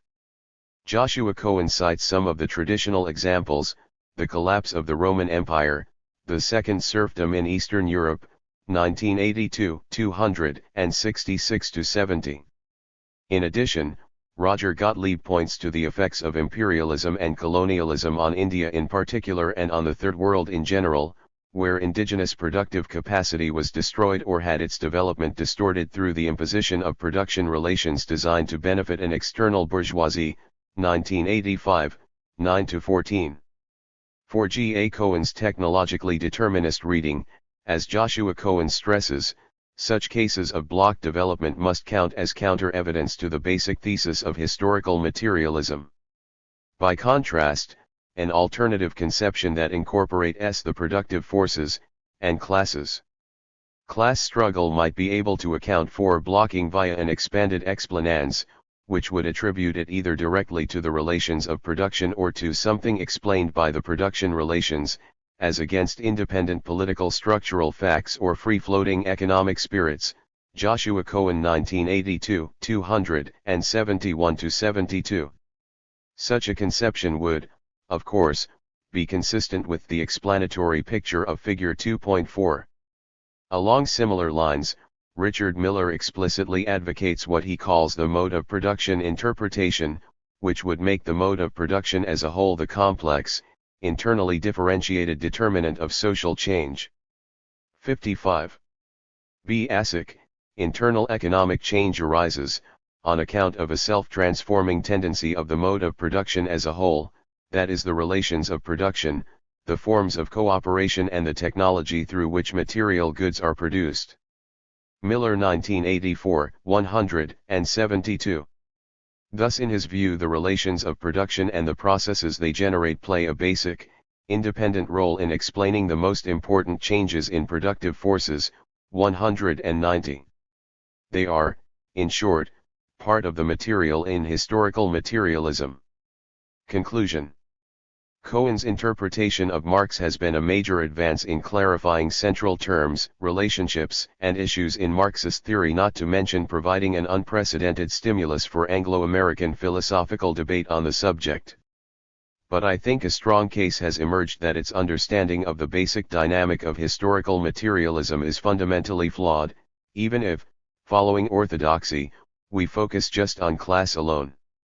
If the account in this chapter has been plausible, then this case actually has Marx's terminological backing. 16 Moreover, a quarter century after the first publication of Cohen's book, in a largely post-Marxist, theoretical and political, world, it is more than ever before evident that non-class structures of domination would need to be incorporated into an account of social change that is going to be adequate for the task of theorizing the modern world. As I will discuss in greater detail in chapters 5 and 6, Analytical Marxism, like Western/First World Marxism in general, has been a white Marxism, with little or no interest in the realities of imperialism, racism, and white supremacy, which have fundamentally shaped the lives of people of color. But the embedded and embodied human agents socially interacting with one another will be raced, and they will have their rationalities and senses of value shaped by the relations of domination molding them not just as bourgeois and proletarians, but as men and women, as whites and non-whites. Endorsers of a technological determinist interpretation are likely to be disappointed if they assume that a thin rationalities rising above these divisions can be a significant, socially transformational force. When Marxism was still thought to be viable, socialist feminists argued for the expansion and reconceptualization of the material social base to include the relations of reproduction in what would be a synthesizing dual systems theory. Gaggar 1988. Those seeking to salvage Marxism and bring race into a multiple system synthesis could argue, similarly, that insofar as race in the modem period is deeply tied up with benefit and disadvantage. 56. With structural privilege and exploitation, it needs to be theorized as material also.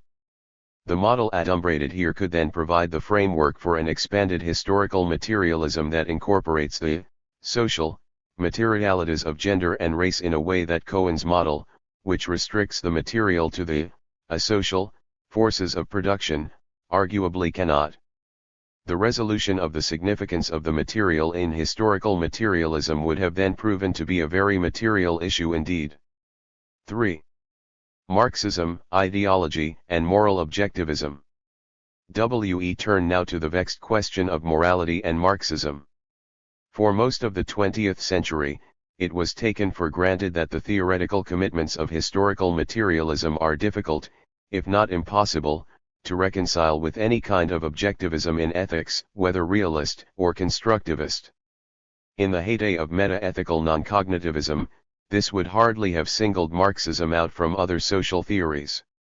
But with the restoration of respectability to the notion of realism in ethics too, and with the exponential growth of Anglo-American philosophical interest in Marxist theory in the 1970s through the 1980s, an increasing number of attempts were made to represent Marx as either a moral realist or a cognitivist of the constructivist Rawlsian/Habermasian kind. 3. Such an enterprise faces numerous hurdles, though none of them is necessarily insuperable. Marx's apparently negative attitude toward morality in general, as revealed in numerous passages in his writings, the destructive implications for the sphere of personal responsibility of what is sometimes construed as an inevitabilist theory of history, the putative dependency on the mode of production of the validity of juridical ethical concepts in particular, such as justice, and the presumably anti-objectivist conception of morality implied by Marx's categorizing it as ideology. For this chapter, I am concerned with the last of these hurdles, though what I have to say will also have implications for some of the other issues. I am myself sympathetic to an objectivist view of Marx, and I want to show that what is usually taken to be a major obstacle to 59. 60. This interpretation is less formidable than it has traditionally seemed. As argued in my first chapter, I believe that an apparently central concept in historical materialism, ideology, has been widely misconceived for decades in the secondary literature. My claim is that my new reading does the following. 1. It significantly weakens the case for the anti-objectivist, non-cognitivist, error theorist, relativist, or meta-ethically inconsistent interpretations of Marx, insofar as such a case rests crucially or partially on the standard view of ideology. 2. It clears a conceptual space for the objectivist interpretation in a more convincing way than its defenders have usually done. 3. It constitutes additional support for the long-standing alternative theory of pro-objectivists that the real target of Marx's hostility was moralism rather than morality. As such, it helps to bolster the argument for viewing Marx as a moral objectivist whose real criticism of morality was not that it was cognitively void, but that it was causally secondary. Overview. I begin by surveying 15 writers in whose conclusions about Marx's views on ethics the concept of ideology plays a role, whether central or supporting point for their respective conclusions spanning 3.5 decades are, I suggest, jointly exhaustive of the spectrum of major possible positions on this question. The standard argument they employ as anti-objectivists or must grapple with as pro-objectivists can be simply expressed as follows. Pi, for Marx, all morality is ideology. P2, ideology is a pejorative term in historical materialism, denoting illusory ideas of some kind. Therefore, morality for Marx is itself illusory and cannot have the kind of cognitivist bite that moral objectivists, whether realist or constructivist, want to attribute to it. Anti-objectivists, pro-objectivists, and those who see Marx as simply inconsistent have generally interpreted Pi as a meta-ethical statement about the metaphysics of value and, correspondingly, about the 61. Truth/falsity of moral propositions. 5. A mapping of positions can then be produced according to writers' responses to this argument and the different readings they give of the specific kind of illusion that ideology involves. See Figure 3.1.6. Marx as anti-objectivist. Marx has been categorized variously as a non-cognitivist. Moral judgments are not actually propositional, and so are neither true nor false, a sort of error theorist. Moral judgments are all false, or a global ethical relativist. Moral judgments are true or false, relative to class or the mode of production. This anti-objectivism has been seen as an important insight into the nature of morality by his defenders and as a major deficiency of the theory by his critics. Other commentators have put forward a compromise position that could be termed a partial, or partitioned, relativism, the claim being that for Marx some ethical values are historically relative while others are not. Marx as objectivist. Marx has been categorized by some writers as a global objectivist, whether moral realist or ideal constructivist, or, by implication, he has been categorized as a partial objectivist for some ethical values and as a relativist for others. For both global and partial objectivists, it is obviously necessary to challenge either Pi or P2. Marx as confused. Finally, some philosophers have argued that no consistent meta-ethical position can be extracted from Marx's writings and that his theses on the illusory character of morality simply contradict his statements, or his implicit views, elsewhere. Having mapped out the basic positions, let us now examine the individual writers' arguments in detail. 3 main positions on Marx's metaphysics of value. Marx as anti-objectivist. An article from 4 decades ago by Donald Hodges, 1962, states a classic non-cognitivist interpretation.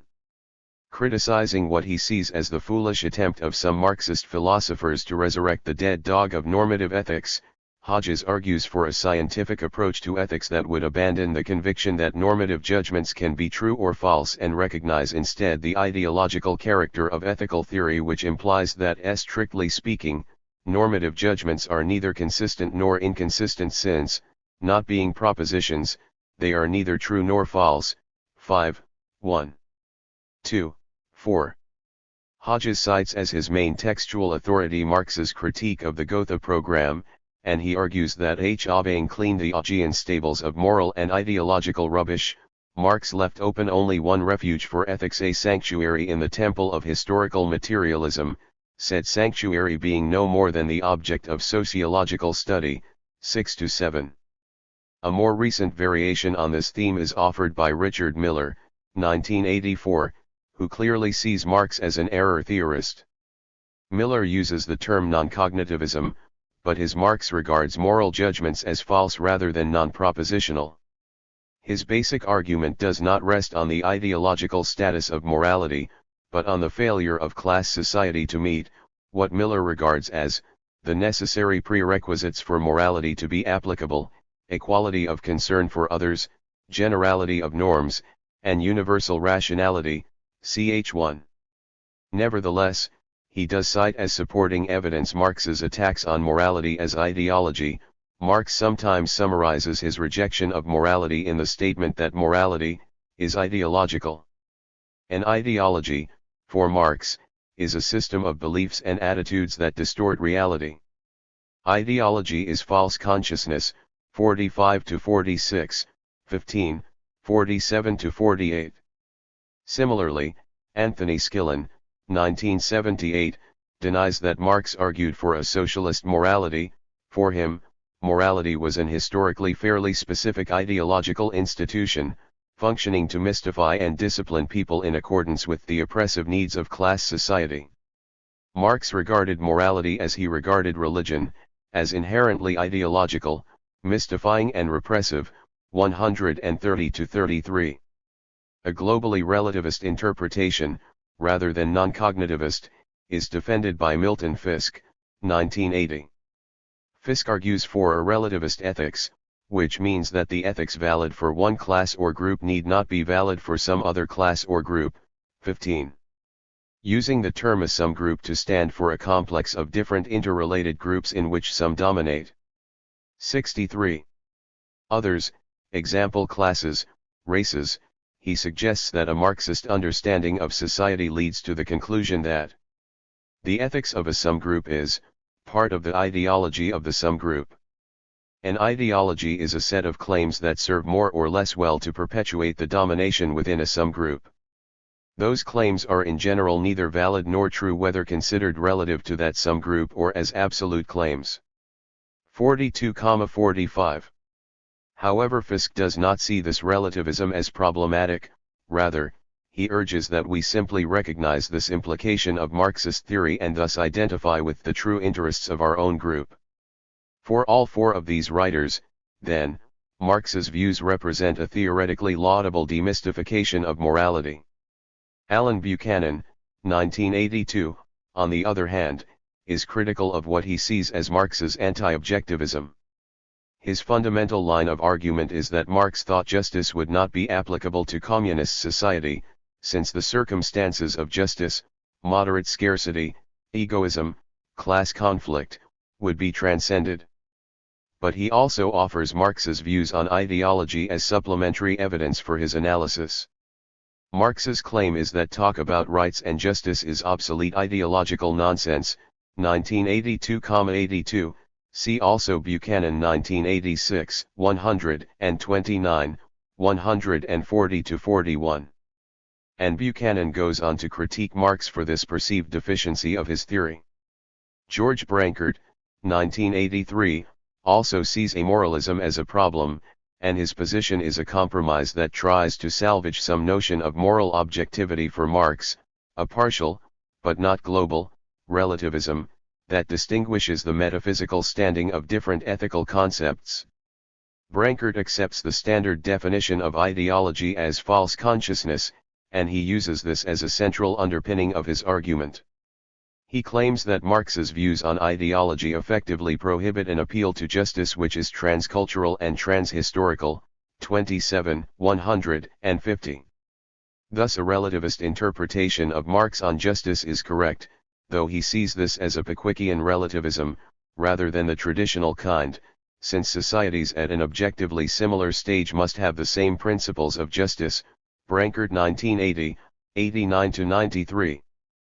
But there is, he claims, an underlying asymmetry between freedom and justice in Marx's views. So freedom can be used, whereas justice cannot be used, for transcultural appraisals, since freedom is not simply ideological. Brankert 1980, 93, 102, 101. If Marx is a partial relativist, then he is also a partial objectivist. Stephen Lukes, 1985, as well makes extensive use of the conventional understanding of ideology in his well-known critique of Marxism's normative deficiencies. He argues that the Marxist view of morality is paradoxical and apparently contradictory, since Marx seems to not only criticize morality but make moral judgments himself. He says that Marxism claims 64. That morality is a form of ideology, and thus social in origin, illusory in content, and serving class interests, and that there are no objective truths of morality. 3. Similarly, he cites Engels' claim that justice is but the ideologized, glorified expression of the existing economic relations and is like social phlogiston. 13. Overall, Lukes concludes, objectivity, in the sense of perspective neutrality, was for Marx an illusion, indeed an ideological illusion. 59. His proffered solution to the paradox is something like Brancart's, involving the drawing of a distinction between the morality of Recht, justice, rights, the deontological, which was inherently ideological for Marx, and the morality of emancipation, ch. 3. Unlike Brancart, however, Lukes does not formally designate this as relativism, so it is uncertain whether his interpretation of Marx should be classified as partial relativism or partial non-cognitivism. I have also had difficulty in categorizing Alan Wood's work, and I am unsure whether this reflects the challenge Marx's views pose for conventional metaethical distinctions or the possible eccentricity of Wood's own understanding of his position. In his seminal essay on Marx and Justice, 1980, Wood's essential focus is on what he sees as the non-juridical character of Marx's condemnation of capitalism, a necessary consequence, for Wood, of Marx's mode of production view of concepts such as justice. But he also says that Marx in fact regarded all attempts to base revolutionary practice on juridical notions as an ideological shuffle, and that Marxists who appeal to a concept of justice are at best only translating Marx's critique of capitalism into what Marx himself would have consistently regarded as a false, ideological, or mystified form. 30-31. Ideology thus plays an important, if subsidiary, role in his argument, which becomes more salient in his later reply, 1980b, to Ziad Husami's criticisms of his article. Here Wood repeatedly cites Marx's ideological conception of justice and morality as textual evidence that cannot, he thinks, be accounted for by Husami's alternative realist interpretation, 111, 112-13, 119, 130, 131, 132.7. He differentiates what he sees as moral and non-moral goods, such as self-actualization, community, and freedom, and he represents Marx as critiquing capitalism in terms of the latter rather than the former. 119-26. For him it remains true, then, that Marx wanted people to disenthrall themselves of ideological illusions, and to attempt to create a proletarian morality would be to remain prisoners of this ideological shuffle. Wood 1985, 140. This position is clearly anti-objectivist, but of what kind? The natural inference is that it is a kind of relativism, whether global or partial. But the problem is that Wood expressly denies that it is a relativist position. On his understanding of the term, relativism implies that there is no correct normative judgment when fundamental moral disputes between cultures and epochs are involved. However, Marxism does have an objective crit. 65. Ryan, playing a certain kind of role in the mode of production, for what constitute just practices.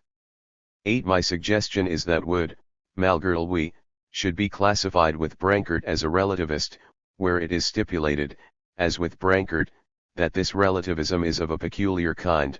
It is differentiated from ordinary relativism in that moral codes are not viewed as merely conventional intersubjective creations, le, on a cognitive par with one another. Rather, such moral codes are ranked by their objective appropriateness to economic systems. Following other critics, I would also suggest either that Wood's distinction between moral and non-moral goods is questionable, or that at the very least the demarcation cannot be drawn where Wood wishes. Therefore, to claim that Marx condemned capitalism in the name of freedom is effectively to endorse the position I have characterized as partial relativism/partial objectivism. Marx as objectivist. We turn now to, globally, objectivist interpretations, whether realist or constructivist.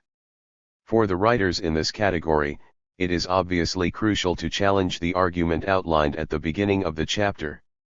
Rodney Peffer's, 1990, major attempt to reconstruct Marx's ethic argues for a cognitivist and objectivist analysis of Marx's moral views, by which he means a theory or model of moral objectivity based on intersubjective agreement, that is, a modified Rawlsian theory, informed by the work of left thinkers such as Habermas, 285. Denying Marx was a normative relativist, Peffer acknowledges that, on most interpretations of the Marxist concept of ideology. To say of some X that it is ideological is to impute to it the characteristic of being somehow illegitimate and constitutes at least a prima facie case for the conclusion that it cannot be part of a true theory or of a correct worldview. 236. But he has a solution to this paradox of Marxist ethics, which is to challenge the premise identified as P2. Peffer distinguishes what he sees as a global, neutral, and a non-global, pejorative, conception of ideology, and he then argues that morality is not ideology in the non-global pejorative sense. 9. Kai Nielsen, 1989, also defends an objectivist interpretation of Marx, ch. 1. While conceding the tension and ambivalence in Marx's view of morality, he claims to be able to show that in reality there is no conflict here and that Marx's views on morality as ideology should be seen as a thesis about the sociology of morals, rather than any kind of deep meta-ethical epistemological or metaphysical claim. The problem in summarizing this prolific philosopher's views is that, as he admits in his introduction, he seems to say different things at different times. But I think two main kinds of solution are presented. The 66. First solution, Nielsen 1, is to grant the standard pejorative conception of ideology and then challenge Pi, denying that all morality is ideological. 5, 34-36, 53-54, 127-28, 146-50. The second solution, Nielsen 2, is to challenge P2, to contest the standard pejorative conception of ideology, arguing that, while ideology may be distortion-prone, it is not necessarily conceptually distortional. 5, ch. 5, 122-24, 257-60. In this way or in these two ways it becomes possible to rescue Marx from non-cognitivism and relativism. A similar, if less detailed, move is made by Douglas Kellner, 1981. As other authors have done, Douglas Kellner finds there to be two conflicting conceptions of Marxism and morality, one that tends to dismiss morality as mere ideology. Morality is conceived of as part of the ideological superstructure, false consciousness, containing lies and illusions, while the other tradition openly affirms that Marxism contains a moral critique of capitalism. 93-94. As with Nielsen 1, Kellner claims to reconcile the two by challenging Pi, arguing that morality is only ideology if certain conditions are met. Therefore, it is possible to envisage a non-ideological human morality. 114-17. Another approach is taken by Ziad Husseini, 1980, in his well-known critique of Alan Wood's article. Husseini's main argument is that Wood's characterization of juridical concepts as superstructural, and therefore relative to particular modes of production, misses an essential point of Marx's sociology of morals, the multi-causal determination of the superstructure.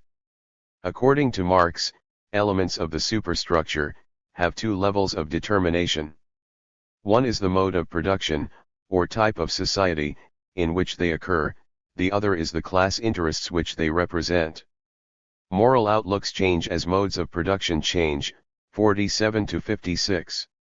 Thus the mere fact that a given concept is superstructural does not necessarily mean that it is part of the justificatory, and mystificatory, outlook of a ruling class, since it could also represent the outlook of a new emerging class, and for the working class, this outlook need not be illusory.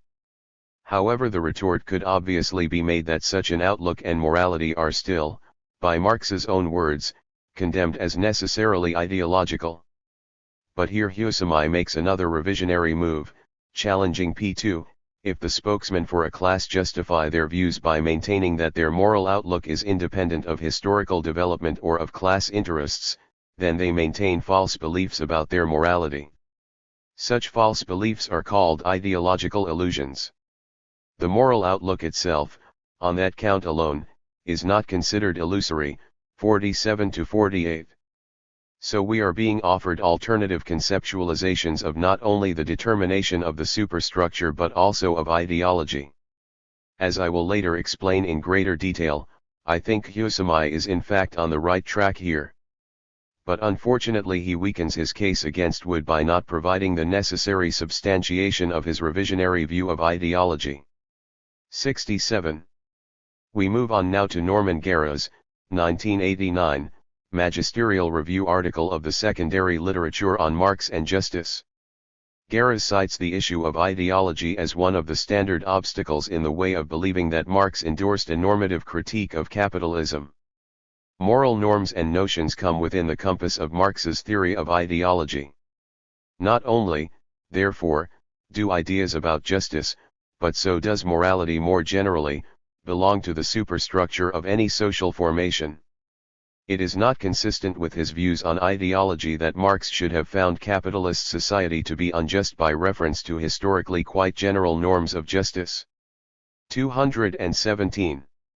Like Kellner, but unlike Nielsen and Husserl, Guerra seems to assume that belonging to the superstructure necessarily entails cognitive deficiency.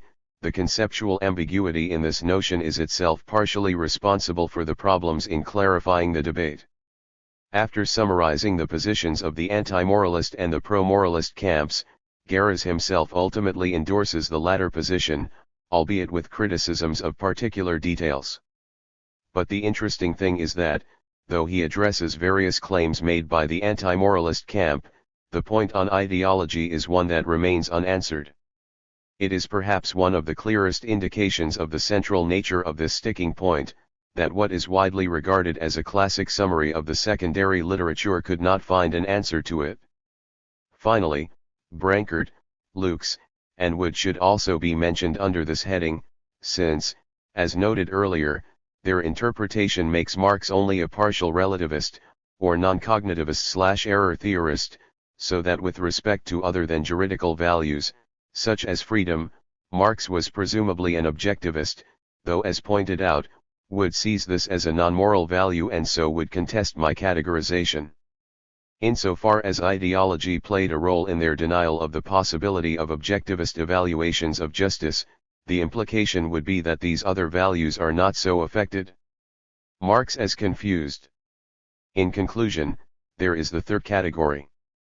These two critics are less charitable in their assessments, rather than seeing tensions, conflicts, or paradoxes, they see simple confusions. In his polemic The Illusion of the Epoch, H.B. Acton, 1955, regards Marx's judgments on morality as an unresolvable problem in the theory. Acton accepts the standard view of ideologies as systems of misleading or illusory ideas, forms of false consciousness, 127, 130. Since morality too is an ideology, it likewise is false consciousness, involving valuations that are superstructural forms of false consciousness which Marxist social. 68. Science enables us to see through, 130, 191. But Acton denies that Marx should be seen as a relativist, since Marxist ethics also makes a claim to absoluteness, 193-95. Thus Acton suggests that the theory contradicts itself, since it simultaneously claims that morality is class-relative and that moral progress is possible. Marxists inconsistently hold both that morality is mere ideology and that it is capable of real improvement, 192-201. Another hostile account is offered by Eugene Kamenka, 1969. Kamenka suggests that Marx really had no coherent position on ethical questions and that, in his writings, one finds a conflation of different views.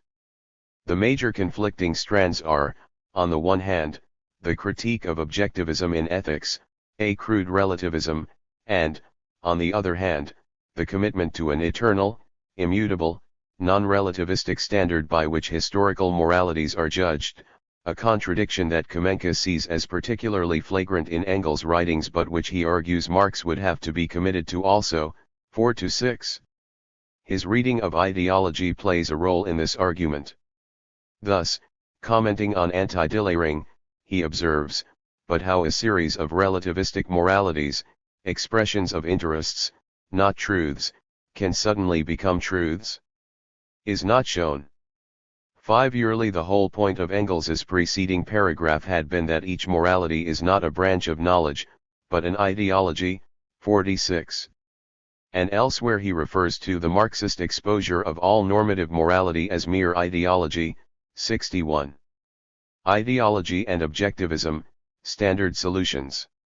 I now want to examine the various argumentative strategies deployed to deal with the problem of ideology by those writers who do defend a partially or globally objectivist conception of Marx's moral views.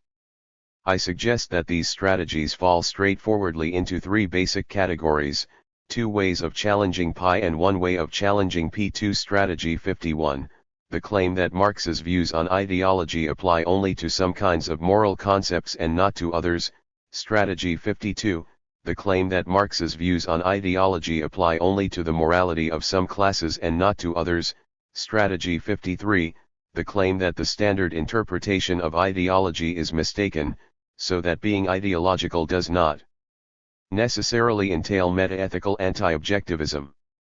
Obviously, each of these strategies faces particular problems of its own. Although my own position is that 53 is correct, to be argued later, the actual arguments utilized by the authors under consideration are fundamentally flawed by their failure to adduce the appropriate supporting textual evidence. 69. Strategy SL. Strategy SL is that adopted by Brankert and Lukes. The basic problem with it, as critics have pointed out, is that since Marx and Engels explicitly characterize all morality as ideological, there seems no good reason to think that some moral concepts are exempt. It is true that in the case of juridical concepts, such as justice and rights, the anti-moralist conclusion is, in a sense, overdetermined. Not only are they ideological, but they also form part of the juridical superstructure of capitalism, thereby being arguably mode of production relative. Moreover, Marx does expressly polemicize against their usage in a way that he does not do for freedom. Nevertheless, the fact remains that freedom/emancipation is also an ideological concept, and some explanation is needed as to why being ideological is not in this case a handicap. That explanation, however, is not forthcoming from either of these two authors.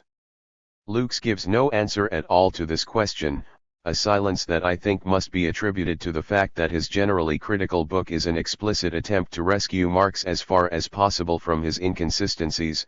Thus, if he were forced to confront this final inconsistency, he would probably just opt, resignedly, for the third position, Marx as confused. Brankert, 1980, does consider the objection that Marx's views on ideology preclude any such moral condemnation of private property whether stated in terms of freedom or justice. 86. His response draws an interesting distinction between the relationship of distributive principles to the mode of production and the link between the forces of production and the expansion of human capabilities, which means, he thinks, that freedom possesses an ontological dimension not shared by justice. 93-102. But whatever the merits of this reply as a Marxist metaphysics of values, it does not, I suggest, succeed in sidestepping the simple challenge delineated earlier, namely, that whatever their ontology, all moral values are apparently deemed ideological by Marx. As Norman Garris says, simply and surely correctly, to the extent that Marx does postulate an ideological limitation or relativity of values, his theory of ideology is perfectly general in its reach, encompassing every sort of normative concept and not only ideas about justice. 1989-232. Strategy S2. Strategy S2 is employed by Nielsen 1 and Kellner. Nielsen 1 denies that all morality is ideological, where for him the dividing line is not, as in the previous strategy, with the kind of moral concepts, but with their class content. Low as with SL, this approach immediately faces the prima facie problem that it runs directly counter to what Marx and Engels say. Moreover, where SL at least has some independent textual evidence for positing a 70 distinction between the juridical and the non-juridical, 52 is, for the critic, likely to appear as question-begging in its salvaging of proletarian morality from the unhappy realm of the ideological. Consider, For example, this statement, a Marxist sociology of morals shows that moral beliefs have a tendency to function ideologically. But it is not committed to the thesis, a strange kind of a priori thesis, probably rooted in some questionable moral epistemology that they all do or all must. Nielsen 1989, 31. What is peculiar about the wording is that it makes it seem as if the necessarily ideological view of morality is some bizarre idea being foisted on harassed Marxists by their intellectual adversaries. But in fact, as Nielsen admits on the previous page, it is Marx himself who says that all morality is ideology, so this allegedly a priori thesis is his own. Nielsen 1 then goes on to conclude, to accept such an a priori thesis about all moral beliefs being necessarily ideological and distorting of our understanding of ourselves would render all critical remarks Marxists direct against capitalism ideological and unjustifiable. 35. 50. A charitable reading requires that we reject it. But since the very point at issue in the debate with critics of Marx is whether such remarks are justifiable, simply to assume that they must be is to argue in a perfect circle. A. Ideology is illusion. A. 2. If Marx thought all morality was ideology, his own normative critique of capitalism would be unjustifiable. A. 3. His normative critique of capitalism must be justifiable. Conclusion: Marx did not think all morality was ideology. The unsatisfactoriness of this argument should be obvious. A similarly flawed defense of Engels on morality is given later 77-78. Comparable problems attend Douglas Kellner's, 1981, defense of his claim. Kellner begins by commenting on the notoriously imprecise and ambiguous theory of ideology in the German Ideology, and then he goes on to outline a set of criteria by which morality would or would not count as ideological, 114-17. But the problem is that there is a severe dearth of textual reference to back up an essentially stipulative usage, which is in any case contradicted by Marx's generic statement about all morality. Unless one assumes that Marx and Engels' putative imprecision gives one leeway to construct any theory of ideology one likes, then, such a solution must clearly be regarded as inadequate. Strategy S3. We move on to Strategy 53, which is utilized by Nielsen 2, Peffer, and Husserl. The claim here is not that some morality is not ideology, rather. 71. It is that being ideological is not necessarily cognitively undermining, because of an alternative conceptualization of ideology. The problem S3 faces is in specifying the nature of the reconceptualization involved, defending it, and then showing how it is theoretically pertinent. I think that as a strategy, S3 can be carried out in three main possible ways. In decreasing order of defensibility, they are: 1. An alternative interpretation of the actual textual evidence, namely, reconceiving what Marx actually said about ideology. 2. A reconstruction from the general theoretical commitments of historical materialism of what Marx's concept of ideology should have been. 3. A stipulative definition of a useful conception of ideology. Now all three of these are perfectly legitimate enterprises, but it should be obvious that they are different enterprises that cannot be simply assimilated to one another. In particular, only the first two can go on to claim Marx's authority, more or less strongly, for this new conception. Since the stumbling block for pro-objectivists is the necessarily illusory character of ideology for Marx, the desired solution is a convincing reconceptualization that either a. justifies the exclusion of this feature in a non-circular way on independent textual grounds, or b. shows why the illusion is not destructive for the objective truth content of morality. One cannot just stipulate a definition that happens to be convenient for one's purposes, and then represent it as Marxist, which, in my opinion, is what Nielsen 2 and Peffer come very close to doing. Let us begin with Nielsen 2. In an essay specifically titled A Marxist Conception of Ideology, he begins by discussing the essentially contested nature of the concept of ideology, suggesting that within Marx's own usage there is no one concept. His own aim, then, is to explicate a tolerably Marxist conception of ideology, but he will not be concerned with the history of this concept or with textual exegesis of Marx or the Marxist tradition. I shall be far less concerned with the legitimacy of its Marxist pedigree than with its adequacy as a conceptualization of ideology. Nielsen 1989, 98. So Nielsen too is clearly not carrying out the first enterprise, as demarcated earlier. In fact, given his proclaimed indifference to textual exegesis and Marxist pedigree, it seems that he is carrying out the third. But, then, what authorizes the designation of this concept as a Marxist one?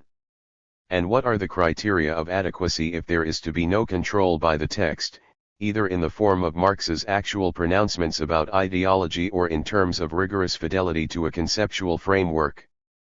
In his subsequent 11-point list of hallmarks of the ideological, he makes no mention of the criterion conventionally most strongly associated with Marx's concept of ideology, that it is necessarily illusory.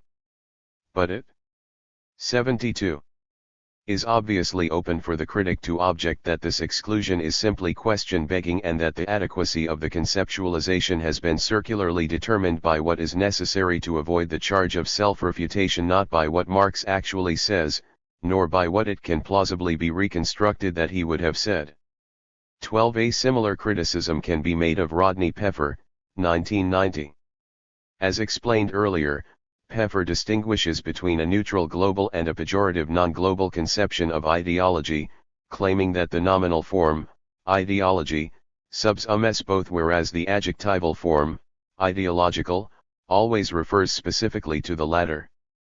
Simply on prima facie grounds, this claim would seem to be somewhat implausible, involving Marx in a mysteriously perverse semantics, and, in fact, it is quite false. Astonishingly, Peffer gives not a single textual reference to back up this statement. Throughout the German ideology, as I demonstrated in Chapter 1, Marx and Engels use both ideology and ideological in a pejorative way, and in the single passage most frequently cited as evidence by commentators who have argued for a neutral sense of ideology, the famous synopsis of historical materialism sketched by Marx in the 1859 preface to a contribution to the critique of political economy, it is precisely the adjectival form, putatively pejorative and non-global, according to Peffer, that is employed. But the substantival, adjectival issue aside, the remarkable thing about Peffer's proposed reconceptualization is, as mentioned, that he offers no textual evidence for it. 13. Like Nielsen too, Peffer simply sets out certain criteria for a concept of ideology, and then he argues for the existence of a neutral global sense, which only has a subset of the characteristics on the list and which is not definitionally illusory. And like Nielsen too's solution, his account is vulnerable to the obvious criticism that a convenient stipulative definition is being passed off as Marx's own without showing how it can be reconciled with the standard view of what Marx actually said. Finally, there is Ziad Husseini, 1980. As noted earlier, of the various points he makes in his critique of Alan Wood, two are of particular relevance for our discussion: the multi-causal, rather than monocausal, conception of the superstructure, and the alternative view of ideology as meaning no more than unawareness of the role of material determination. What is missing is the textual evidence to back up this revisionary reading, a lacuna that left him vulnerable to the criticisms in Wood's subsequent reply. I try to provide this evidence and, correspondingly, a more detailed and defensible statement of this approach. In concluding, I should repeat the point mentioned earlier, that there are many other philosophers who have defended an objectivist view of Marx's metaethics while simply bypassing the question of how this position is to be reconciled with his apparent views on ideology. Regardless. 73. Of my criticisms of the aforementioned theorists and the inadequacy of their attempted solutions, they must certainly be given credit for having acknowledged that there is a problem and for having tried to solve it. Ideology and objectivism, my recommended solution. I will now offer my own solution to the problem of reconciling a morally objectivist interpretation of Marx and Engels with what they say about ideology. This position is a variant of the S3 strategy, to concede that all morality was indeed ideological for Marx and Engels, so pi is true, while denying any anti-objectivist implications on the grounds of an alternative conceptualization of what ideology means. The conventional view is that ideology is a pejorative term referring generally to illusory partisan class ideas. My claim, by contrast, as argued in the opening chapter, is that ideology has two senses, neither of which coincides with the standard interpretation.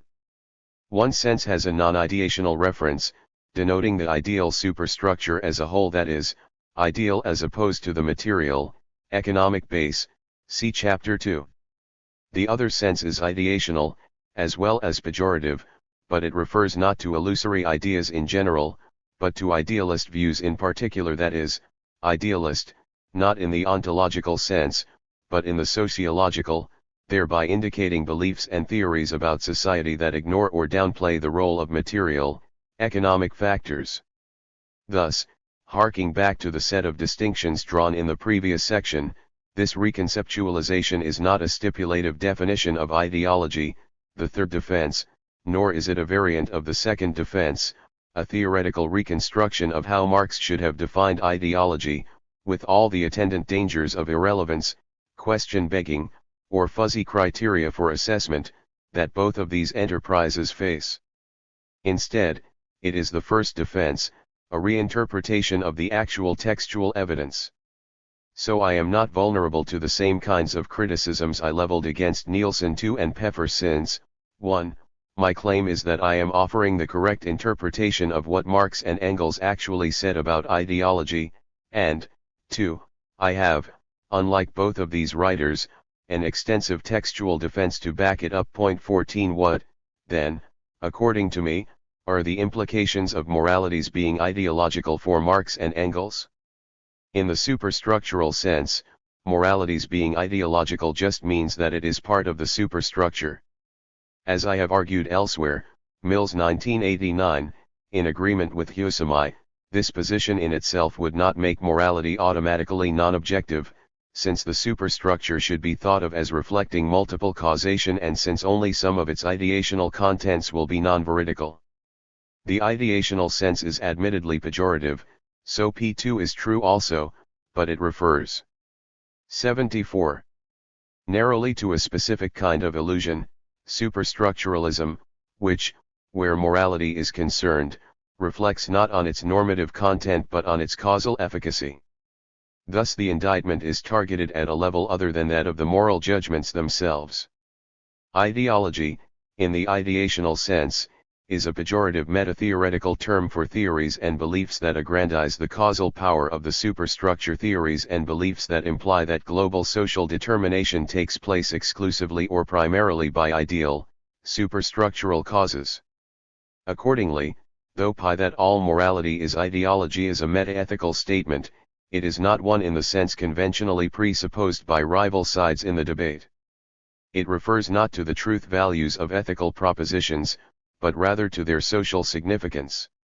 It locates morality as a social phenomenon that, for Marx and Engels, a. characteristically misunderstands its own genesis, b. is unrealistic about its psychological capacity to motivate, c. correspondingly inflates its causal significance, and thus, d. systematically overestimates its actual ability to transform the socio-economic order. In categorizing morality as ideology, Marx and Engels are treating it as being a descriptive theory, or at least as having an auxiliary set of implicit empirical assumptions about how society works and how it can be changed. Since this analysis will be an unfamiliar one, let me go into some more detail. My suggestion is basically that Marx and Engels are assuming that in making a moral judgment, let us call it example capitalism is just/unjust, moralists, whether conservative or revolutionary, are characteristically committed to a set of meta-ethical propositions, about and its relation to society, having to do not with its truth value but its origins and the causal efficaciousness of its pronouncement. These meta-theoretical assumptions are all predicated on a superstructuralist view of social causality, and as such they are all ideological and false. But the truth/falsity of is obviously separable from the truth/falsity of So one can consistently endorse ethical objectivism, the objective truth/falsity of M, while denying the truth of M.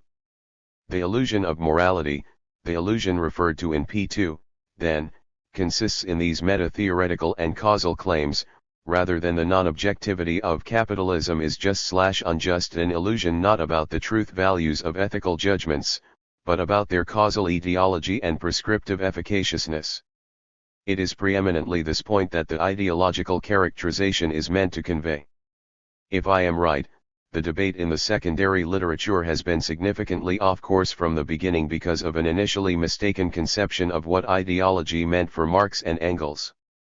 Marx and Engels' hostility to morality, then, and their categorizing of it as ideology, are in my opinion simply part of their general opposition to the idealistic sociological assumptions of the most prominent reformers of the time, example their rivals, the utopian socialists, that voluntarized so. 75. Chale causality, ignored or minimized natural and class constraints, and unrealistically expanded the room for prescriptive transformation. As sociological, historical, materialists, they believed that techno-economic causes were the most important shapers of macro patterns of socio-historical development. Now if you have such a theory of the dynamics of the social system, it means your view of social possibilities, and the means to their realization, is obviously going to be different from not only the view of those who deny any asymmetry, repudiating both materialism and idealism while asserting instead a rough parity of causal efficaciousness, but also, even more dramatically divergent, from those who view the asymmetry tilted in the opposite, superstructural/ideal direction. In the language of analytic philosophy, the conjunction of necessary conditions that jointly suffice to bring about major social change will, for Marx and Engels, be radically differentiated internally according to the degree of difficulty in manipulating its components, and at the most refractory end of this spectrum will be conditions involving the overcoming of natural necessity and oppressive economic structures, the material.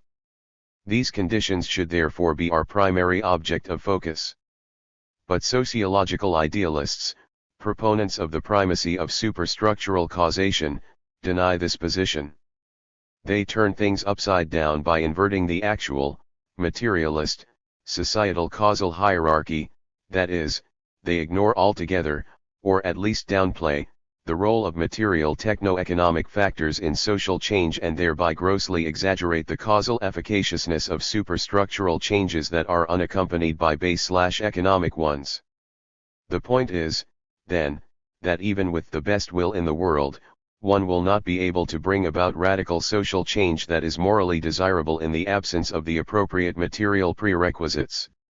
On the macro level, social transformation requires technological prerequisites and appropriate class agents. On the micro level, people's psychologies are shaped by class society. The human will is not floating freely, easily able to assume any desired direction in response to a moral categorical imperative, rather, it is oriented in characteristic directions, angled toward the magnetic pole of material structures. But traditional morality is a set of action-guiding prescriptions about duty, virtue, and justice, what kinds of deeds we should perform, what kinds of characters we should try to develop, what kinds of societies we should strive to build.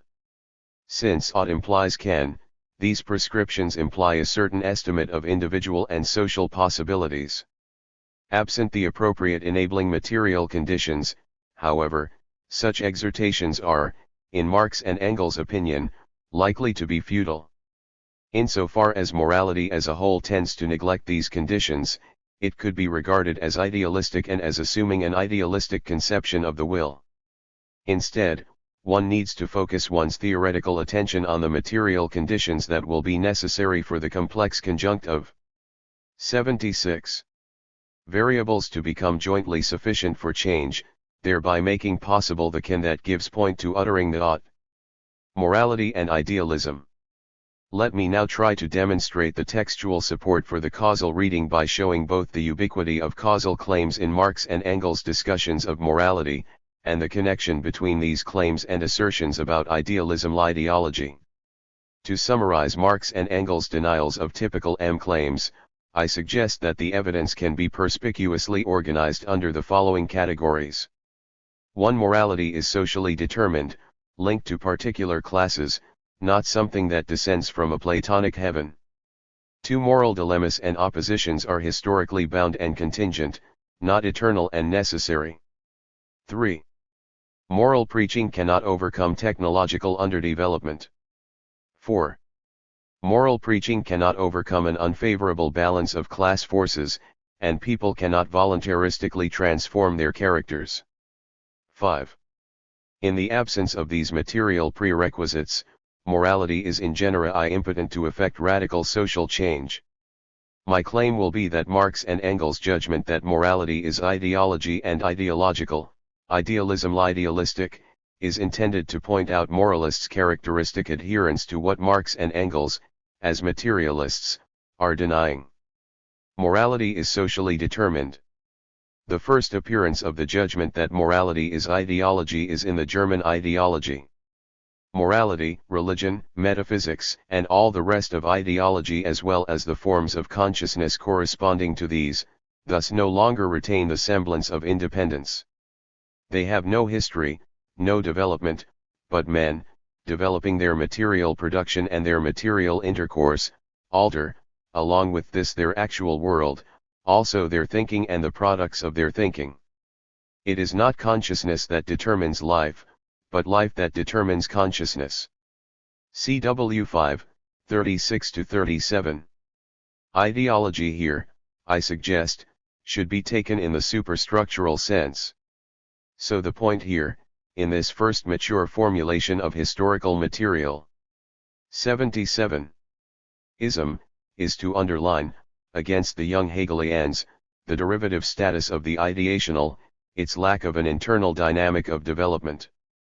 But even if the superstructure is so completely determined, an example of the kind of polemical overstatement Engels would later regret and seek to redress in his expository letters of the 1890s, its contents, where truth values are involved, are not necessarily false.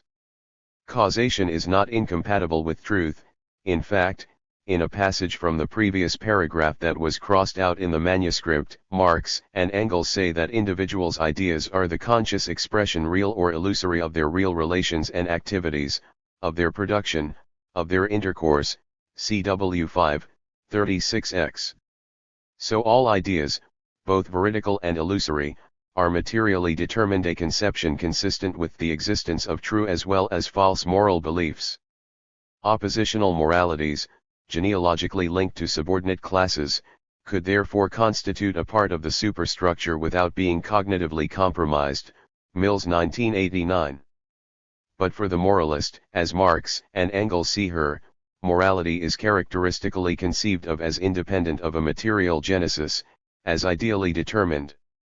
Thus decades later, in Anti-Dillering, Engels describes Dillering as an ideologist, read, idealist, because he constructs morality and law from the concept, instead of from the real social relations of the people round him.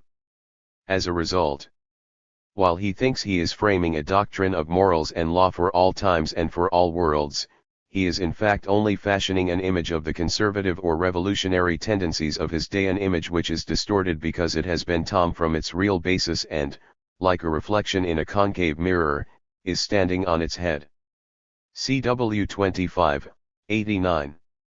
The familiar inversion metaphor recalls the imagery of the German ideology, making it clear that the defining error of idealism is being diagnosed. Both revolutionary and conservative morality would be idealistic, inverting the real causal order, if the material foundation of these tendencies is not acknowledged.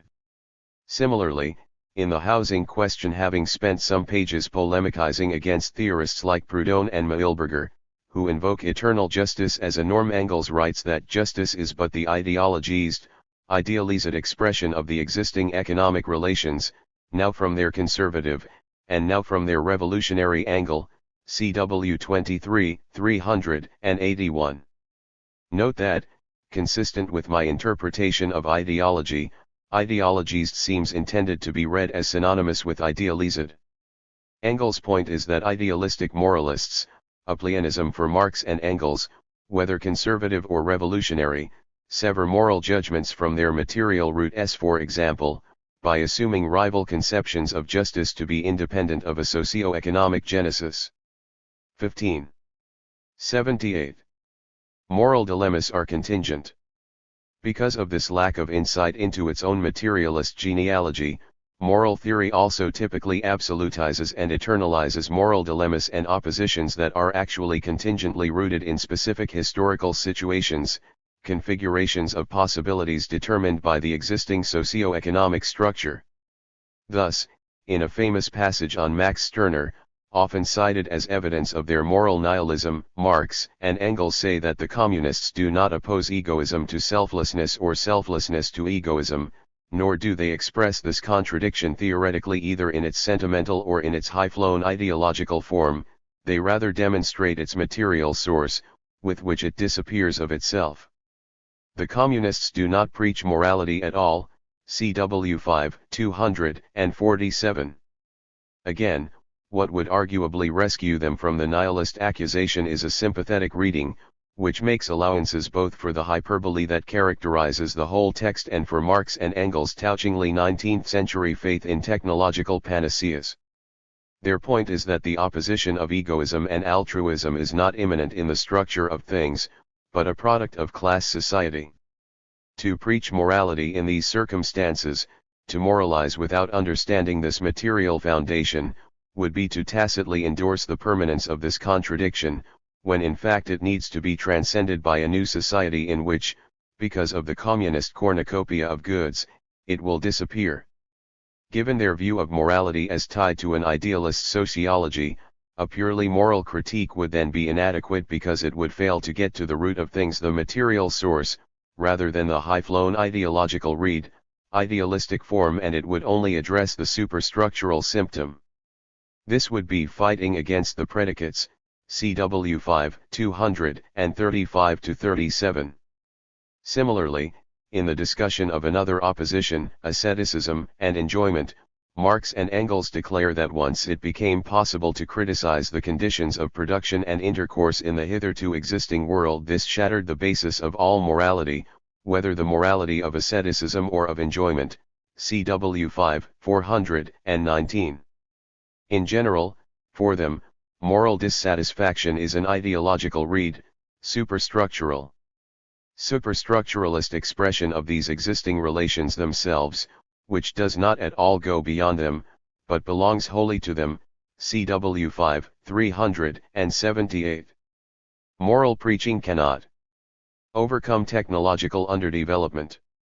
Theoretically, then, the important thing is to focus on the material prerequisites for social transformation, since it is they, rather than the presence or absence of suitable moral exertations, that will determine possibilities. 79. The first important category of these prerequisites is natural constraint, which can only be overcome through material technological advance. It is possible to achieve real liberation only in the real world and by real means. Serfdom cannot be abolished without improved agriculture, and, in general, people cannot be liberated as long as they are unable to obtain food and drink, housing, and clothing in adequate quality and quantity. CW 538. In the absence of this technological base, the majority of humanity will be condemned to servitude, and communist revolution against class domination would just mean that privation, want is merely made general, CW 5, 49. Moral preaching cannot overcome an unfavorable balance of class forces. However, Marx and Engels believed, rightly or wrongly, that in the capitalism of their time, technological progress had now reached the point where nature no longer posed much of a barrier to the realization of the moral ideals of freedom and equality. More important now were the social obstacles, the material relations of production, and the constraint they exercised over social possibilities through the consolidation of vested class interests, the crystallization of characteristic class psychologies, and the shaping of the wills of the human beings enmeshed in these relations. But while only the more extreme kind of idealist would think that natural necessity could be overcome voluntaristically, this kind of idealism about overcoming social barriers was and continues to be the norm within traditional morality. Marx and Engels can be seen as putting forward here both a sociological claim and a hypothesis in cognitive psychology, that though society is economically determined, people consistently and routinely overestimate the degree of plasticity of the social order because the structuring material girders the refractory skeleton of the body politic are less empirically visible to them. Even assuming the requisite technological base, major social change will require a certain level of economic development and a favorable balance of class forces. But on the level of common sense, people tend to explain things in terms of an atomistic psychology, the presence or absence of the will to do something. The will then becomes the target of moral exhortation. The assumption is that, with adequate persuasion, it can take any object, be directed toward any goal, and can thus be thought of as arbitrary. However, Marx and Engels' view is 80. That the will is merely the immediately accessible proximate cause and that it is largely shaped, willy-nilly, will-he-nil-he, by constraining economic processes that force us to do certain things if we want to reproduce ourselves. Thus, from the time of his earliest writings, Marx warns how, in social explanation, one is all too easily tempted to overlook the objective nature of the circumstances and to explain everything by the will of the persons concerned, whereas the objective standpoint requires that we focus on the independent circumstances which determine the actions of private persons and individual authorities, CW 1, 337. In the German ideology, this theoretical warning becomes a general antivoluntaristic contrast between the will and conditions independent of the will, the former being assimilated to the category of the ideal/superstructural, the latter to the category of the material/economic, with the material being causally primary. Thus Marx and Engels write that our theoretical focus should be on people as they actually are, as they work under definite material limits, presuppositions, and conditions independent of their will, CW 5, 35-36. They trace the theoretical ideas of the German bourgeoisie to material interests and a will that was conditioned and determined by the material relations of production, CW 5195, and they emphasize that definite modes of production are not dependent on the will, CW 5, 245. Similarly, in the famous 1859 preface to a contribution to the Critique of Political Economy, Marx talks about men entering into definite relations of production which are independent of their will, CW 29, 263. Correspondingly, I think one of the clearest pieces of evidence in favor of my interpretation is that the will itself, and not just theories about the will, is sometimes categorized by Marx and Engels as idealistic, ideological. This peculiar locution is obviously hard to explain on the conventional reading of ideology as illusory class ideas, since the will itself is not a theory. But it is readily explicable on my interpretation, since my claim is that one sense of the ideological is the causally secondary superstructural realm of society. So to categorize the will as ideological/idealistic is to indicate its position in the base superstructure taxonomy as an ideal causal link that is not sufficient to bring about major social change. Rather, it has to be conjoined with the, more refractory, economic necessary conditions. Theorists who impute this transformational power to it on its own are therefore operating on idealist/ideological/superstructuralist assumptions, thereby downplaying or ignoring altogether the role of material causation. In the Holy Family, Marx emphasizes that for real freedom profane socialism demands besides the idealistic will very tangible, very material conditions, CW 4,95. The polemical target here is the spiritual idealistic socialism of Bruno Bauer, which fails to appreciate the material/ 81. Economic/class barriers to radical social change. The materiality of these barriers is underlined in an explicit comparison in the German ideology between natural and social determinants, just as the weight of the ruling class's bodies does not depend on their idealistic will or on their arbitrary decision, so also the fact that they enforce their own will in the form of law, does not depend on their idealistic will, CW 5, 329. Similarly, In his report on the Cologne Communist trial, Marx characterizes as idealistic instead of materialistic the point of view of those who regard not the real conditions but a mere effort of will as the driving force of the revolution, CW 11, 402-3. The will is ideal, causally subordinate, so that treating it as explanatorily self-sufficient, as an originating rather than approximate cause, is to be guilty of idealism, or, given my interpretation, ideology. Thus in Ludwig Feuerbach and the End of Classical German Philosophy, Engels criticizes the old materialism, 18th-century mechanical materialism, for its, sociologically, idealist approach to historical explanation, since it does not investigate the driving forces, the historical causes, which stand behind the many individual wills active in history. It takes the ideal driving forces which operate there as ultimate causes. The inconsistency does not lie in the fact that ideal driving forces are recognized, but in the investigation not being carried further back from these into their motive causes, CW 26, 388. Since the superstructure is juridico-political as well as ideational, it will yield juridico-political forms of idealism as well as the paradigmatic ideational varieties. But what such idealist illusions will all have in common is, first, the severing of these causally subordinate superstructural realms from their material determinants and, second, the positing of purely, or largely, internalist explanations in terms of free-floating wills. Thus Marx and Engels refer to the idealistic conception of the state, according to which it is only a matter of the will, CW 5, 334, the juridical illusion that law is based on the will, and indeed on the will divorced from its real basis on free will, CW 5, 90, the juridical illusion, which reduces law to the mere will, CW 5, 91, and the political illusion about the domination of arbitrariness, of ideological idealistically self-determining will, CW 5, 335. Seeing the will as arbitrary, free-floating, is characteristic of an idealist sociological worldview that fails to recognize the gravitational constraint of material structures.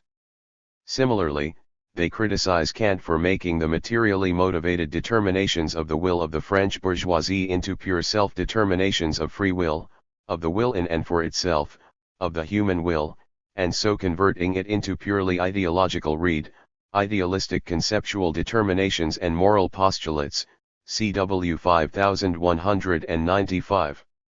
The general mistake the idealist makes is therefore to transform the idealist symptom into the material cause, CW 5136, and give the name of the cause to the effect, CW 82. 175, thereby voluntarizing the possibilities for juridico-political and moral change, instead of seeing it as subject to a dynamic that is primarily externalist rather than internalist. My claim, then, is that Marx and Engels' indictment of morality as idealistic, is merely part of their general critique of historical, sociological idealism and its upside-down, topsy-turvy way of analyzing society.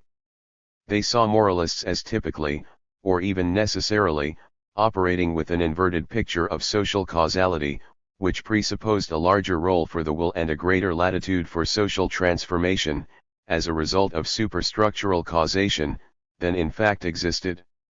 Morality's being ideology in this sense implies the idealistic belief that this particular superstructural element could either causally override unfavorable material conditions, or substitute for political organization and class struggle. Any approach that takes consciousness alone as its point of departure, is bound to end in moral philosophy, CW 5, 366. Moreover, their skeptical view of the restricted possibilities for radical change resulting purely from moral exhortation applies not merely to the macro level of society but even on the micro-foundational level of individual psychology. Moralists, say Marx and Engels, assume Kantian self-determinations of the will, CW 5, 196, and these moralists put forward the moral demand of peoples changing themselves and thereby changing their society, CW 5, 215. So the assumption is that people can drastically alter the psychologies that have in fact crystallized in them as a result of their shaping by class society, producing a particular internal moral economy of desire and interest, CW 5, 250-51. But the reality is that whether a desire becomes fixed or not, depends on material circumstances, CW 5, 255. Thus to expect people to embark upon radical behavioral change would just be an impotent moral injunction about self-control, CW 5, 255, since their psychology by no means depends on consciousness or goodwill, CW 5, 262. The communists, by contrast, recognize this causal asymmetry, since they attack the material basis on which the hitherto inevitable fixedness of desires and ideas depended. The communists are the only people through whose historical activity the liquefaction of the fixed desires and ideas is in fact brought about and ceases to be an impotent moral injunction, as it was up to now with all moralists. CW 5, 255x. Absent material prerequisites, morality is in general impotent. The recurrent theme in Marx and Engels' writings is therefore the impotence of morality, the causal inefficaciousness of moral preaching absent appropriate material conditions. Thoughts not grounded in objective historical possibilities are empty. In The Holy Family, Marx says, quoting 83. Fourier morality is impuissance mise en action. Every time it fights a vice it is defeated, CW 4201. This is repeated in Engels' notes on Feuerbach, CW 5,11. In the German ideology, Marx and Engels write that Christianity does not go beyond mere moral injunctions, which remain ineffective in real life, CW 5, 254, they refer to an impotent moral injunction, 255, they say that unless individual circumstances are changed, no moral preaching avails here, 262, they contrast an impotent moral injunction to material forces, 342-43, and they deride not only the moral postulate that competition and the relations on which it depends should have consequences other than those inevitably arising from them, 376, but also the pious wish that individuals should behave in such a way that their behavior does not acquire independent existence as a social relationship independent of them, and that their differences from one another should not assume the material character, independent of the person, which they have assumed, 437. In Herr Voigt, Marx describes how moral indignation, rebounded off the realities of economic conditions, CW 17,93.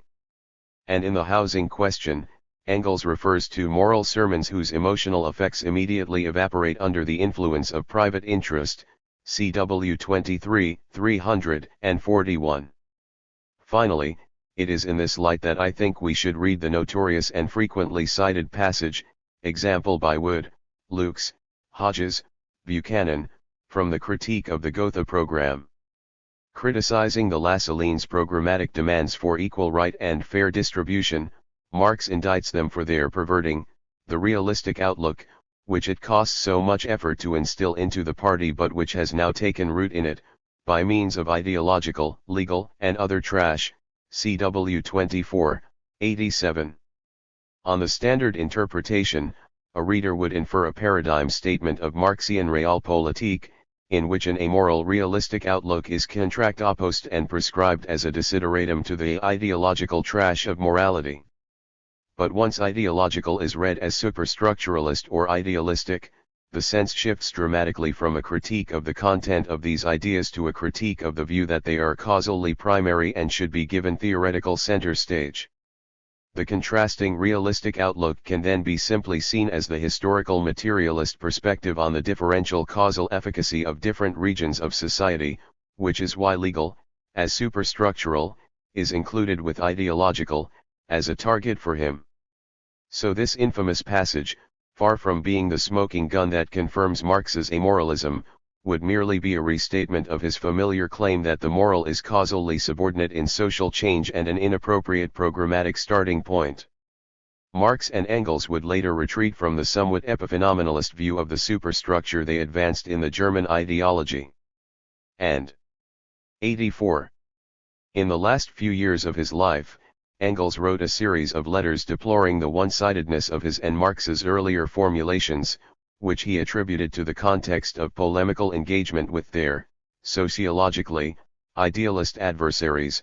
We had to stress this leading principle, the economic aspect, in the face of opponents who denied it, and we did not always have the time, space, or opportunity to do justice to the other factors that interacted upon each other. CW 49, 36. In these letters, Engels explicitly repudiates monocausality, a meaningless, abstract, ridiculous piece of jargon. CW 49, 34. Instead, he asserts a principle of multiple, but still asymmetrical, determination, which came to be known as the thesis of the relative autonomy of the superstructure. The idea is to affirm interaction and contributory superstructural causation while still insisting on the greater causal influence of the techno-economic. I think this more measured judgment would also hold true for their mature view of morality, or, perhaps better, it would have held true if, counterfactually, they had spent any significant time thinking about morality. In fact, they could not consistently see morality as impotent, since the various factors of the superstructure also have a bearing on the course of the historical struggles. CW 49, 34, but they would deny its primacy. A moral motivation that is independent of, or actually opposed to, people's perceptions of their economic interests is never going to be a major force of social change. A few of the privileged will always, very praiseworthily, be morally inspired to join the struggle of the oppressed, sometimes making considerable sacrifices in doing so, but the crucial global shifts in hegemonic normative structures will in general have socio-economic changes and shifting power relations at their root. If morality comes into contradiction with the existing relations, this can only occur because existing social relations have come into contradiction with existing productive forces. CW 5, 45. Such structural shifts would include the dramatic transformations in the schedules of rights and liberties, the redrawings of the very boundaries of the moral community that accompanied, say, the rise of liberal egalitarianism, the end of African slavery in the New World, and the spread of the women's movement. Moral critique of the existing order is a necessary part of political struggle for radical change, but the extent to which this challenge is a success or failure will be largely determined by the extra-ideational factors that shape people's consciousness. To resolve the apparent paradox, Lux, of Marx and Engels' views on morality, that is, the apparent hostility to morality together with the apparently moral denunciations of capitalism, all we need to do is to recognize that for Marx and Engels, being a moralist commits you to the M set of meta-theories, the idealist theses that, a. 85. Morality is independent of a material genesis, and, b.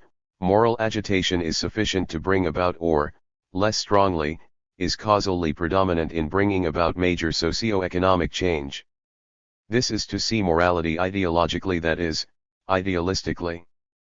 But as Engels underlines in Anti-Düring, moral indignation, however justifiable, cannot serve economic science as an argument but only as a symptom.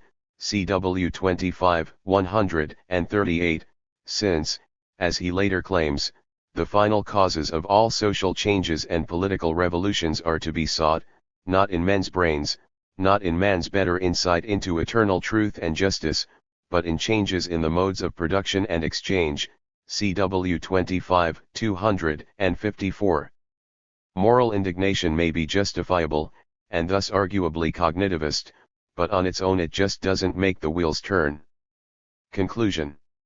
I am by no means claiming that this reinterpretation solves all of the problems of the debate on Marx and morality.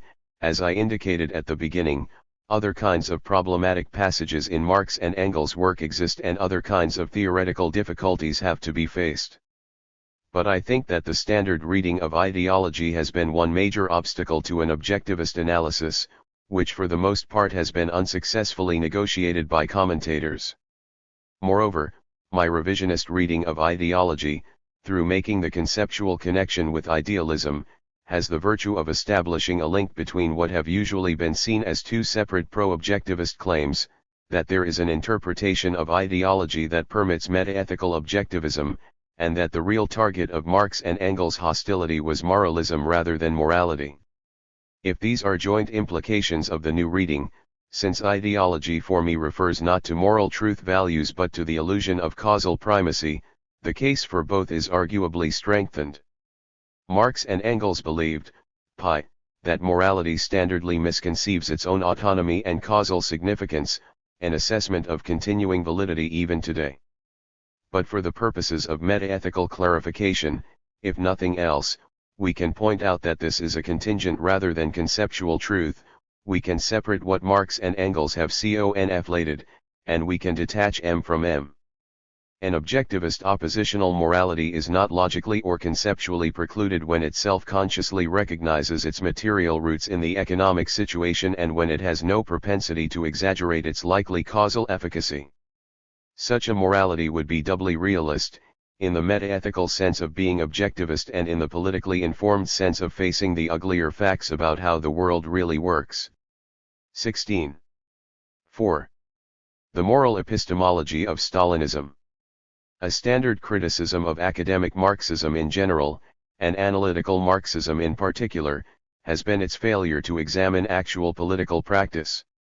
Therefore, I want to end Part I with a look at the practice so deeply embarrassing to so many Marxist theorists throughout the 20th century, Stalinism. The question I want to ask is, how was it possible for people of intelligence and good faith to give their uncritical support to the now collapsed Stalinist regimes once pragmatically described as actually existing socialism? 2. Of course, in the case of those in the East, the concomitants of state power suggest little mystery, the carrot of the luxury dacha in one hand, and the stick of the gulag in the other. 3. But what about Communist Party members and fellow travelers in other countries? Who, far from benefiting from their support, often suffered for it from loss of employment to actual execution. What made it possible for them to believe? 41T is a question that has been repeatedly asked, not just from the right, but also from the left, by social democrats seeking to draw a clear demarcation between their socialism and Marxism-Leninism, and by, perhaps most revealingly, repentant ex-Stalinists themselves, trying to make sense of their own now baffling pasts, at once denied and undeniable. One strategy of explanation widely employed in the 1950s solved the problem by dissolving it into psychopathology. Communism and fascism were both totalitarian systems that attracted a certain abnormal personality type, so that moral deviance was hardly surprising. This approach was neatly summarized in the portmanteau term of the time, communazi, 5 as Paul Lyons, 1982, 139, writes of this literature, to stomach Stalinism and 89. 90. Mouth Comintern lies, one had to be a knave or a fool, an authoritarian personality, a true believer. The revisionist New Left scholarship of the 1970s and 1980s has largely rejected this moral teratology, producing sympathetic social histories of communist activists and their work, though naturally decrying their political subservience to Moscow. E. Sermon 1993, Nazon 1983, Schrecker 1999, Kelly 1990. The contrasting tone divergent, indeed, almost to the point of caricature is paradigmatically illustrated by Vivian Gornick's claim, 1983, 22, about the American Communist Party, PUSA. It seems to me the real point about the communists is, they were like everybody else, only more so. More average than average, then, not the alien body-snatched other, but the genuine folks next door. Beaver Cleaver at the Young Communist League Summer Camp, Mishler 1999. Similarly, in the memoirs of many ex-communists, even those now fiercely hostile to communism, it is usually precisely the moral appeal of the theory that is stressed. Thus, in his account of his Stalinist past in the French Communist Party, PCF, Maxime Rodinson, 1983, 25, observes that most members joined because they dreamed of devoting themselves to an admirable ideal, and, most of them were neither scoundrels nor imbeciles. Likewise, the once leading Yugoslav communist Milovan Djilas, 1973-92-93, writes, "The great majority of us young people became revolutionaries in the hopes of realizing brotherhood and equality, of freeing our working people from exploitation, of giving them a happier life. In my early experience I didn't know a single man who had become a communist out of ambition or hope of material gain. What, then, were the psychic mechanisms that made it possible for this moral impulse to become so perverted as to permit, indeed mandate, complicity in the construction of systems of oppression more crushing than those overthrown? And how might these mechanisms be linked to the specific features of Marxist theory itself? The severing of academic Marxist theory from the political practice of self-described Marxist parties and states during their existence, which Perry Anderson, 1985, regards as defining of Western Marxism, was so complete during much of the 20th century that, for many, these questions never even arose. Unsurprisingly, conservative critics in the period saw the erection of these conceptual barriers as self-serving and, a cruel blow, un-Marxist. Thus John Gray, 1986, 160-61, writing Before the Fall, comments ironically on what he sees as the Platonism of these accounts. For Marx and Lenin, historical practice is not conceived as a degenerate form of theory but, instead, as theory's only legitimate source. Neither Marx nor Lenin could have endorsed the insulation from the criticism of history which the Marxian system is accorded in the conventional academic interpretation of 20th-century Marxist regimes and movements. In this chapter, I tentatively want to explore some of these possible connections between theory and practice in order to show how, as Paul Lyons, 91, 1982, 18, puts it, in Seeking Forms of Sainthood, communists tragically and inexorably produced its opposite. My micro-foundational explanatory strategy will be to bring together, in what I hope will be a fruitful encounter, texts usually thought of as quite disparate and unrelated, on the one hand, some of the distinctions and discussions from contemporary analytical ethics, involving issues of self-deception and moral dilemmas, on the other hand, as resource material, writings by and about communists and ex-communists themselves. 6. So this reconstruction of a Stalinist moral epistemology will be in part analogous to an exercise in naturalized epistemology, and as such it will be clinical rather than hortatory. The idea is that by following the logic that communists actually did tend to employ in making their normative judgments, we can illuminate a trajectory of epistemic decay that avoids demonizing them, since, in significant measure, it is attributable to the peculiar difficulties of their situation as moral agents. Communist conversion and self-transformation. Let us begin with a stage-setting psychological sketch of the recent communist convert. Through some combination of personal experience and exposure to Marxist ideas, one's own reading, encounters with proselytizing activists, a radicalizing intellectual climate, one has become convinced of the essential truth of the Marxist vision of the world and has thus joined a communist party. Perhaps, as with Arthur Koestler, Crossman 2001-23, and many others, this revelation has had the character of a secular epiphany. To say that one had seen the light is a poor description. The new light seems to pour from all directions across the skull, the whole universe falls into pattern like the stray pieces of a jigsaw puzzle assembled by magic at one stroke. But even where the experience is less dramatic, there is no doubt that a fundamental paradigm shift is involved. Unlike the case of natural science, though, where such conceptual revolutions are usually fairly localized in their practical consequences for the individual, this transformation is an understanding of reality that has global ramifications for one's everyday life, one's self-concept, one's view of the world, and one's interactions with others. Gornick quotes an American Party member. "Now, I was a communist. I felt that weight of responsibility. Everywhere. Always. Under all conditions. You see, it wasn't a matter of conditions. The world in which we lived was the condition. Being a communist was a condition. Your life as a communist was everywhere, in the shop, at Horn, at meetings, in the neighborhood.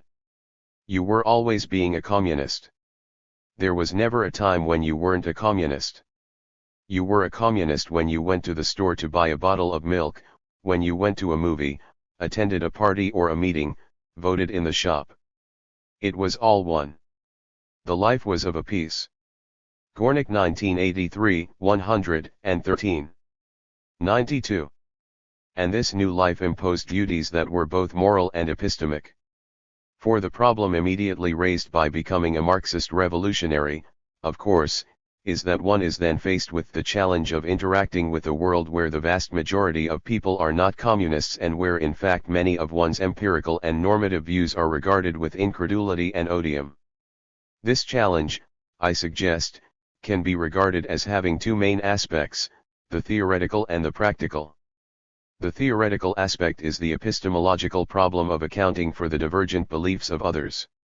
Here the theory itself will be called in to explain the frequently radical discrepancy between what communist and conventional views are about social facts and which actions should be judged right and wrong.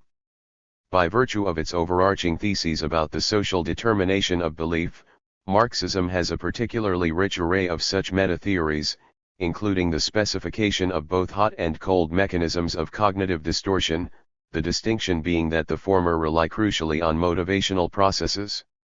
These factors: class interest, class-determined ignorance, social structural appearance, false consciousness, the ubiquitous pernicious influence of bourgeois ideology, can all be cited to undermine the force of criticism, explaining not only why others are wrong but why one's own spontaneous judgments and responses might be mistaken. Second, the practical aspect is the psychological and moral problem of developing a character structure that will be strong enough to withstand both the hostility of others and one's own resulting self-doubts and tendency to backslide.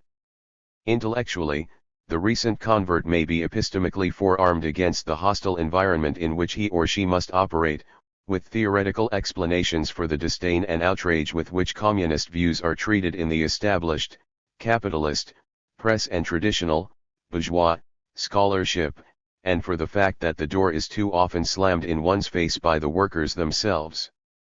But a set of intellectual tools is one thing, what is also required is the will and strength of character to utilize them. The moral struggle against capitalism is not merely a battle against the external bourgeois enemy, the ruling class, it must also be waged on a second, internal front against one's own unreliable conscience, the untransformed bourgeois self, which is like a fifth columnist within one's own psyche. This struggle is, of course, merely another instantiation of the familiar paradox that the revolutionary is herself a product of the society she is trying to transform. But it implies that the communist must engage in a process of self-reconstruction and character formation in order to successfully fulfill her task. Gillas writes, "Our truths were daily confirmed by the misery and suffering of millions of people. This in turn intensified our moral and spiritual obligations to the movement. There was no greater and more shameful betrayal than abandoning this communist world. We built up not only an external party discipline, but a much more profound internal one as well. Implementing decisions was not sufficient, anyone could do that. One had to transform oneself so that at any time all of one's actions could be measured in terms of the interests of the revolution." Gillas 1973, 229. 93. Similarly, Gornick, 1983, 110, quotes an American communist who dreaded her weekly task of selling the party paper, but she forced herself to push down the gagging and go do it. "You know, people never understand that. They say to us, the Communist Party held a whip over you. They don't understand. The whip was inside each of us, we held it over ourselves."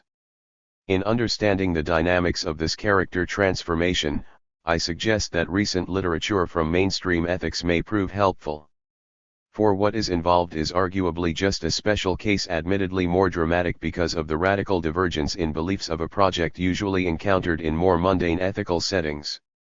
All moral theories will have an ideal of the moral agent, whether primarily as an end in itself, as with virtue theories, or primarily as an instrument for realizing the right or the good, as with act-centered theories. Correspondingly, and depending on the model, the conscientious moral agent learns to cultivate certain traits: temperance, obedience to God's will, respect for universal law, sympathy, and to discourage others' intemperance, rebelliousness, giving in to inclination, self-centeredness. What I want to show is the radical implications that are likely to follow from this familiar prescription in the case under consideration, the transformation necessary for the good communist moral agent. 8. My argument is that, to guard against the hazards of moral error and self-deception, which are likely to be particularly acute in this tectonically shifted ethical landscape, defenses will need to be erected against those factual and normative perceptions whose etiology is judged to be epistemically suspect. Then, in a likely second, degenerative stage, this originally defensible pattern of cognitive filtering and exclusion will itself ironically facilitate, and itself become increasingly driven by, a self-deceiving dynamic. 9. Moral dilemmas and revolutionary obligations.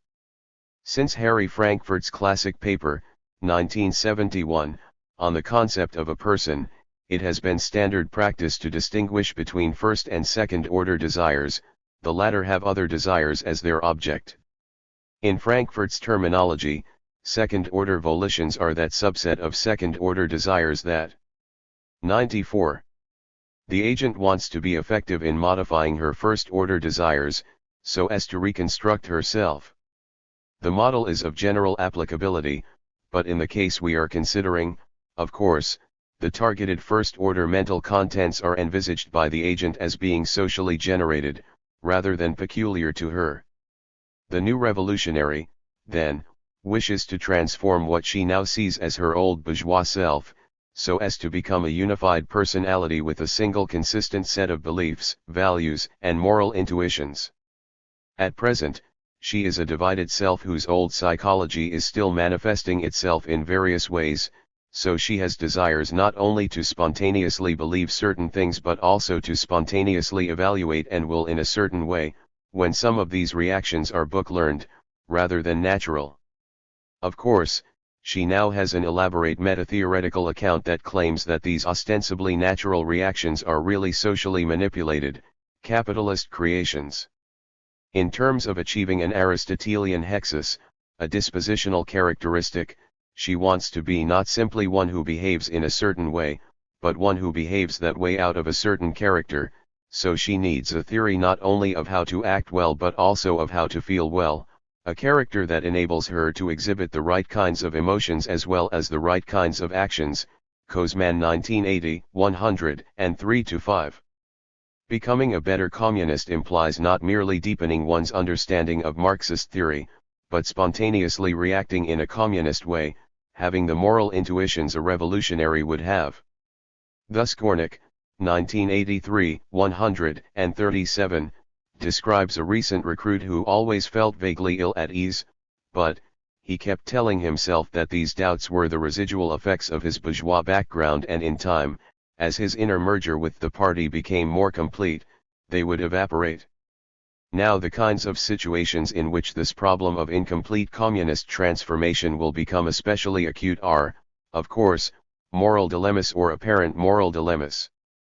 Failing to have what, she is told, are the correct intuitions, being unable to feel the rightness of the action the party prescribes for her, or disagreeing with what she sees the party doing or endorsing, example some aspect of Soviet policy, the new party member may begin to wonder whether these actions are actually morally justified after all. But she then faces the problem of second-guessing, identifying the character of her doubts. Is she hesitant because of objectively repellent features of the action, or is this her unreconstructed bourgeois self speaking?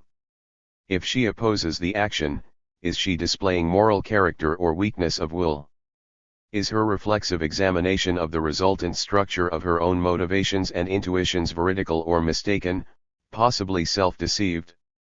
And if it is quite possibly the latter, given the theories she now has about social influence on character formation, shouldn't she compensate by withholding assent to these intuitions, deliberately alienating herself from her spontaneous moral judgments? 95. For the peculiarities of her situation mean that an unusual kind of self-deception is a ubiquitous danger. What differentiates self-deception from ordinary error is the presence of a causal link between the mistake and motivation.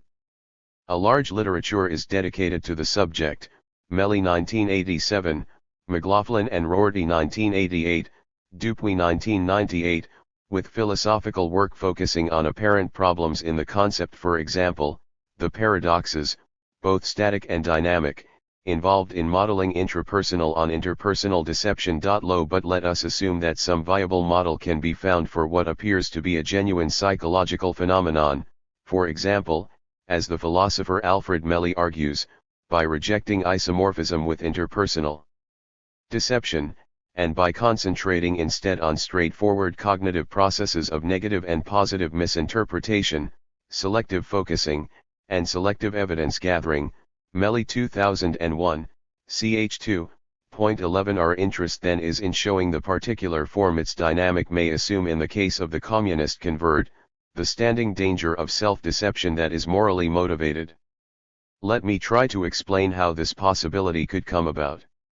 The standard kind of case where self-deception might enter as a factor in moral decisions is, of course, when self-interest is in conflict with our moral duty, d, and when we are in danger of our persuading ourselves, in defiance of the evidence, that d is not really our duty. Correspondingly, the conscientious moral agent routinely admonishes himself to be wary of such snares, to be objective, to look at the situation from the perspective of the ideal observer, and so on. Thus, in that case, straightforward human selfishness is the threat to our seeing and doing the right thing. But the situation we are concerned with here is a more complicated one, where self-deception may be morally motivated. Consider the case of moral dilemmas, specifically those that involve dirty hands, that is, where it seems that doing the all things considered right thing requires us to do wrong, for example, torturing the terrorist to find out where the bomb has been hidden. In mainstream moral philosophy, the debate regarding dirty hands is as follows. One side argues that if we do the all things considered right thing, then we have no dirty hands and no cause for shame or guilt. The other side argues that our hands are still dirty and that these emotions are appropriate, indeed morally mandatory for us to retain our integrity as moral agents. Stocker 1990. Now my concern here is not to contribute to this debate, but rather to show how its terms are transformed for the communist moral agent. For in being asked to do something for the revolutionary cause that he would normally regard as wrong or to morally endorse something others have done, the convert is facing a dilemma whose structure is more complicated than the examples routinely discussed. The problem of deciding on the right course of action is exacerbated for the communist moral agent because, first, he is trying to 96. Work out and adjudicate the prescriptions of two moral codes, traditional morality and the revolutionary new morality, and not just assess two actions by one code, and, second, he is simultaneously being forced to second-guess himself, to wonder whether his feelings, say, of moral revulsion are veridical or just the responses of his deceiving bourgeois self, which should normatively be ignored. Some clarification of the conceptual geography may be useful here. We have a moral terrain, and we have two overlapping and conflicting maps of its features, common sense morality and the revolutionary Marxist morality. Point 12. These maps will not be mutually exclusive. If the revolutionary morality is supposed to be a comprehensive moral code, then, presumably, for many issues, its prescriptions will be the same as conventional morality. For example, keep your promises, take care of your children, rescue drowning strangers when you can, and so forth. But, because of divergent empirical theoretical assumptions, some actions will be condemned by conventional morality that are actually prescribed by the revolutionary morality. However, there will also be actions that will be condemned by both moralities. In other words, a plausible revolutionary morality will not, I claim, countenance every action that advances the revolutionary cause, rather, it will place constraints on what is permissible to do. So the mere fact that an action is condemned by traditional morality does not prove that by revolutionary standards it is in fact right, since there can be actions that are, or should be, condemned by both. Excluding for the sake of simplicity the categories of the permissible and the supererogatory, then, we have four categories of action: a. Actions required by both traditional and revolutionary morality; b. Actions required by traditional morality but forbidden by revolutionary morality; c. Actions condemned by traditional morality but required by revolutionary morality; and d. Actions condemned by both traditional and revolutionary morality. Now, one simple way of restating what I have been saying is to point out that the uncertainties of the geography of these categorizations mean that people will be unsure where some of the boundaries are. In other words, it will not always be clear, perhaps it will almost always be unclear where, in particular, the boundary between classes, C, and D, is, that is, between the kinds of actions that would only be proscribed by traditional morality and the kinds of actions that are objectively wrong by the standards of both. The difficulty of monitoring and correctly identifying one's motivations and intuitions, as well as normatively assessing their character and force, is far greater, I suggest, under these circumstances than in the case of self-interested versus moral motivation. The divergent phenomenological character of prudential and moral motivations in the latter case is epistemically quite clear. Here, by contrast, an unavoidable fuzziness is pro. 97. Duced by the mutual interference of two kinds of moral motivation, generating an epistemic murk in which self-deception is significantly easier. The danger here is that we may be tempted into self-deception for moral reasons, and that we may be tempted to categorize as D what really belongs to C, not because of prudential, but altruistic, motivation. The old morality under which we were brought up will obviously continue to exert a certain attraction for us. In many situations, we will recognize abstractly that a certain action, X, is judged right by the new standards, but is wrong by the old ones. In addition, we will feel this wrongness. In fact, it might well be the case that this feeling is stronger than the feeling that it is right, or it might be even that we have no feeling of the rightness of X, but merely an intellectual apprehension, one guided by our knowledge of the precepts of the revolutionary morality and our recognition of certain, putatively, morally relevant facts. Depending on the seriousness of X's divergence from what we had previously thought of as right, X may range from merely telling a lie for the cause to torturing and killing for it. We are likely to experience major moral discomfort at the thought of having to do it. It will be psychologically easier for us not to do X, to tell ourselves that it is not our duty, D. So there will be a motivation of a non-prudential, apparently moral kind to refrain from doing X, and this will be phenomenologically experienced by us, based on our past moral education, as the voice of conscience. But, we will simultaneously be aware, by virtue of our intellectual acceptance of the superior revolutionary morality, that this phenomenology is suspect, indeed treacherous, and that this moral claim may need to be normatively recategorized as the voice of the old morality, the normative buttress of the very system of exploitation we are morally required to overthrow. As Stephen Spender, Crossman 2001, 238, writes, my arguments with myself were reinforced by feelings of guilt and the suspicion that the side of me which pitted the victims of revolution secretly supported the ills of capitalism from which I myself benefited. A metaethical distancing, a conscious, willed disregard of our moral intuitions and spontaneous feelings is therefore called for here, since epistemically we do not know which of these are reliable and which are just the unreliable remnants within us of the old system. As a general moral metaduty, then, one may need to cultivate within oneself, first, the second-order disposition to override some of one's moral intuitions, one's feelings of duty, rightness, and wrongness, and, second, the strength of character not to be deterred by some of one's own countervailing feelings of moral repugnance, since one now has a meta-theory revealing the possible epistemic deficiencies of these intuitions and feelings. In the standard applications of coherentist moral epistemology, such as Rawls' reflective equilibrium, 1971, one strives to achieve equilibrium. 98. Between principles and intuitions, seeking to resolve inconsistencies and disagreements. In David Brink's words, if a theory has counterintuitive implications, then this is evidence against the theory. If the counterintuitive implications of the theory are fairly common and widespread, especially if the apparent counterexamples share important features, then this is reason to abandon the theory for another, or at least to modify the theory in significant ways. Brink 1989, 130-31. What I am claiming is that in the case of the revolutionary convert, this standard approach has to be revised, given the dramatic deviation from a conventional understanding of the world and the powerful array of undermining meta-theories about people's perceptions, including our own. Counterintuitive implications can be widespread, and it can still be legitimate to retain the theory and override the intuitions instead, since, as noted, the theory has a theory that explains why one will experience certain, fairly common and widespread, unreliable intuitions.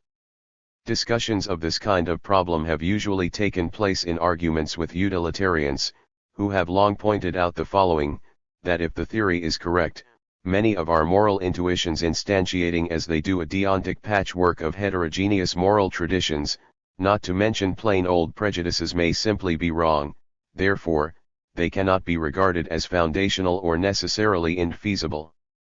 As J.J.C. Smart, 1973, 68-69, puts it, we may therefore feel inclined to reject an ethical methodology which implies that we should test our general principles by our reactions in particular cases. Rather, we may come to feel, we should test our reactions in particular cases by reference to the most general principles. In his critique of Smart, Bernard Williams, Smart and Williams 1973, 104, says that the implication of such a view is the loss of a sense of one's moral identity, one's integrity. At this point utilitarianism alienates one from one's moral feelings. The fact of this alienation is therefore supposed to constitute a prima facie case against the legitimacy of such an ethical strategy. But one can readily imagine situations where such a distancing, such an alienation, is not morally culpable, but indeed laudable. As with the situation of the communist revolutionary, by hypothesis, anyway, the crucial background conditions are a systematically and horrendously unjust social structure, a cognitive awakening that requires the recognition and repudiation of one's past socialization in the normalcy and naturalness of this structure, and the corresponding rejection of many of the values, beliefs, norms, reflexes, and feelings one spontaneously has. In other words, it is to a certain extent a rejection precisely of one's previous moral identity. Consider, as a presumably uncontroversial example, the case of 99. A white person's traditional racist upbringing of the American Old South or, to make it more contemporary, recent apartheid South Africa. The feelings of antipathy, disgust, and fundamental wrongness that such people will have at the prospect of racial intermixing, particularly interracial sexual relationships, are undoubtedly completely heartfelt and sincere. They are of a depth and intensity that might seem, if anything would, to qualify them as genuine moral intuitions. Of course, we do not regard them as such, but as the products of a racist socialization process. If one has been raised in such an environment and has later, because of self-education or changing mores, come to see the wrongness of this response, he may still continue to have such feelings while recognizing their non-veridicality. In re-educating himself, in transforming his moral sensibility, such a person will have to school his feelings, suppress his reflexes, and purge his intuitions, since those spontaneous responses may continue to be far more authoritative and viscerally convincing than abstract intellectual pronouncements about racial equality. To this extent, Such a person will be alienated from his self, or from part of his self, and we would in fact regard him as more praiseworthy the more he refuses to give in to the self and the more he acts against it. Correspondingly, we would be disappointed if he were intimidated by the hostility and moral outrage of his unreconstructed friends and relatives into abandoning his new views. Given the description of the situation, doing what is objectively the right thing, opposing Jim Crow, apartheid, and segregation, will evoke fury and moral condemnation, so that his moral duty is clearly not to capitulate, but to thicken his skin and psychologically inure himself to such denunciations. Thus he will have to be on guard against surrendering to conventional opinion through simple battle fatigue, while continuing to recognize its wrongness, and, more subtly and insidiously, he will have to be on guard against convincing himself that his original enlightenment was illusory, because conventional opinion was not wrong after all. His previous moral identity, far from being a foundational touchstone by which to reliably adjudicate what is morally right, will itself seem to be a tainted source of morally dubious desires, intuitions, and feelings. Thus, to realize the imperative of moral transformation, they will require second-order scrutiny, sorting, and in some cases disposal, so as to avoid moral relapse. The new higher self will have to learn to resist the lower self. Seeing the world anew. My point, then, is that the revolutionary convert is likely to see herself in a parallel situation, convinced that her socialization has been such that 100. Many of her spontaneous reactions will be epistemically suspect, so that, in the absence of reliable internal guides, the safest moral thing to do may be to follow the, sometimes abstract and unfelt, directives of the theory. Quite apart from the metaethical pronouncements sometimes imputed to it, the factual claims of the Marxist reconceptualization of the world are themselves sufficient to generate a radical challenge to conventional morality. For, certainly, one of the central implications of the Marxist analysis of capitalism is its dazzling revelation, arguably the fulfillment of the Enlightenment project, that, what had been thought to be tragic intrinsic features of the human condition as such, either as an outgrowth of nature or as an ultimate manifestation of God's will, are really contingent and changeable consequences of a particular social system, which could be eliminated under a different order. And this new vision means a dramatically expanded view of the role of human causality in shaping the world and, correspondingly, of the realm of the moralizable and justicizable. With respect to the internal divisions of rich and poor in first world nations, and with respect to the global chasm between the first and third worlds, the central claim repeatedly made is that there is a causal relationship between these divergent fates. 13 So it is not merely that some happen to be rich and some happen to be poor, and that we have existent but weakish and overridable moral obligations of a charitable kind. Rather, the much more radical thesis is that this inequitable distribution of wealth and poverty is not contingent, it is a structural outcome of a common system in which both are enmeshed, and it reproduces the conditions of wealth and poverty at these two poles. This new view of the role of human causality implies that it is not the defeasible duty of charity that is involved, but the much more stringent duty to end present injustice and compensate for past injustice. It would mean that the annual death by starvation of millions and the wrenching misery of the lives of hundreds of millions more are not only preventable, but they are in some appropriately attenuated sense categorizable as a human crime, the long-distance result over time and space of ruling class causality. 14 Thus a radical transformation of our mapping of the moral universe and of our own moral responsibilities would be called for.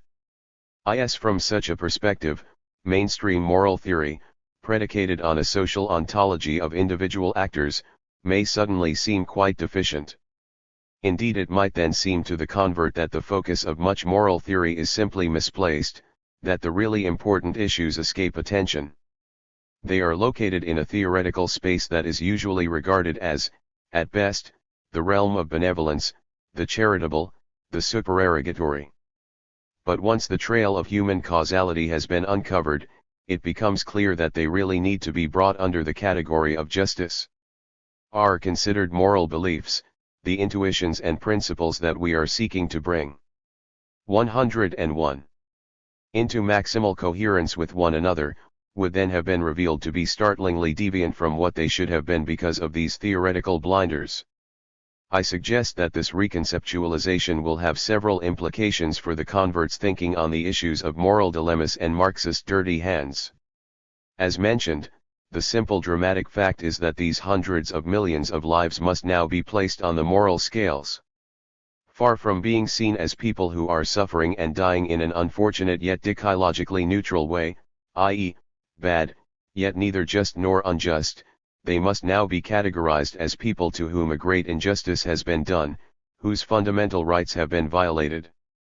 Moreover, because of the view of Marxism as a science of history, particularly in the naively positivistic version that would have prevailed in these circles, largely absent would have been any uncertainty and hesitation about exactly how to assign probabilities to outcomes, whether in paradigmatically consequentialist reasoning, or as a subordinate but crucial part of another, non-consequentialist kind of moral theory, and how to balance positives and negatives against one another.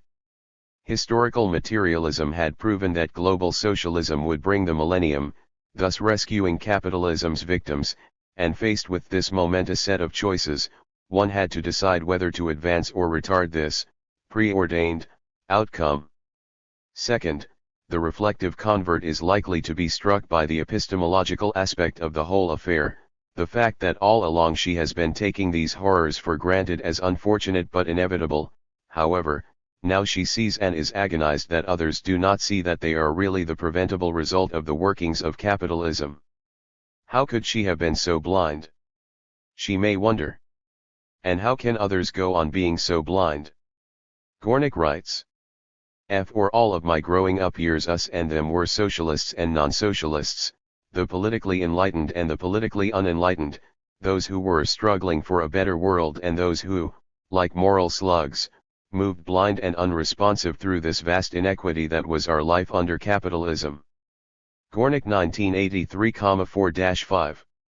Alarmed by her previous unawareness, the convert is likely to be particularly self-conscious about the need not to fall back into the old way of seeing things, the spontaneous intuitions of traditional morality that, in this respect in particular, are so clearly epistemically deficient. Commenting on the outcry over the violence of the French Revolution, Mark Twain observed that, there were two reigns of terror, if we would but remember it and consider it, the one wrought murder in hot passion, the other in heartless cold blood, the one lasted mere months, the other had 102. Lasted 1,000 years 16. As part of the distancing from her spontaneous bourgeois self, the revolutionary convert must make it an essential part of the schooling of her new sensibility that she does remember it and consider it. So whenever in the future the morality of an action is in question and she feels hesitation, she will sternly remind herself of the ongoing devastation produced by capitalism, which it is in the interests of the bourgeoisie to represent as natural, inevitable, and therefore conceptually protected from moral condemnation. Finally, the third implication for Marxist dirty hands is to put into question our criteria for cleanness. In standard analyses of the subject, such as Stephen Luke's, 1985, discussion of Sartre's famous play Les Mains Sales, Sartre 1949, this aspect has not, I think, been sufficiently taken into account. Communists are simply depicted as arguing that the end justifies the means within a framework in which political effectiveness is contract opposed to retaining one's moral integrity. But I would suggest that a neglected contributory factor to the development of a Stalinist epistemology is the communist perception that because the present order is not neutral, but an engine of oppression, it is not the case that doing nothing does keep your hands clean. In other words, there would be an argument to deny, or at least diminish, the moral distance between acts of omission and acts of commission. As Ted Honderich writes, in his analysis of the moral justification for political violence by the left, the claim is that we in the West, and of the privileged classes who are law-abiding, contrary to common belief, do not live lives which are anything like right on the whole. Our conduct is wrong. The argument for this is that by our ordinary lives we contribute to certain terrible circumstances. We make essential contributions to the shortening of the lifetimes of whole peoples and classes, and to many kinds of suffering and distress and degradation, and to denials of autonomy and of freedoms. In fact, we ensure by our ordinary lives that multitudes of individuals die before their time. Hond Erik 1989,64-65. Doing nothing will therefore mean being complicit in ongoing injustice. Why? To guard against the temptations of self-deception in a moral guise, then, a strict personal regimen will be necessary. The communist knows in advance, from the theory, that the revolutionary struggle will bring about a society where the injustice and suffering of the present order will be eliminated. She also knows that this struggle will on many occasions require her to do things that are condemned by traditional morality. Thus she can anticipate that there will be times when she will be hesitant, unsure of herself, self-doubting, and that these vacillations will serve capitalist interests. Her moral duty, then, like Ulysses binding himself, may appear to be the hardening of her heart in advance and the steel 103 of herself against the intuitions that will seem quite convincing at the time, but that she knows now are the lures, the siren calls, of the bourgeois self, capitalism's agent within her. Coolly, abstractly, not yet immersed in the situation, she is better able to take up the objective moral posture of the ideal revolutionary observer. Duty therefore requires that she be prepared to ignore what will seem like duty in the thick OT battle. Moreover, she knows the situation is likely to be repeated, that is, it will routinely be the case that she, unlike those moral agents who take the background social structure for granted, will be faced with apparent moral dilemmas in the course of her activism. Therefore, the attitude she will have toward regrets and the concession of the existence of moral remainders, Stocker 1990, will be significantly different. The meta-duty whose architectonic structures are appropriate moral responses may be interpreted by her as implying that she should preemptively fortify herself against regrets and deny remainders, even if the act itself seems to require them.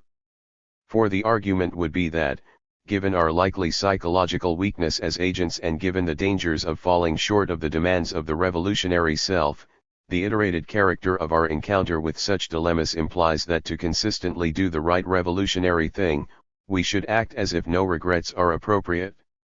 If we allow ourselves to feel regrets each time, the likely long-term cumulative effect of this moral residue will be to incapacitate ourselves for doing what is objectively right.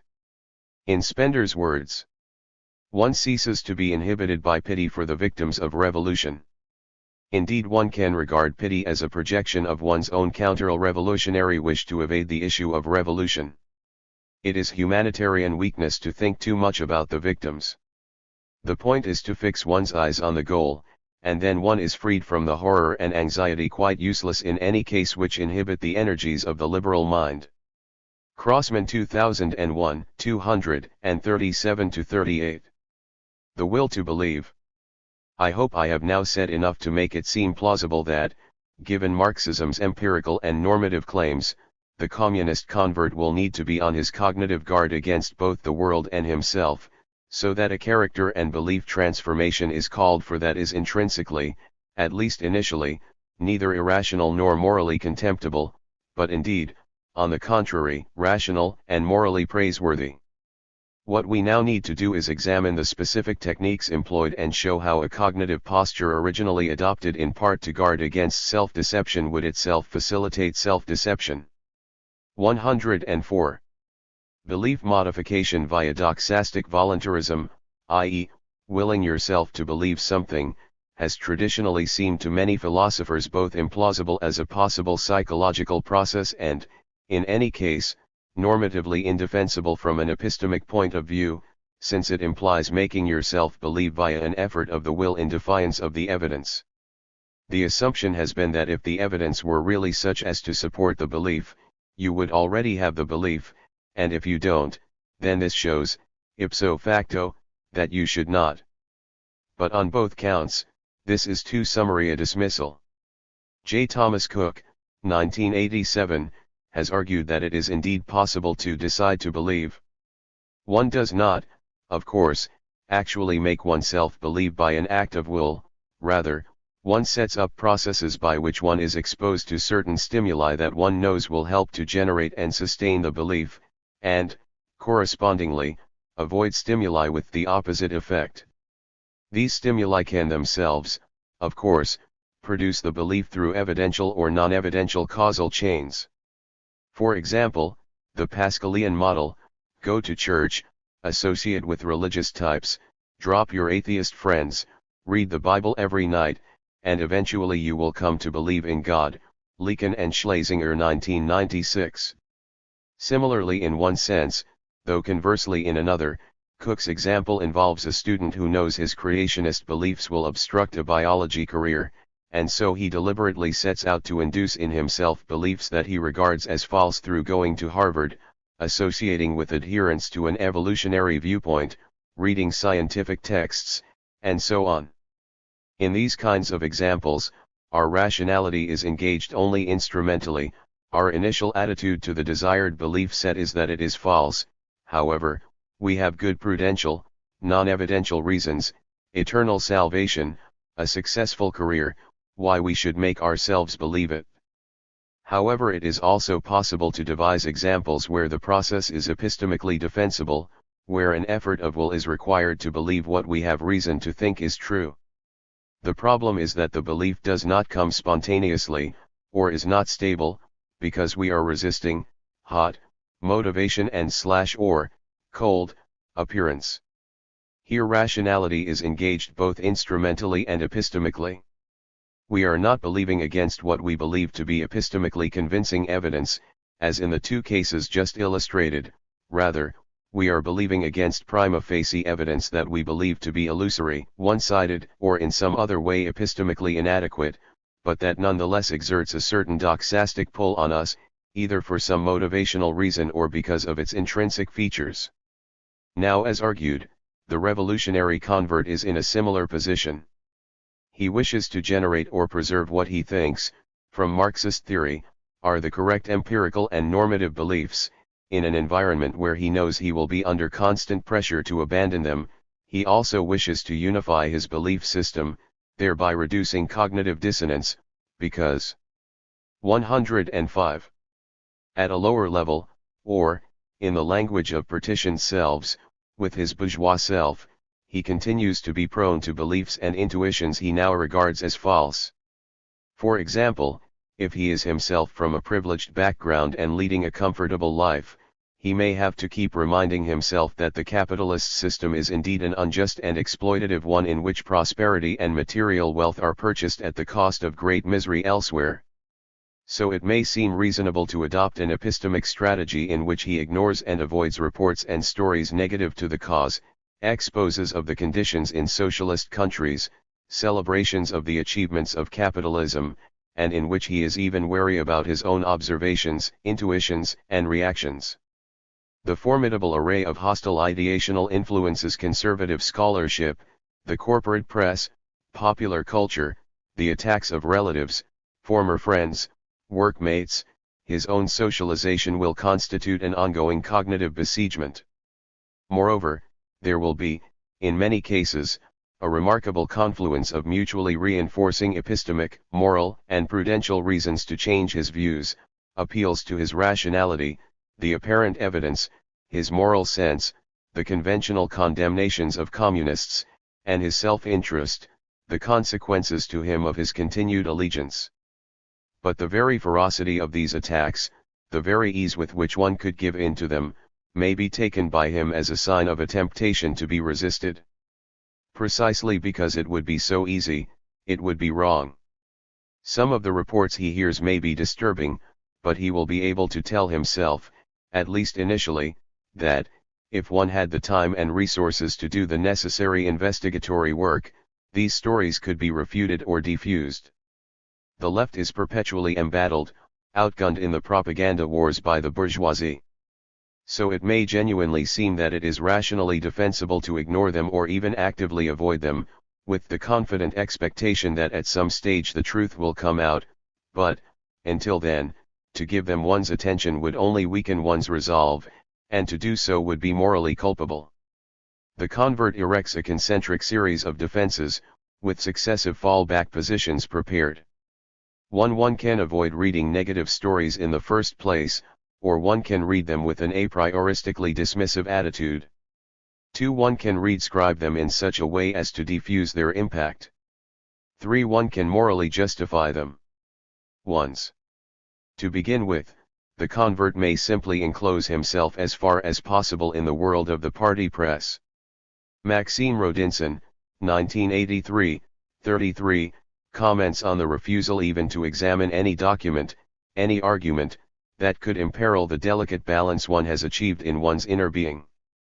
How many party militants have I known who refused to read an opponent's texts, the expositions of divergent points of view, or even neutral studies?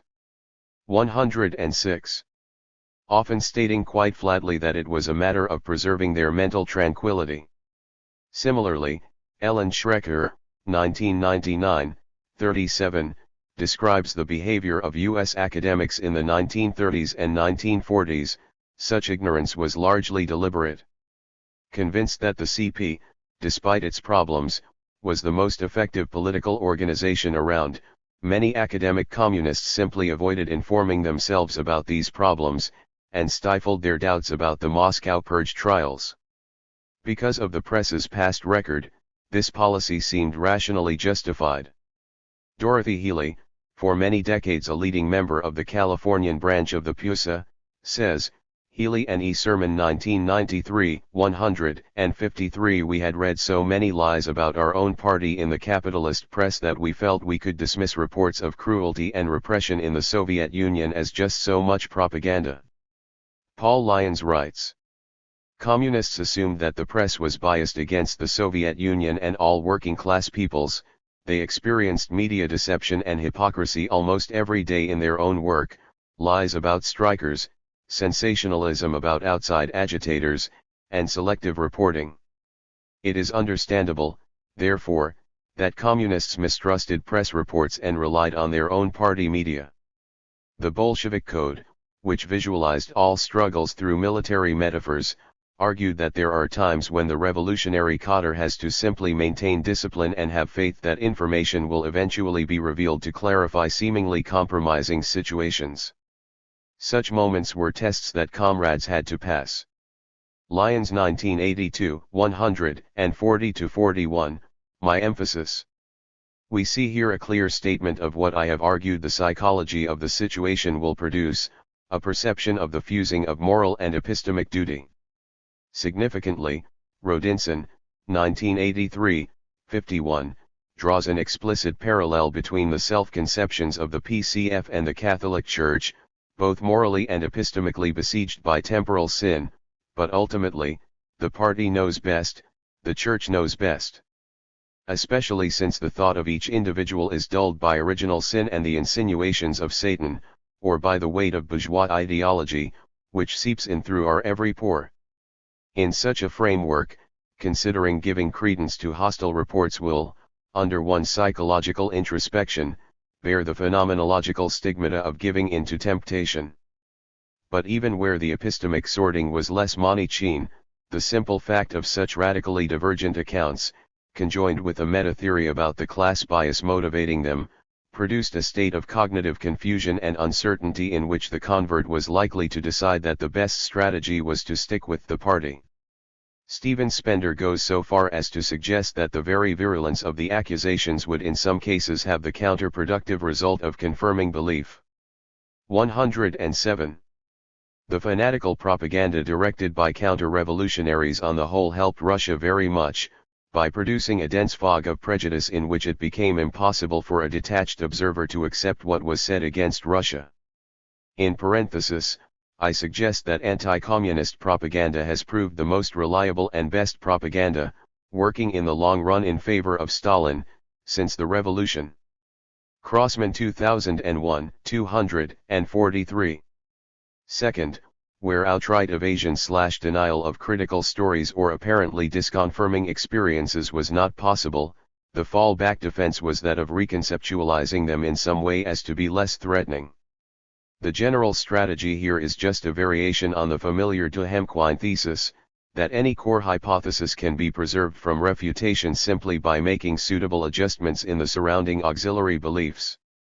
Because of Marxism's epistemically layered view of the social structure of capitalism and its corresponding set of meta-theories about cold mechanisms of cognitive distortion, it is, as earlier argued, particularly or dangerously well endowed for such approaches. Thus Arthur Koestler writes sardonically about his early initiation into the 1930s German CP.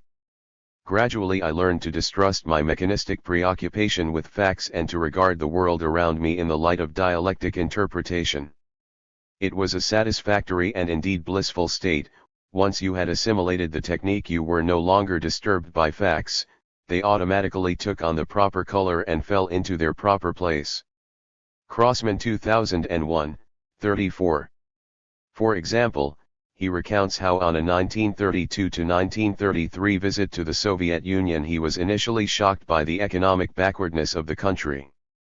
But he was able to explain it to himself as the consequence of beginning from a much lower level of industrialization than the Western nations, so that given a long-term historical view appearances were misleading.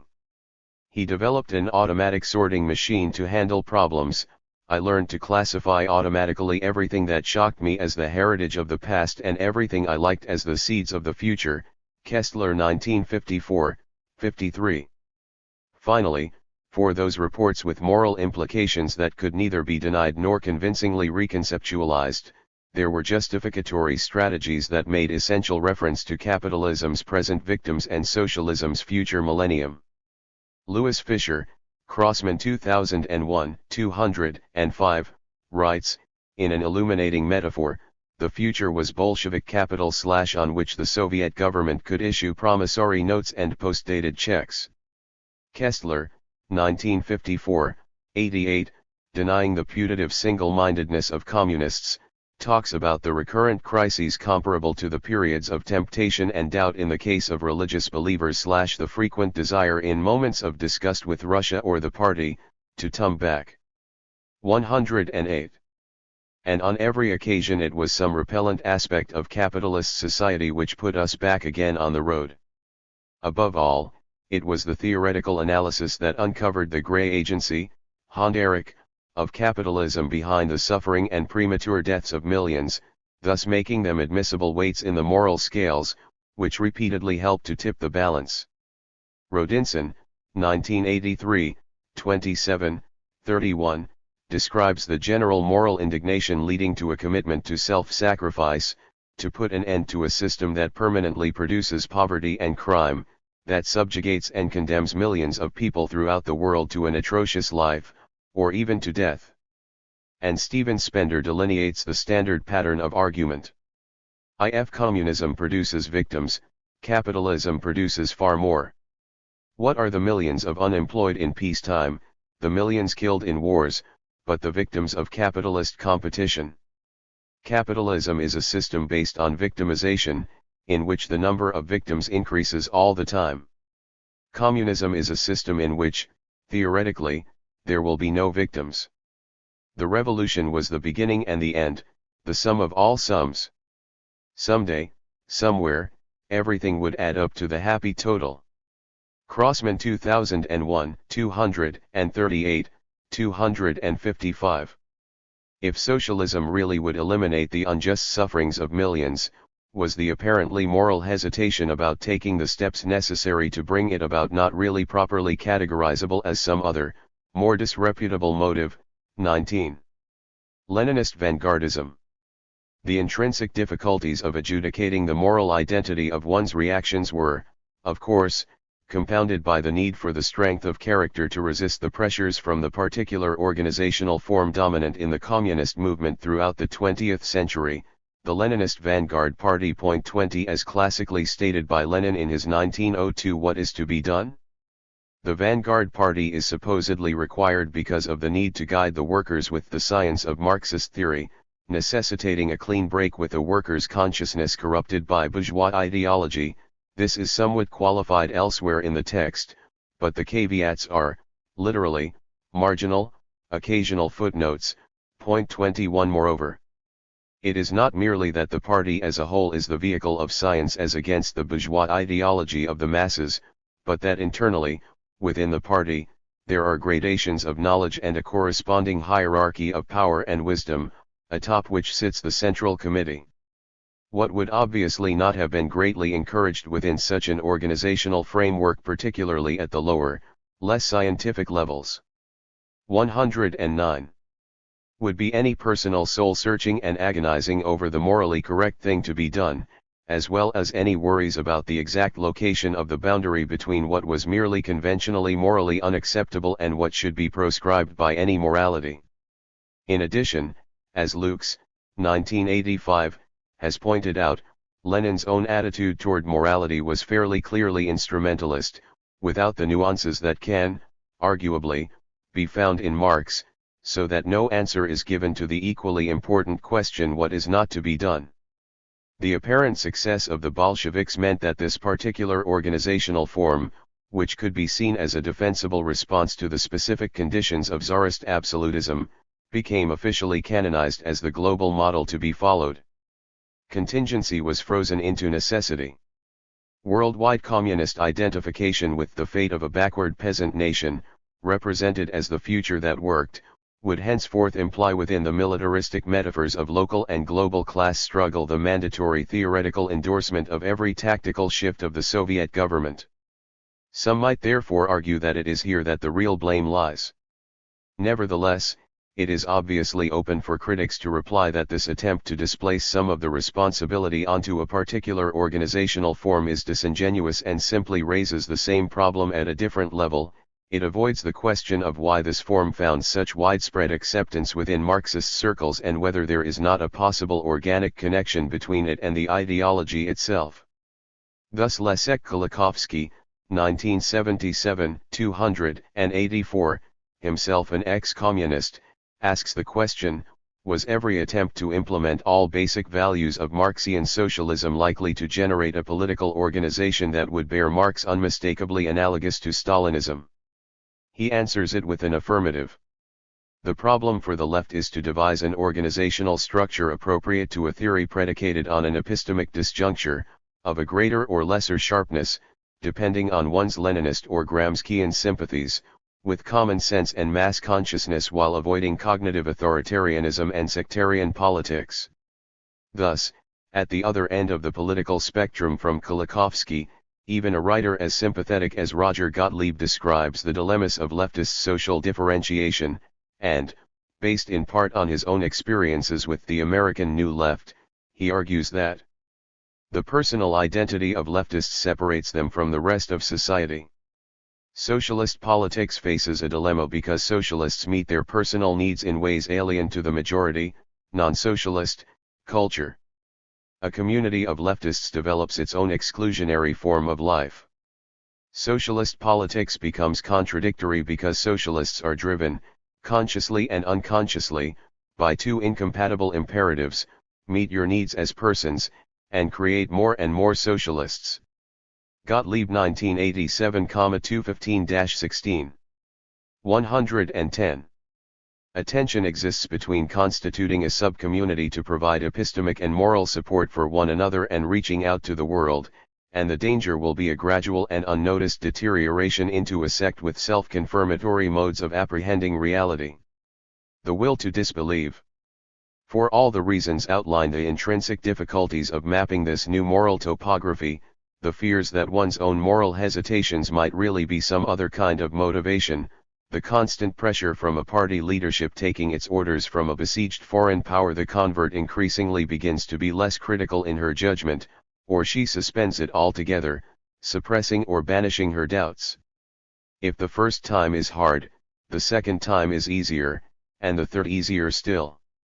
She tells herself that the boundary between what is politically justified and what is inexcusable under any circumstances is much farther away from traditional morality than she had originally thought.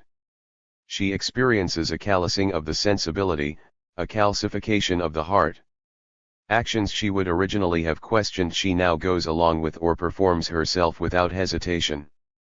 But as the deeds accumulate, a strange new dynamic begins to assert itself.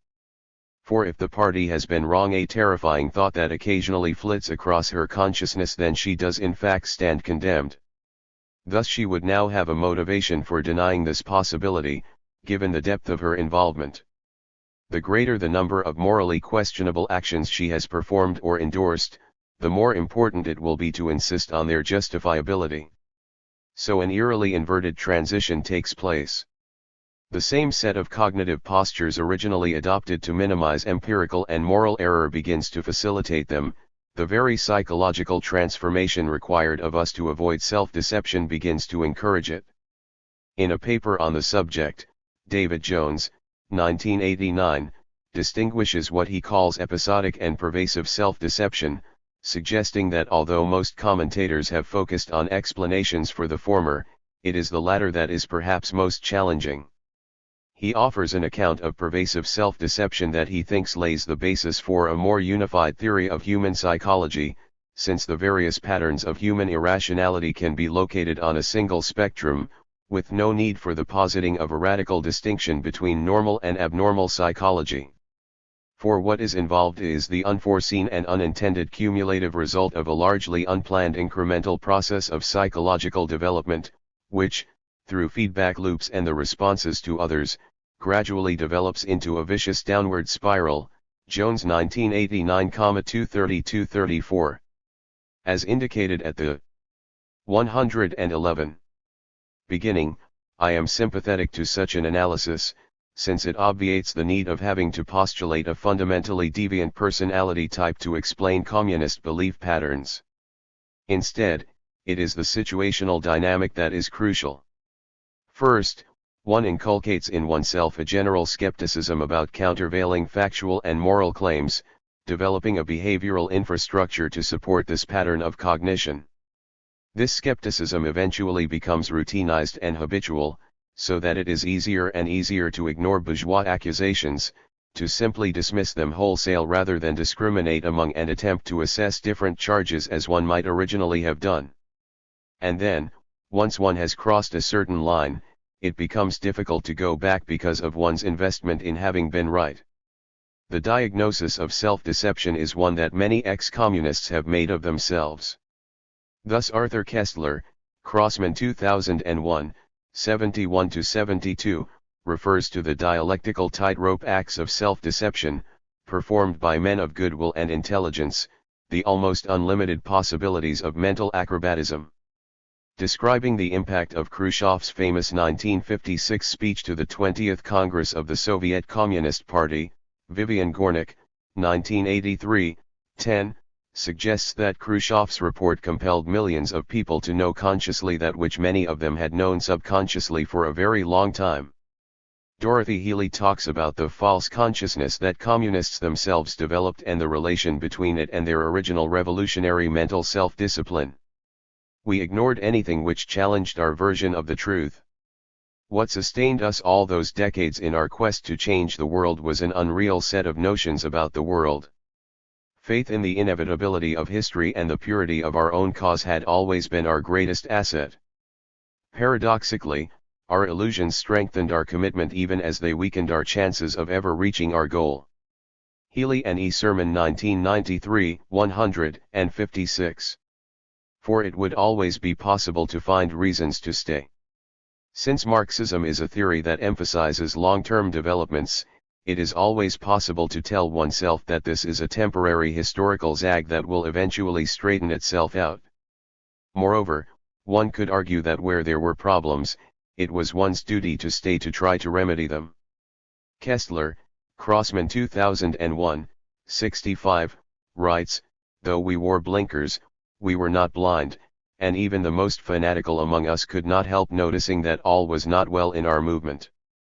But we never tired of telling each other and ourselves that the party could only be changed from inside, not from outside. The presence of this moral motivation also meant that there was uncertainty about whether one would be leaving for morally defensible reasons, when there was such a confusing overlay of other possible reasons to be leaving. Ellen Schrecker, 1999, 61, reports that for some, the 112 persecutions of McCarthyism had an unexpected effect, in a perverse way. McCarthyism seemed to have kept some people in the party longer than they would otherwise have stayed. A historian who had joined the CP after the Second World War recalls, one would have left the party sooner, except that one wanted to be sure one wasn't doing so out of fear. Another historian stayed until 1956 because he didn't want to be considered chicken. There was, another former communist recalls, a certain amount of pride in not being opportunistic. Let us say then, that at some point the convert begins to feel that there is something wrong that cannot be explained away as bourgeois propaganda, redscribed as superficial appearance, or morally justified as revolutionarily necessary. I began to feel a dreadful nagging pain developing at the edge of thought, sometimes like toothache, sometimes a sudden stab of fear, sometimes a quick wash of panic about the progressive world. Its logic began to break down, injustices began to loom, questions arose for which there were no longer ready answers. Gornick 1983, 11. It is possible, of course, that the disruptive, unassimilable event will finally occur that causes the convert to put her whole system of belief, and its generative epistemology, into question. But another response is possible, which is to step up the pace of the cognitive processing machinery already oriented specifically to a skepticism about anti-socialist reports and a wariness about one's own reactions to them. All one needs to do is to put it into higher gear, make it less discriminating. By now already deeply ingrained are the habits of careful inattention, the reflexive theoretical redecryption, the discounting as bourgeois one's own moral intuitions, and the automatic moral justification. But for the first time a new strand manifests itself in the already complex and epistemically confusing bundle of motivations, the fear that one has been wrong about the system one has been supporting, to which one has given some, perhaps considerable, portion of one's life, and the desire to block the recognition of this. Gilas writes of how he and his comrades questioned a group of Yugoslav party members who had been to the Soviet Union. They saw a whole world erroneously because they couldn't grasp it otherwise. This was the world of their imagination, and they pictured it falsely to those who, in turn, didn't dare believe it different from the way they wanted it to be. If either of them had known and understood conditions in the Soviet Union, their own ideals, the whole purpose of their lives, would have been undermined and lost. Gilas 1973, 231-32. The deeper one's involvement has been, the more time and energy have been invested in this cause, the harder it will be to recognize it as a loss. 113. The greater the atrocities one fears one has been an apologist for, the more compelling the need to deny them. Far better than to persuade oneself that, even if there have been problems, things can still be made right in the end, that all will somehow be redeemed by the eventual outcome. You see, the longer you go on believing and working for the party, believing everything is good, the longer it takes. There was always the urge to explain away the unpleasant things and to cling to every little bit of hope. 22. Leaving would make unavoidable the recognition that all their efforts had been for nothing. Instead, the machinery is accelerated. The growing hostility of others, the multiplication of adverse reports, the increasing number of defections from one's own side, they are all met by a further hardening of one's protective moral integument, a heightened perception of one's unjust capitalist persecution as the moral vanguard of the new society. By this stage one has a cognitive, affective, and moral stake in one's picture, not just of the present, but of the past as well. One needs not to know. Dorothy Healy, 1993, 156, points out that many members of the PUSA refused to read the 1956 Khrushchev speech, even when it was reprinted in the party press, because they recognized that its terrible implication was that the sacrifices they had made during those years were in vain. Similarly, Maxime Rodinson comments, The deeper reason for the delay in registering disillusionment is simply the visceral need not to renounce a commitment that has illuminated one's life, given it meaning, and for which many sacrifices have often been made. Hence the reluctance to recognize the most obvious facts, the desperate paralogical guile to which one resorts in an effort to avoid the required conclusions, the passionate and obstinate blindness. Rodinson 1983, 33. In the same way that the original conversion to Marxist theory implied a revolution in seeing the world, so this revelation of the true Stalinist character of the system one had been supporting meant a revolution in one's conception of socialism, one's own past activism, and, ultimately, oneself. Gornick, 1983, 12, describes her bitter nightly debates with her Stalinist aunt after the 1956 Khrushchev revelations, and we stared at each other, each of us trapped in her own anguish. I, in the grip of that pain and fury that I can feel to this day, and she, my aunt, her strong peasant face ashen with grief and survival, the world inside her and all around her dissolving in a horror of confusion too great to bear, too annihilating to take in. The double horror lay not just in the acknowledgement of the despotic nature of the system, the incredulous realization that the bourgeois press had been right all along, rather, what it also implied was the shattering retrospective reconceptualization of oneself, of one's own moral history. For one would then be forced to confront the fact that one had oneself been complicit in the crimes of Stalinism, denying them, x. 114.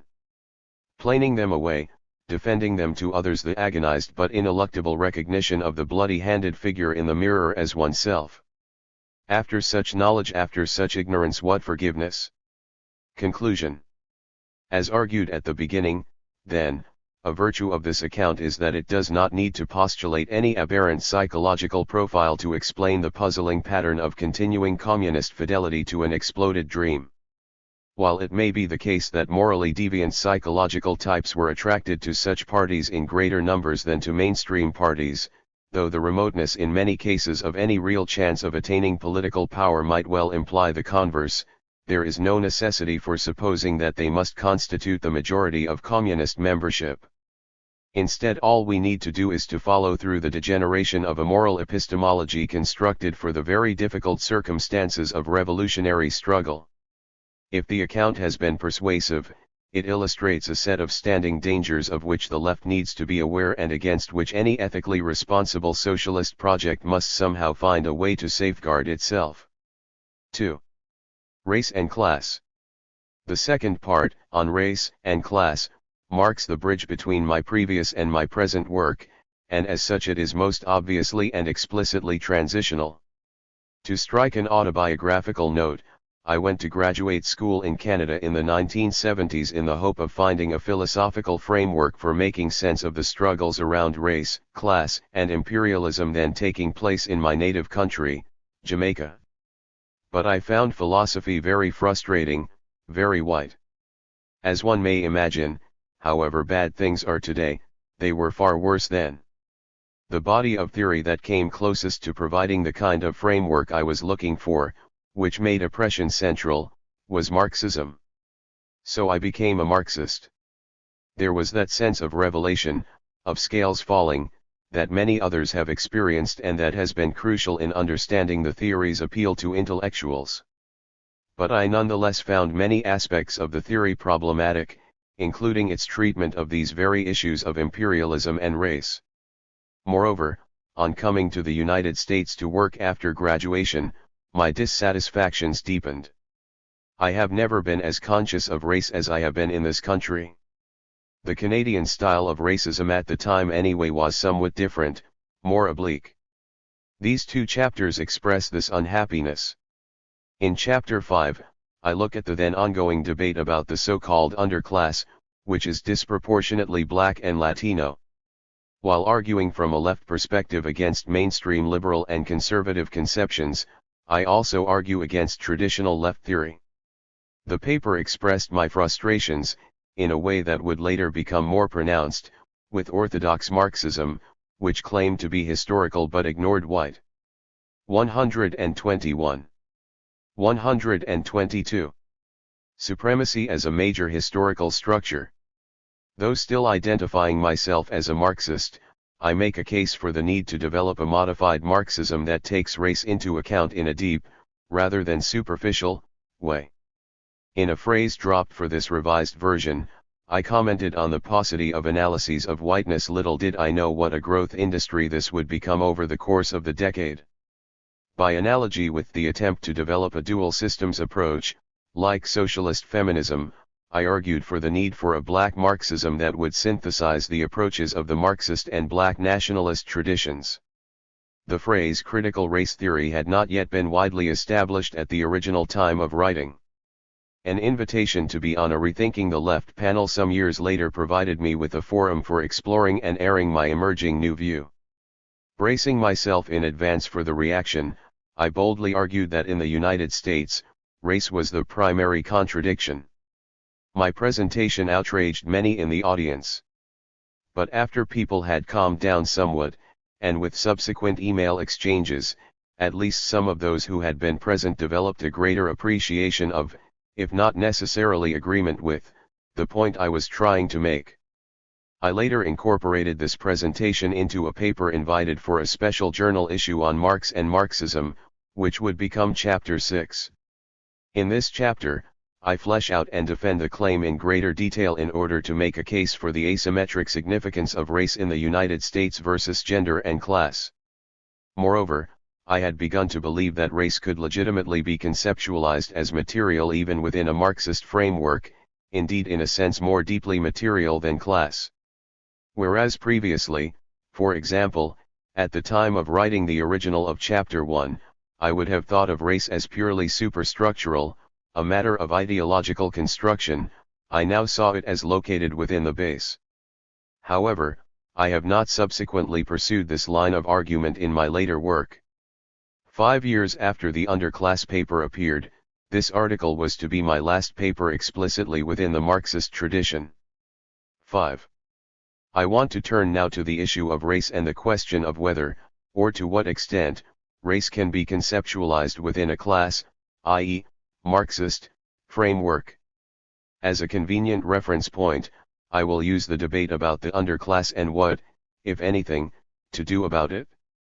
Certainly, few social issues of the last decade have generated as much acrimonious popular and academic debate.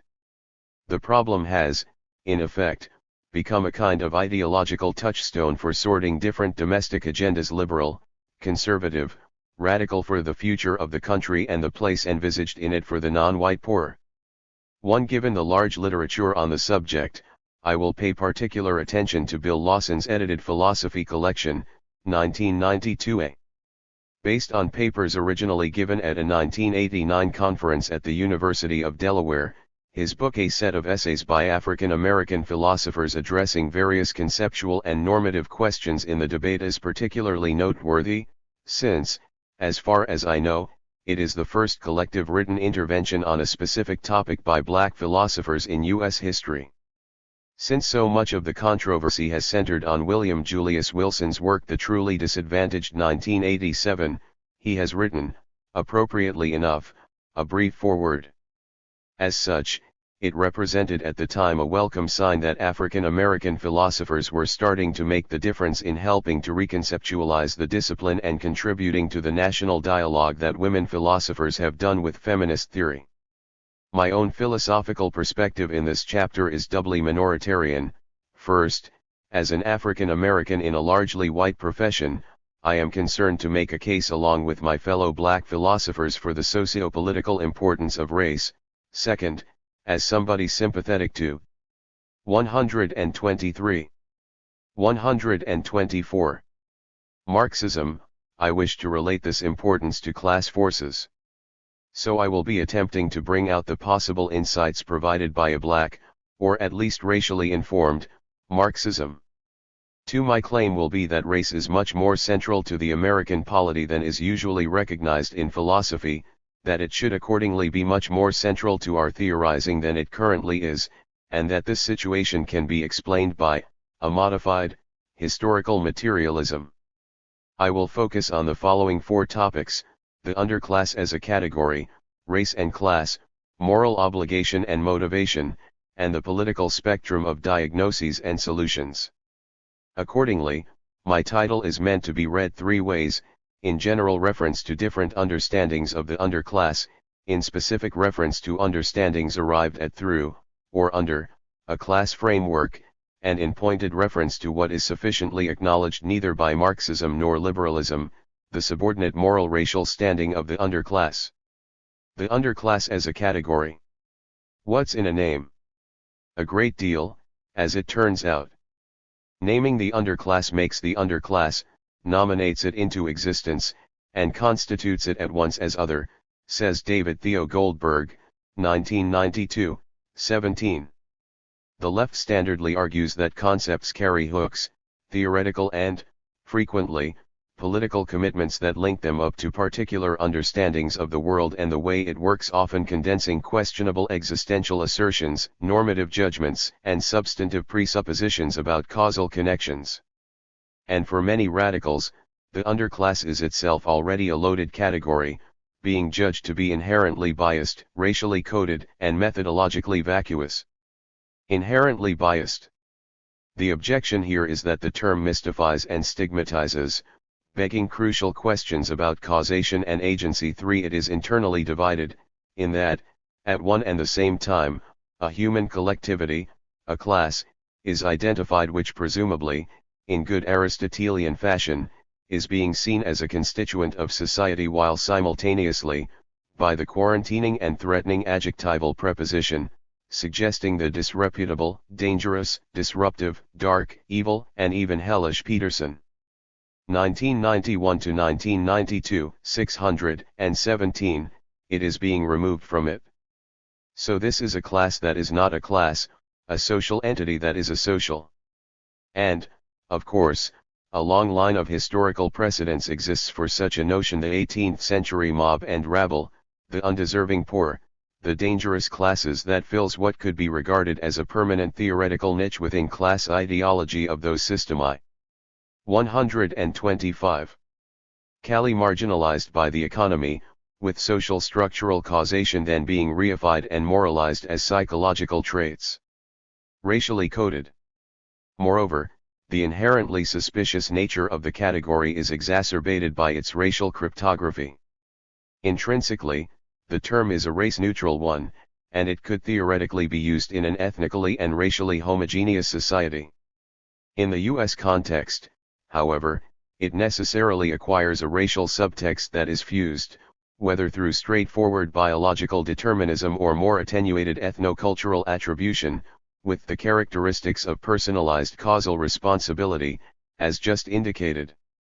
The long history, embedded in popular white consciousness, of awareness of the black threat, whether from slave rebellion or, in the postbellum period, unruly free blacks, creates a conceptual space for a term whose referent remains essentially constant, though its name may change.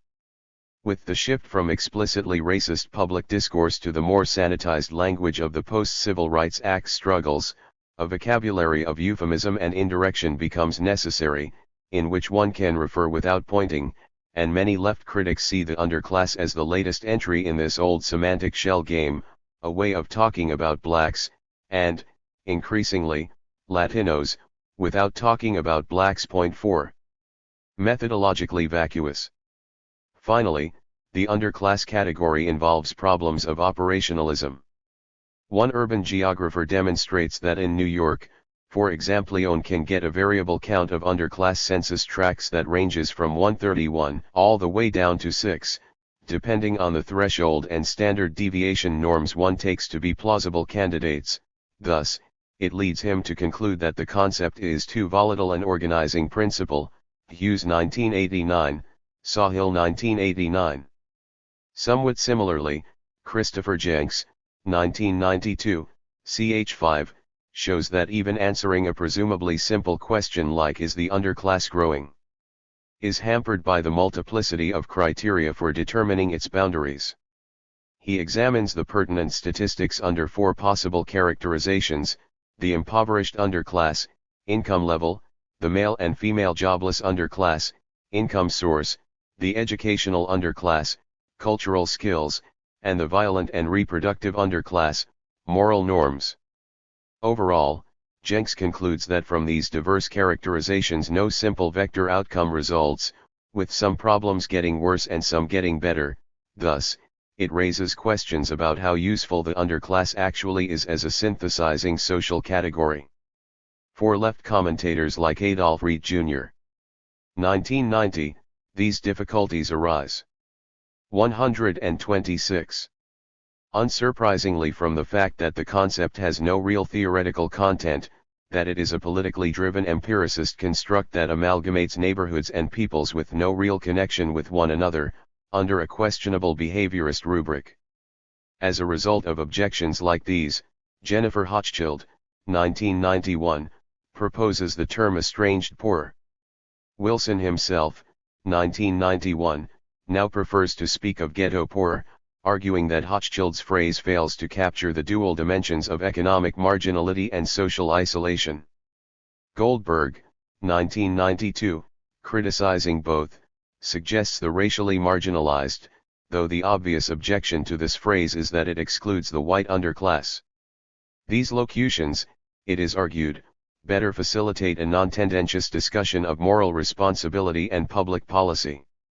However, since all the authors being considered do use the term, I will follow suit, scare quotes being taken as read. Race and class. Race, as indicated, is central to discussions of the underclass, which is disproportionately, though not exclusively, Black and Latino. The race and class, or, sometimes, race versus class, debate, which in one form or another has been going on in the Black intellectual community for decades, is really a broad umbrella, by now covering at least 4 related, but different, debates, some of older, some of more recent, origins. 1. The general theoretical question of the extent to which a convincing class, i.e., Marxist, account can be given of the centrality of race, racial self-identification, and white racism to the polities of the New World. 2. The old nature-nurture, or hereditarian environmentalist, dispute over the causes of the social ills, example high unemployment, poverty, and crime rates, characteristically associated with blacks. 3. The culture of poverty controversy between those who read underclass culture as, in part, racially ethnically linked and significantly contributing to underclass perpetuation, and those who would redscribe its character and dynamic in Marxist terms. 4. The question arising more recently, especially from Wilson's work, 1978, 1987, of whether ongoing, as against past, white racism continues to be a significant social barrier for blacks. The general theoretical question. I want to spend some time on this question, since, unsurprisingly, I see it as the key to the whole tangle of issues. 127.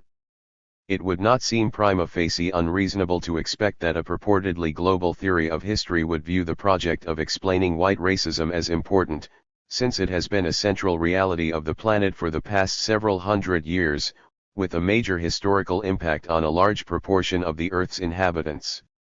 Unfortunately, First World Marxism, being largely white Marxism, has historically, following the founders, had little useful to say about race. In part, this characteristic is a corollary of the general weakness of Marxist theory on issues of national identity and ethnicity, backward local particularisms that Marx and Engels envisaged as being swept aside in the universalizing drive of a progressive globalizing capitalism, thereby producing a working man who had no country, Monk 1986. But the pattern of neglect has been perpetuated, more culpably, by subsequent generations of white Marxists, who have tended to write off race consciousness and black nationalism as an obfuscatory digression from the necessary focus on class, Outlaw 1990. Understandably, then, many black intellectuals discussing Marxism have tended to contrapose race to class, seeing a commitment to Marxist theory as excluding a theoretical focus on the causal significance of white racism. Accordingly, any Marxism that is going to survive in an increasingly non-white United States needs to be able to demonstrate that this polarization can be transcended. In Bernard Boxill's contribution to the Lawson collection, for example, he distinguishes 2 main approaches to analyzing black problems in African American political thought, a race school and a class school, with the former blaming white racism, the latter black disabilities. Wilson's views on the underclass are assimilated by Boxill to the second. Boxill says that the class school is not necessarily inspired by Marxism, though no doubt a Marxist could subscribe to its main tenet, 1992b, 19. The response, to begin with, would be that this characterization appears to presuppose a Weberian, rather than a Marxist, conception of class, that is, class as cashed out in conservative stratification theory in terms of income, attitudes, behavior, culture, education, and so forth, rather than by relationship to the means of production. It would certainly not be true for Marx that the working classes, or any other classes, social position would be attributed primarily to their personal disabilities. This account was precisely the kind that earned his special derision.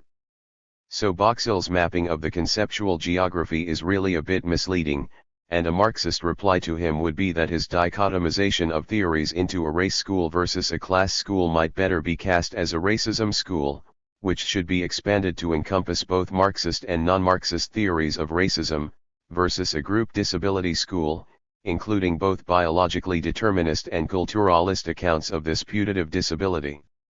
The question would then be that such a formulation would 128.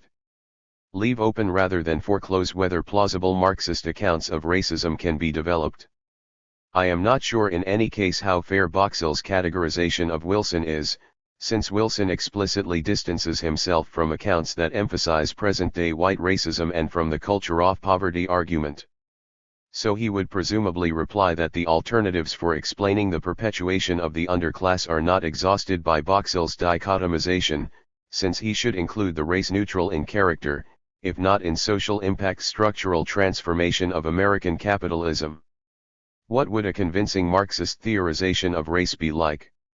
The challenge that such left accounts, as have been given, have generally failed to meet is the capturing of the phenomenological dimension of a racialized existence, the centrality of racial identity, the extent to which race both structures one's life and penetrates to one's ontic bones. Race has been seen as epiphenomenal, the tool capitalists use to divide the workers, the false consciousness that needs to be demystified so that the underlying proletarian identity can assert itself and so that we can all get on with the important thing, the class struggle. A successful account would have to synthesize the insights and recognize the theoretical failings of black separatists and the traditional white left, the essentialism, ahistoricism, and frequent biological determinism that mystifies race, thereby lumping all whites and blacks into single undifferentiated categories, but also the deficiencies of an ostensibly colorless left universalism that, like its liberal counterpart, fails to see that white supremacy needs to be understood as a sociopolitical object with its own contours, internal dynamic, and associated normative rules, an object not simply reducible to class. In fact, from the 1970s onward, more theoretically sophisticated Marxist treatments of race have begun to emerge, emphasizing both the reality and the historicity of racial identity. 5 The impulse toward racial identification based on phenotype, the membership rules for partitioning the polity into race RL, race RZ, race RN, the decision where to locate new arrival, or biracial, offspring RX, the character of the relations between races. For such a theory, all are inadequately explained by the invocation of primordial sentiments of exclusionary solidarism and natural human divisions. Rather, racial identities are seen as historically constructed over time in response to historically variant political projects and shifting constellations of economic interests. But this construction is not arbitrary and purely discursive, it is motivated, materially enabled, and objectively rationally intelligible, contra postmodernism, precisely by the facts of a particular meta-narrative, the expansion of colonial capitalism, or, as otherwise described, the European conquest of the world. It is because of the sequence of historical events that whiteness itself emerges as the preeminent racial category 6 through which the radical class and ethnic differences between Europeans are submerged into a common identity as a